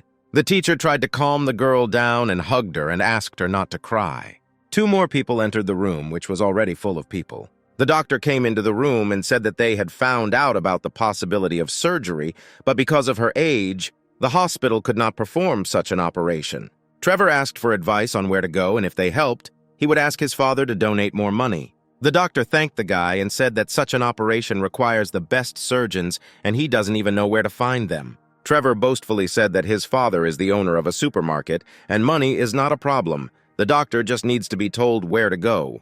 The doctor thought about it and advised me to contact an international medical company. Chandler thought that if they could save the teacher, it would be very good. Juno said that the international medical company was too expensive and they would not accept health insurance. The doctor said that's all he knows and will try to find out the details as soon as possible because every day counts. The students said that no matter how much it costs, they must help the teacher. They turned to Trevor and said that they were counting on him. The guy promised that he would contact his father and solve everything. Yana approached Trevor and started talking about her mother.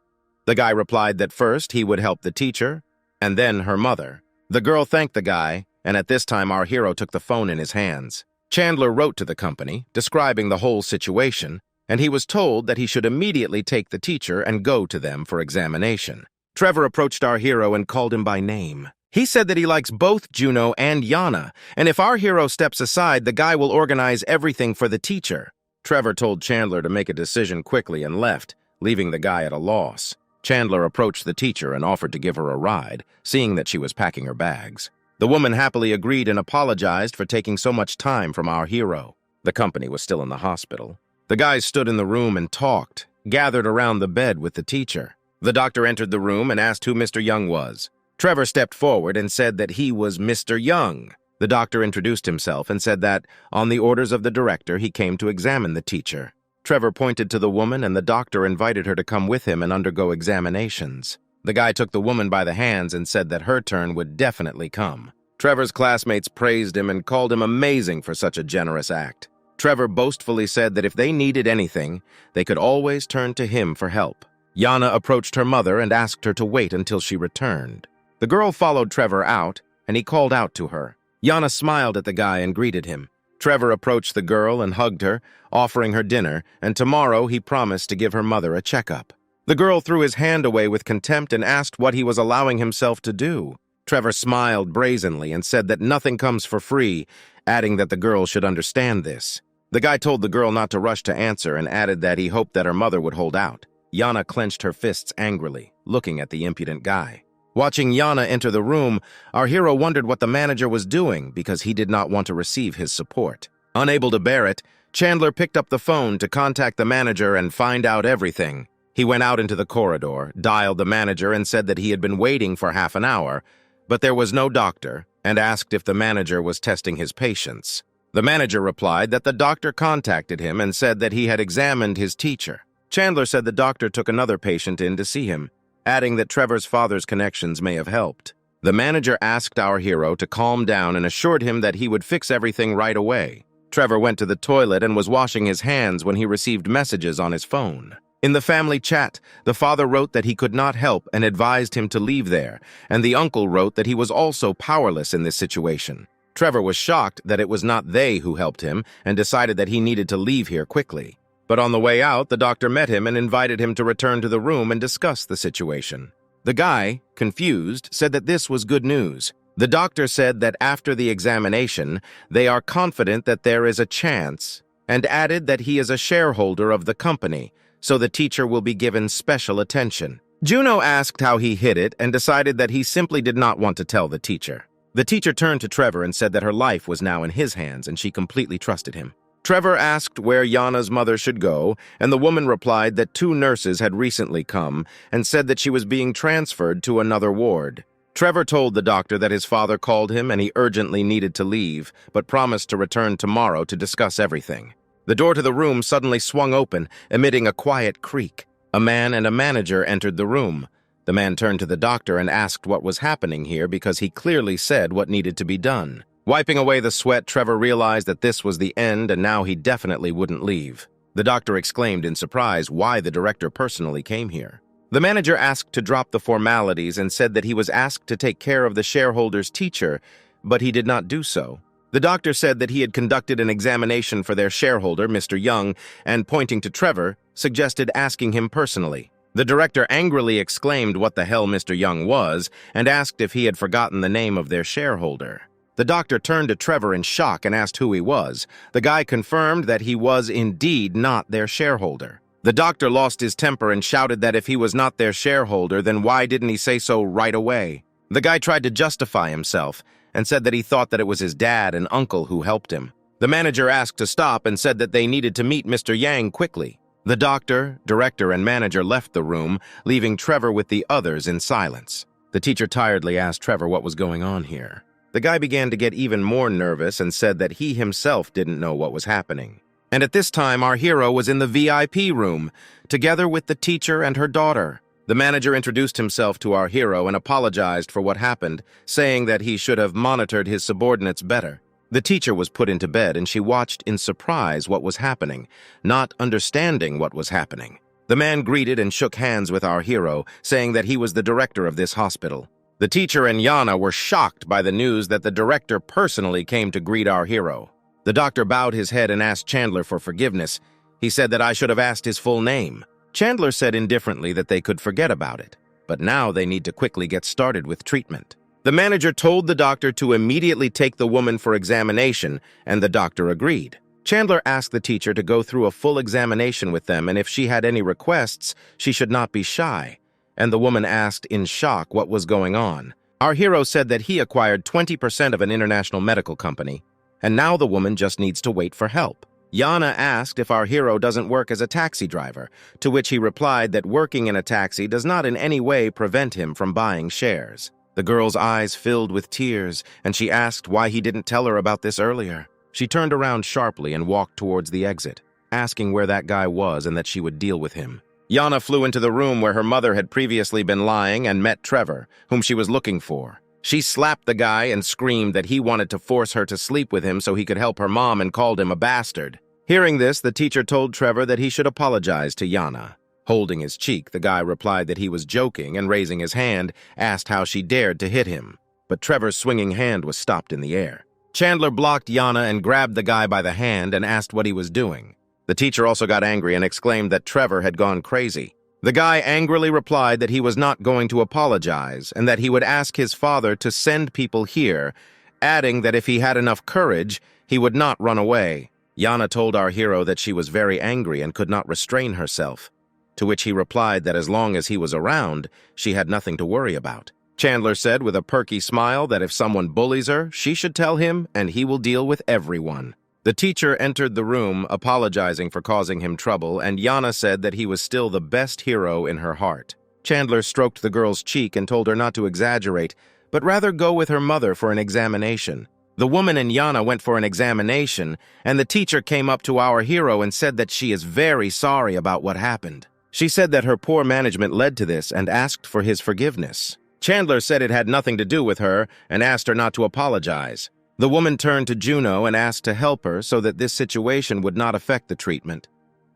The girl said with a smile that Chandler was her friend, but his personality was very mysterious and she did not know how he might behave. The teacher was worried and, wiping away the sweat, asked how it all led to this. The manager asked if our hero needed help, and he replied that he could handle it himself. A guy burst into the room where our hero and the manager were talking and shouted loudly, "Enough!" Trevor said that he had already called his father and uncle and they would be here soon. Chandler said irritably that he wanted to see how he would do it.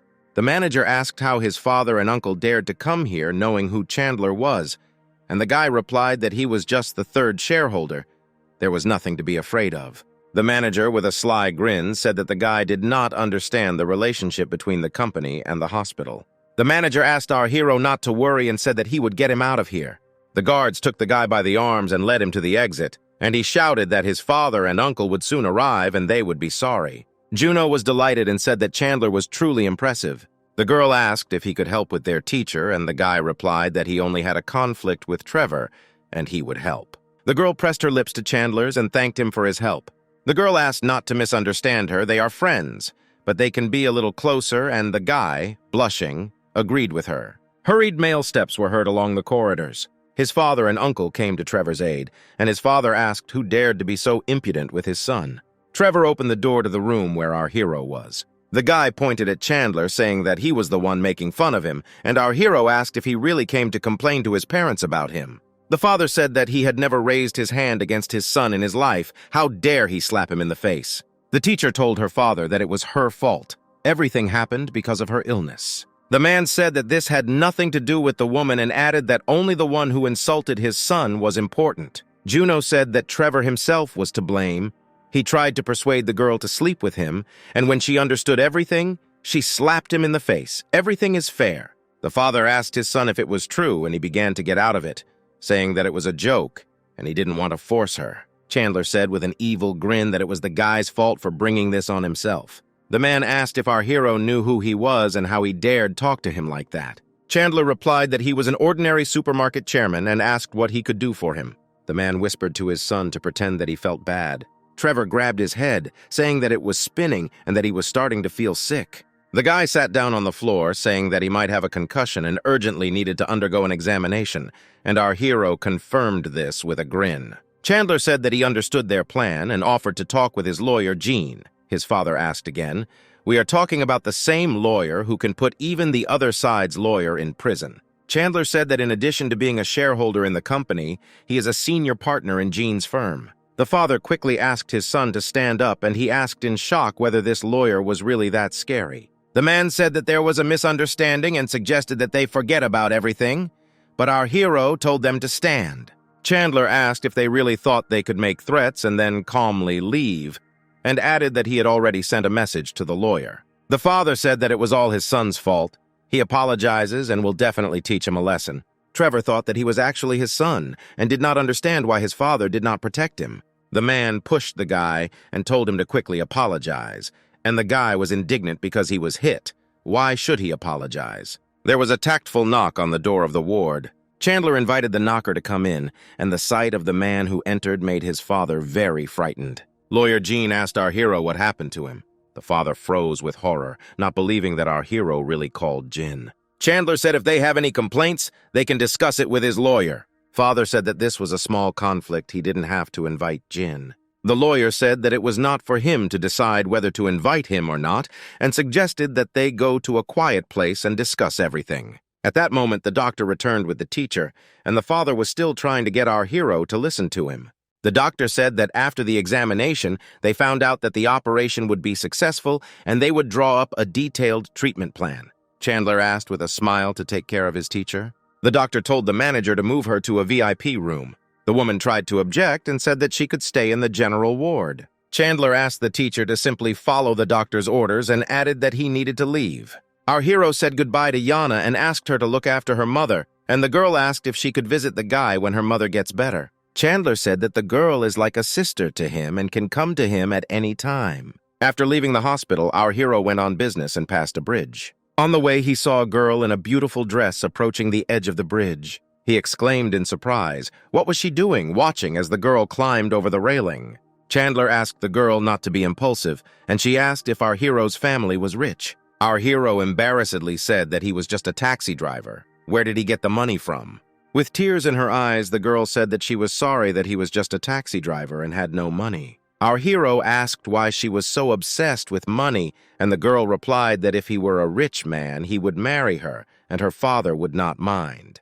The girl said that since she doesn't care about marrying someone she doesn't like, it would be better if it was him than the bastard Ben. Our hero told the girl that she was wearing expensive clothes and clearly had no problems with money. The girl said that her father is forcing her to marry someone she hates, and this thought makes her life meaningless. Having said this, the girl pushed off from the railing of the bridge, rushing down. Our hero rushed towards her screaming, carefully. He managed to grab the girl's hand before she flew down. The girl told Chandler to let her go because she was in pain. Chandler, in shock, asked why she was not afraid of death, but was afraid of pain, because falling from such a height onto the water was tantamount to concrete.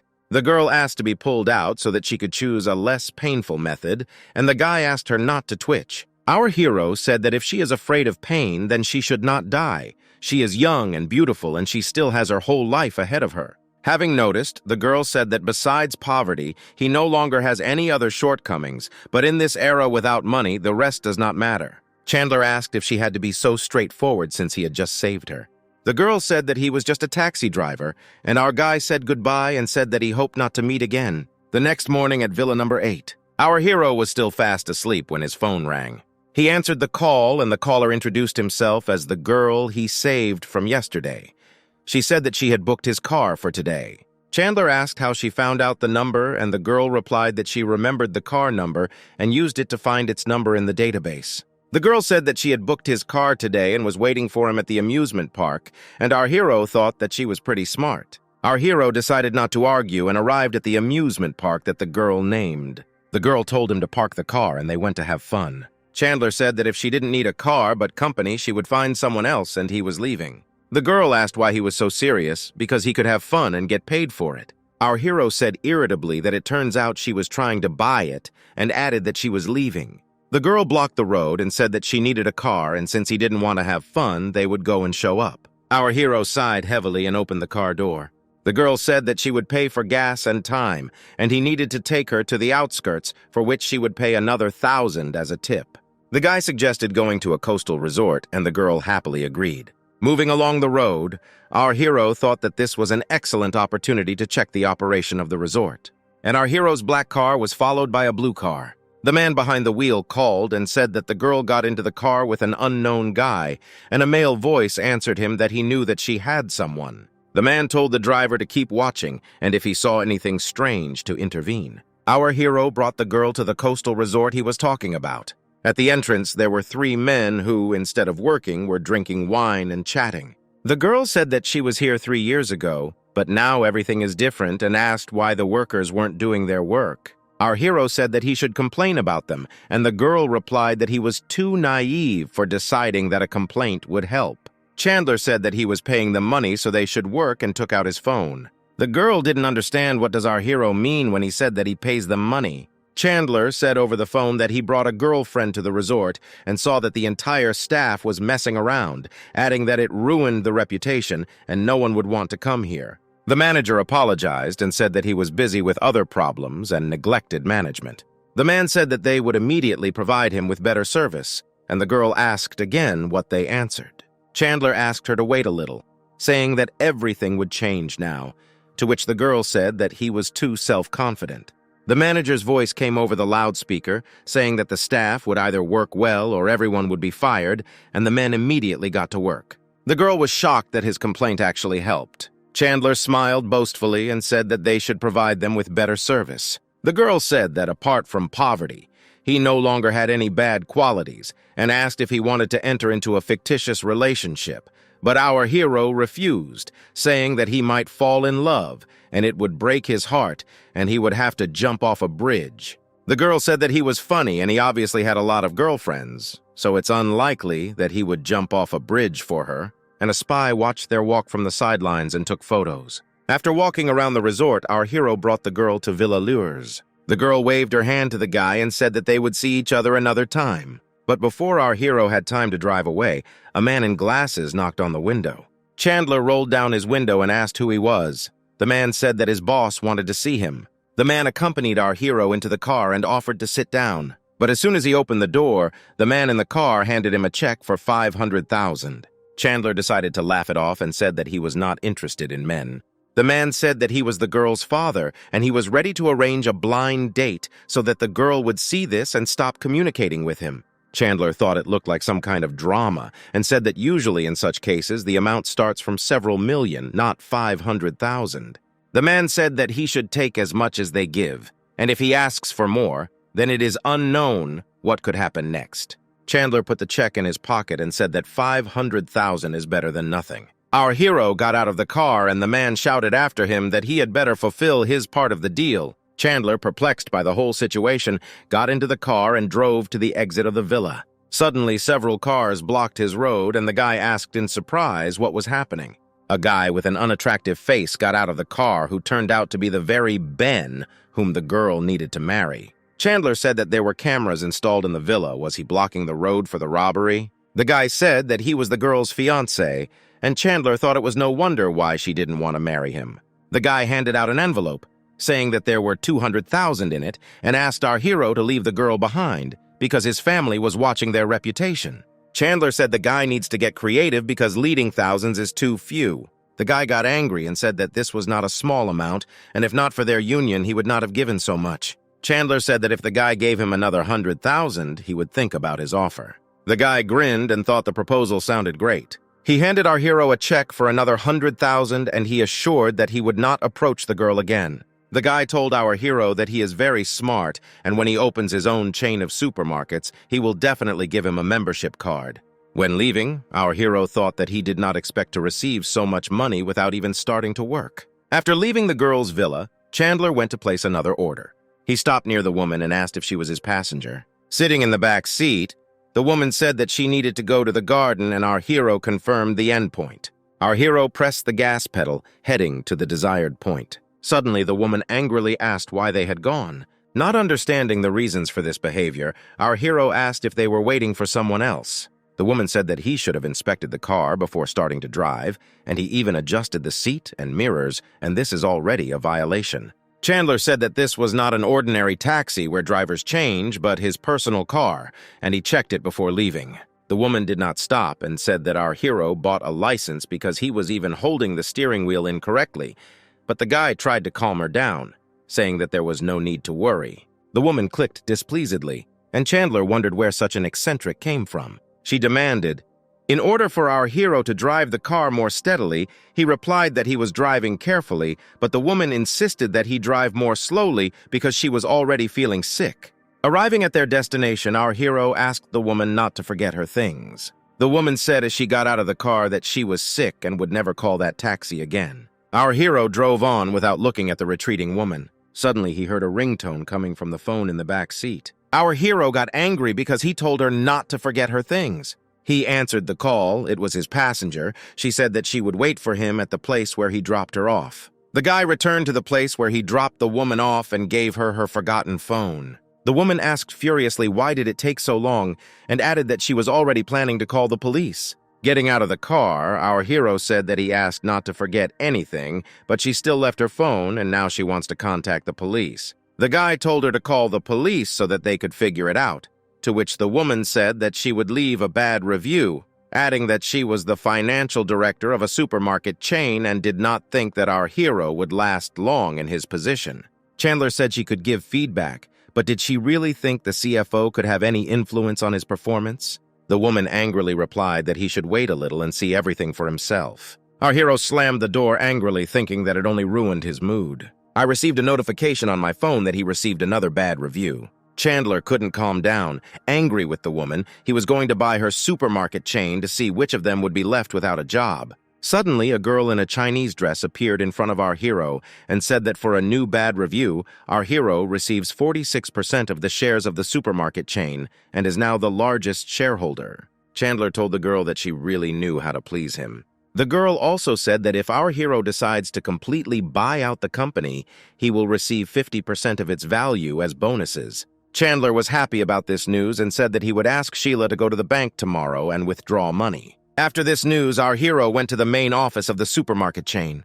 He was met by the chairman and welcomed to their chain of stores. The chairman asked if he planned to hire someone or if he would become chairman himself, and our hero replied that he should continue to manage. The man thanked him and said that he would not let him down, and our hero said that he had a question. He showed a photo of his former passenger and asked if he knew this person. The chairman said that this was their financial director and wondered if she really dared to talk to him like that. Chandler said that she was ruining the company's image and that if she met someone else, they could have problems.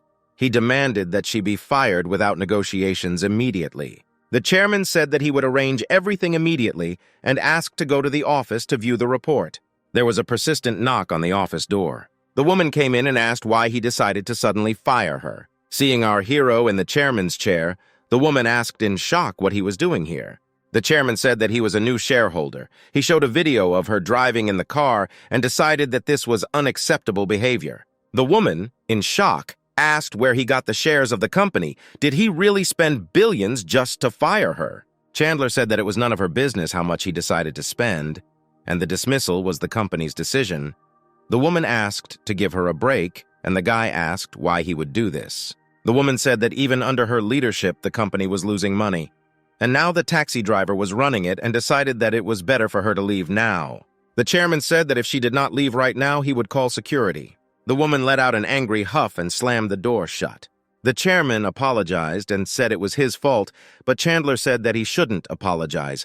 But when the CFO speaks about the company like that, it's too much. Chandler asked if the company organized by his father wanted to close under his management, and the chairman said that he was very ashamed. The chairman said that he wanted to use an internal and external supply chain, but he did not have the connections to do this, and our hero asked for more details. He showed documents and said that he wanted to acquire a foreign company so they could lower prices and compete with other networks. Chandler said it was a good idea and added that they could implement it. Our hero asked if he had a specific goal, and the man pointed to two companies. Chandler said he supported the chairman and offered to negotiate with them. The man said he doesn't know if this will help the company, but in any case, he is very grateful for the support. Chandler went to the exit, wishing him good luck, and the chairman bowed to him, asking him to take care of himself. On his way out, our hero took out his phone and dialed a number. He called Layla's father and asked him to send a girl today to pretend that he was on a date, and the man said that he would come there too.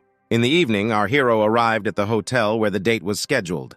The girl came first. She immediately recognized our hero and greeted us and introduced herself. She invited our hero to choose what he wanted to drink. Chandler noticed that the girl came with her father, and she also noticed the guy. She approached the table, and our hero immediately told the fake girl so that she did not misunderstand. She was just a client.